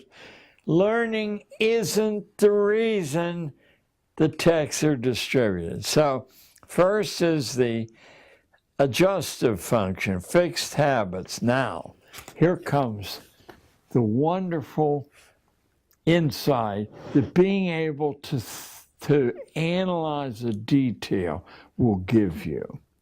How can you establish whether someone has successfully developed this automatic reaction? Because people have a proclivity when they're given sensible orders to follow it. That's not what they want to reach. The only way you can measure this is to give stupid orders, and people automatically follow those. Now you've achieved function 1. Have you ever wondered why some of the foolish things schools do are allowed to continue? Number 2, he calls it the integrating function, but it's easier to understand if you call it the conformity function. It's to make children as alike as possible, the gifted children and the stupid as alike as possible, because market research uses statistical sampling, and it only works if people react generally the same way. The third function he calls the directive function. School is to diagnose your proper social role and then to log the evidence that here's where you are in the Great Pyramid, so that future people won't allow you to escape that compartment. The fourth function is the differentiating function, because once you've diagnosed kids in this layer, you do not want them to learn anything that the higher layers are learning. So you teach just as far as the requirements of that layer. Number 5 and 6 are the creepiest of all. Number 5 is the selective function. What that means is what Darwin meant by natural selection. You're assessing the breeding quality of each individual kid. You're doing it structurally because school teachers don't know this is happening. And you're trying to use ways to prevent the poor stuff from breeding. And those ways are hanging labels, humiliating labels around their neck, encouraging the shallowness of thinking, I often wondered, because I came from a very, very strict Scotch-Irish culture that never allowed you to leer at a girl. Well, when I got to New York City, the boys were pawing the girls openly, and there was really no redress for the girls at all, except not showing up in the classroom. High absentee rates. Well, you're supposed to teach structurally that sexual pleasure is what you withdraw from a relationship, and everything else is a waste of time and expensive. So the selective function is what Darwin meant by the favored races. The idea is to consciously improve the breeding stock. Schools are meant to tag the unfit with their inferiority by poor grades, remedial placement, humiliation, so that their peers will accept them as inferior. And the good breeding stock among the females will reject them as possible partners. And the sixth is the creepiest of all, and I think it's partly what Tragedy and Hope is about. It's a fancy Roman name, the propaidutic function, because as early as Roman big-time thinkers, it was understood that to continue a social form required some people being trained that they were the custodians of this. So some small fraction of the kids are being ready to take over the project. That's the guy, the honor lecturer, and it will not surprise you that his ancestors include the major general at the siege of Lucknow in India, famous for tying the mutineers on the muzzles of the cannons and blowing them apart, or somebody who was forced to flee New York City, a churchman, because at the beginning of the American Revolution, because he wrote a refutation of Thomas Paine's Common Sense. They were going to tar and feather him. He fled and was rewarded by the British by making him the Bishop of Nova Scotia. Those are Ingalls' ancestors. So Al Ingalls is certainly, when I learned of this and wrote to Harvard asking for access to the Ingalls lecture, strike me dead, Lord, if I'm exaggerating at all, I was told, well, there is no Ingalls lecture, hasn't been for years, and we have no records. It was the same thing that happened when I discovered that Elwood P. Cubberley, the most influential schoolman of the 20th century and the bionomics genius, had been the elementary school editor of Houghton Mifflin. And I wrote Houghton Mifflin, if there are any records, and they said, we have no record of anyone named Elwood P. Cubberley. Now Harvard's telling me there's no Ingalls lecture. A week passed, and I got a call from Harvard, from some obscure office at Harvard, saying, what is your interest in the Ingalls lecture? I knew that I was on thin ice. And I said, well, James Conant referred me in his books to the man the Ingalls lecture is named after, and I was wondering if I could get some background on this fellow and a list of the lectures. And in due time, I got a list of the lectures and instructions how to access the texts, but not easily. Enough hoops that someone who has to mow the lawn and burp the baby, wouldn't jump through those hoops. I was able to prove Harper's wouldn't publish when they did the cover essay I wrote, which Lou Latham named Against School, probably after Jeremiah's Against. But I had called the artificial extension of childhood, because I think that's the key mechanism at work here.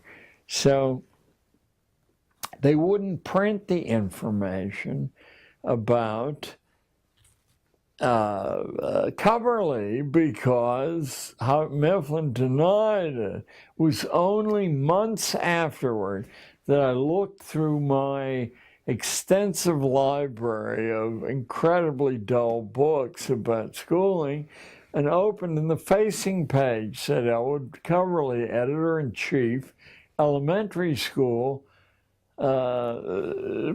publishing arm of Houghton Mifflin. By the way, the secondary editor-in-chief was Alexander Ingalls. So you see how this cousinage, the incest, works. If Martin Luther's idea was to cut out the middleman and teachers read books, why can't students just read books instead of going to the middleman for their information? Well, the more highly placed the schooling is, the more likely it is that they do that. They go to primary documents. They understand how suspicious all secondary documents are. Not that they aren't useful, but they give the writer or the editorial staff the ability to shift the information. That's why in the reprints of Quigley's Tragedy and Hope, we really need some of you out there to sit with the original and sit with the reprint and make sure that key things aren't deleted on perfectly reasonable grounds that, we want to shrink this down from 1,300 pages to 1,000 or whatever. Oh, it was an oversight. We have 9 minutes left. I have 2 questions, and then we can do an informal book signing and get you out of here. What time? Yeah, well, you should want to know what happens to an ordinary class of 13-year-olds when they get a smattering of that. I mean, as much as they can absorb in a short time. Well, many of you will have seen Strawberry Fields, the monument to the Beatles in Central Park. I don't want to pat myself on the back because I didn't much care for the Beatles and I hate using parkland for it. But I was approached by 3 girls, 2 of them here, bitterly complaining that the Community Planning Board had denied Yoko Ono's petition to build Strawberry Fields. And they were furious that this had been done. And I said, well, you don't have to accept their decision. They're the lowest part of the pecking order. First, according to protocol, you have to take your case to them. So we'll book you an appointment and you lay down the reasons you want to take 3 acres of Central Park and give it to this group who could only play 3 musical chords. But I told them, whatever you want to do, including building a pistol, I'll show you how you can learn how to do that. I won't censor. So it had been voted down 45-8 by the Community Planning Board, and the Community Planning Board unanimously rejected their appeal. I said, now you want to look who has to sign off on their decision. This is not a group of local big shots. This is the Landmarks Preservation Commission. You don't get on that unless your ancestors come over on the Mayflower or you have $10 billion. I said, this is the elite of the elite. And now what you want to do is research. The names are publicly accessible. 23 of them, and I'll bet 4 or 5 of them would already be in favor of this thing. All you need is 12 of them to reject this for it to happen. So you find out who these people are and get as much biographical information. IT has made this on these people, and you will find the buttons to play them like a noble organ. You can find out what causes they became noteworthy for, etc., etc. And now what you're going to do, because there's 12,000 kids in this school district, is I'm going to free you from school for a month, and you're going to split up. You go from school to school, find troublemakers, and get petitions. Because what we need, because your letterhead will say committee of 5,000. We need 5,000 signatures on a petition, and you're going to write an individual letter writing campaign to each of the 23 members of the Community Planning Board, asking them to please immortalize this group. Well, I get a phone call in the front office from someone out of class. I was 6 weeks later, and the voice on the phone says, "Hello, this is Yoko Ono." And I thought it was one of my cockamamie friends. I said, this is George Washington, Yoko. What's on your mind? Fortunately, she didn't take umbrage. Maybe didn't even hear me say it. She said, the decision has been reversed. I want to hold a party at the Dakota for these girls. Could they be released from school? Well, I don't know, Yoko. I'm going to miss a lot. So That's one. Look at this one. Here's a 12-year-old C student from, well, he lived in Hong Kong. Well, he was a C student, but he was a polite young fellow. He was going nowhere there, and he had the effrontery to go to a pizza parlor in an all-white Upper West Side in 1980, and the owner of the parlor, a 6'6" crazy Greek who happened to be a friend of mine, took his pizza, took his soda, threw them away. The charge was he had taken 2 straws. You only let 1 straw, right? So he comes over ranting about racial prejudice. I said it was the wrong thing to do, and I'm going to show you how to deal with it. But I don't think it was racial prejudice. His clientele at lunch comes from the collegiate school. They wear blue blazers, gold buttons. John F. Kennedy's kid went there. They leave big tips for his staff. And he knows the public school kids, black or white, go in there for lunch, he's going to lose that blue ribbon trade. Nevertheless, you're going to give him a chance to back down. This is an absolutely massive, insane Greek who believes violence is the solution to all problems. Once Jerry Mulligan, the famous jazz saxophonist, bounced a $10 check. He had it blown up to billboard size and mounted outside the restaurant.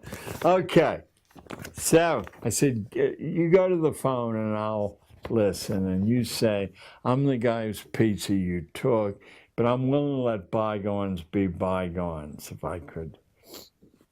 Nick hangs up on him. I said, I'm going to give you what in law is called an affidavit, that you attempted to solve this problem peaceably.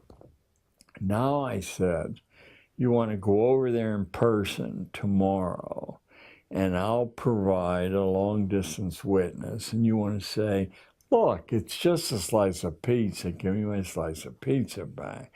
But Nick had the bit between, out the kid goes. And now I said, you're going to call him one more time with a different teacher as a witness. Then you're going to write him a letter, certified, return receipt requested, 65 cents in those days. And now you have 4 pieces of evidence to provide to the court. And then you're going to sue his ass in small claims court. Only cost like $3 in those days. But it was 17 miles from the school. Kids can't sue. I said anyone with $3 can sue. It doesn't mean you're going to win. But the way the referee in small claims court decides, since it's one person's, is who has evidence that they acted reasonably. And you will have 4 pieces of evidence, and this guy will be steam coming out of his ears. Well, he was awarded triple damages. How about that? Now, what do you suppose the small claims court referee said when he got home that night to his friend? You're not going to believe what I just adjudicated. So beginning about 4 days later, we get a call from the Brooklyn College Law School. Could he come over and lecture? Of course, he said no, and I said, listen, I'll ruin you if you don't. We'll work it out. Then Columbia Law School called. Then we got daily calls from judges to take him out to lunch, because isn't this a symbol that the system really? Okay. He's the only kid in 30 years of teaching that took my advice not to waste your time in high school. I said, any number of very good colleges will take you in at the end of your sophomore year if you provide the documentation. You're ready. He went to Duke, full tuition scholarship, then Duke University Law School, and by the way, these 2 events, Strawberry Fields and Pizza Palace, are from the same term in a junior high school, just a few more of these things.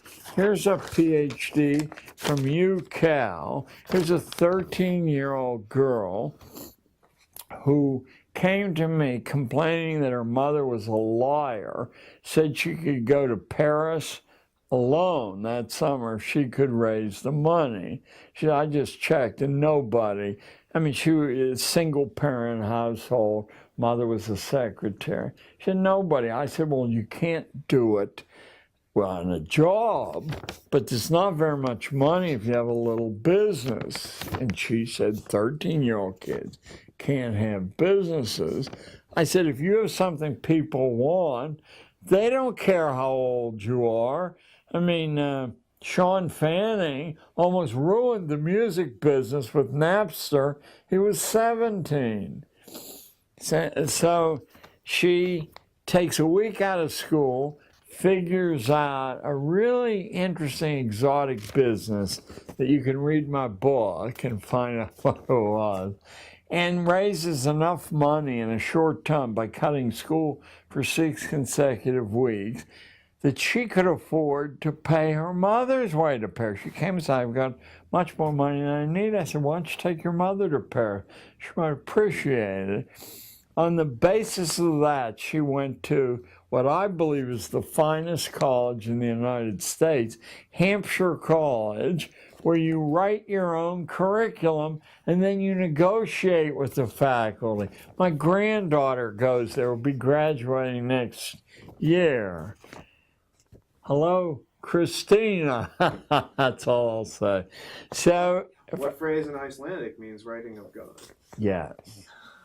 Well, her real name was, it's carried popularly as Gudrun, but she wasn't satisfied, so she went to court and changed it to Christina. So, hey, what are you going to do? If you could say something that would echo through time and each and every person from now until the end of humanity would hear it.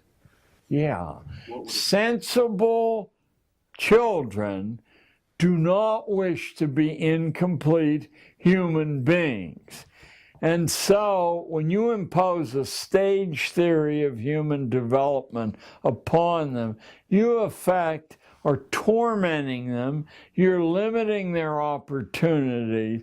The whole world for all history knew that childhood is over about the age of 7, and if it persists beyond the age of 12, you've got some hopeless human being on your mind. Don't be your kid's enemy because they're not a kid, that's a fellow human being, male or female. Be their partner and enlarge the opportunities. No homework, please.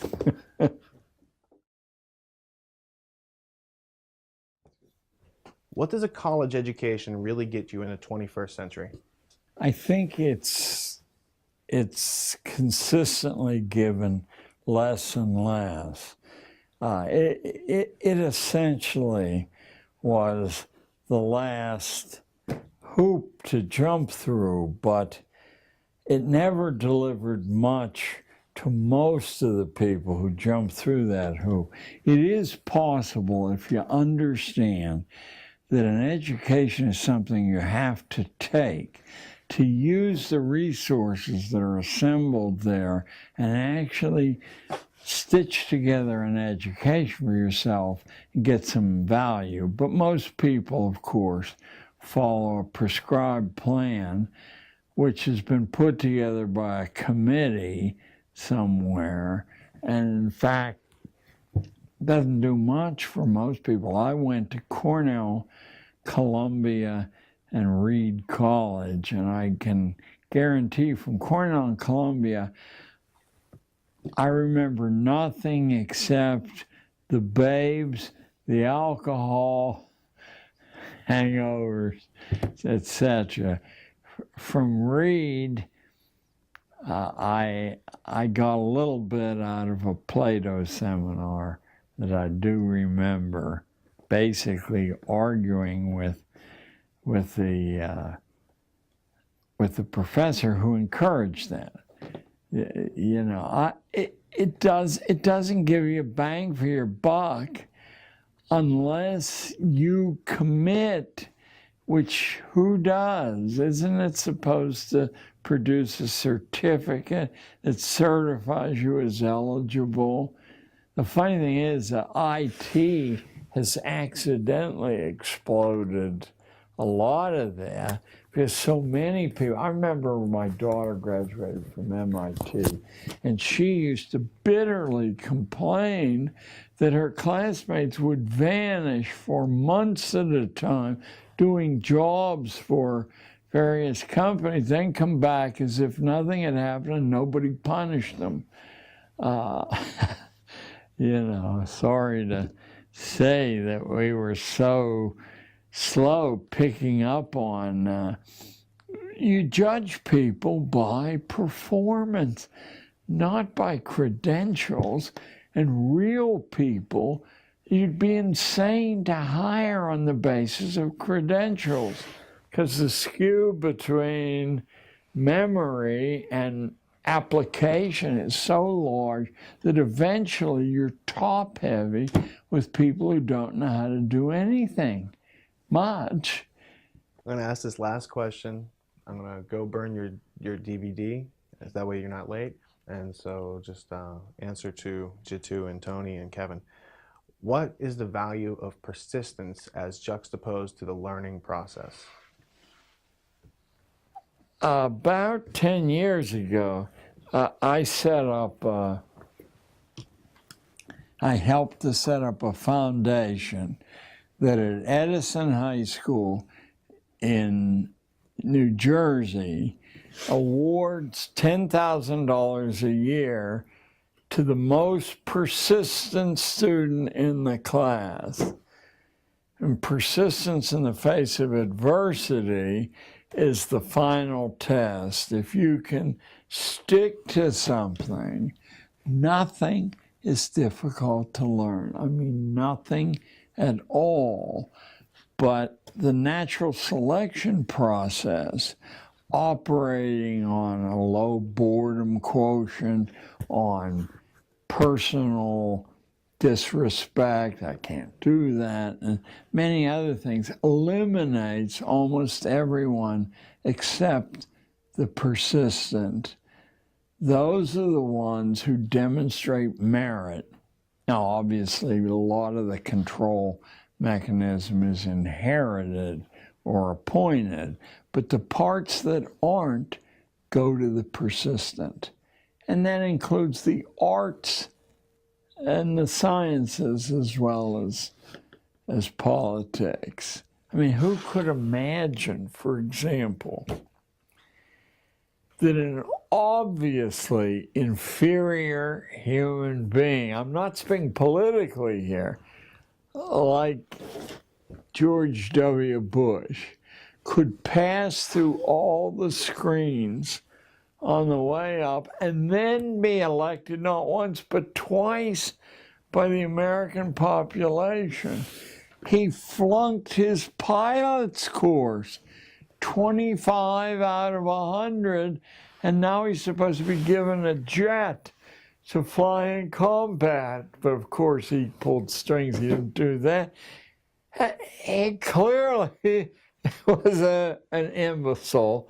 He looked like an imbecile, he talked like an imbecile, and you cannot believe that any decisions attributed to him were actually made by him. No one would be crazy enough to put him in charge and say, you mind the store and I'll go off. So, but he was persistent, and he did reject the negative assessments that occurred all through his life. What Iraq is about, in my opinion, is showing Daddy that the people who embarrassed Daddy got their comeuppance, and who the hell cares that the carnage is, he's one of the great mass murderers in history, but Daddy's reputation was saved from disgrace. What do you feel the role of UNESCO has been the manipulation of the educational. Well, I'm bothered a little bit by the general mass of conspiracy literature attributes powers to the United Nations, which it simply doesn't have. That doesn't mean that it isn't filled with villainous intentions. I mean that it never succeeded in becoming. People say it's a respectable institution, but they don't behave. No one says, what does the UN say about? No one says that. You know, and they've almost given up trying. I mean, there's now a minority opinion that it's not worth spending the money to have it in the United States. You know, because it's as much anti-American as it carries out our subtler designs. I've noticed that UNESCO focuses a lot of their workings on the educational framework of nations, and you go to the website. But you and I would too. Pestalozzi and Herbart and Wundt are all listed. Yeah, of course. Well, wouldn't anyone say it's easier to deal with unformed minds with no experience, wean them away from... Yeah, I mean, it's in an engineering sense what you would expect to happen, and so we wouldn't be surprised that that's what does happen. Who was Johann Pestalozzi, and what were some of his few ideas? The most intriguing thing about the followers of Pestalozzi are that they never count the fact that every single one of his projects quickly failed. Every single one of them. What he had that was intriguing to the Prussian hierarchy and really the global hierarchy was that his method of kindness, and it may have been sincere, his method of kindness was a new weapon in the arsenal of, instead of whipping the poor, threatening them, menacing them, tormenting them, you killed them with kindness. The written principles of the Fabians are Pestalozzian, you know, by extending this blanket of kindness to people. It's still effective in that, you know, lots of a big fraction of the American population expects charity and sees it as a blessing. Now, it's not hard to see why on this day or that day it could be a blessing, but overall, that you get weaker and weaker, like your arm gets weaker if it doesn't lift stuff above your head. I mean, it's such a fundamental principle of human physics, including mental physics, that to pull the wool over so many people's eyes. I've got your disc. It's got all the transcripts from your Gnostic media interviews, Jan's definition of liberal, and some Gordon Wasson information for it. You also talked about the cruise to open up excellent. Asia. And this is excellent. This is Taft. Taft's on it's Roosevelt's daughter. Roosevelt's president. Taft goes with her, and they open up. They go back to Japan after. Who is the admiral that you mentioned that went over there? Not Dewey.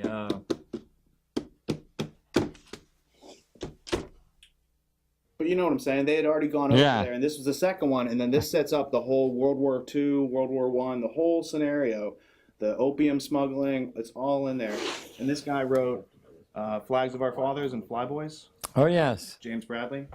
Yes. And so I thought you might. Thank you. I will. You'll enjoy it. And you did an outstanding job. Hey, this has been To say the least. a lovely course in how complicated it is, you know, to make. To get the word out. Have you seen this book?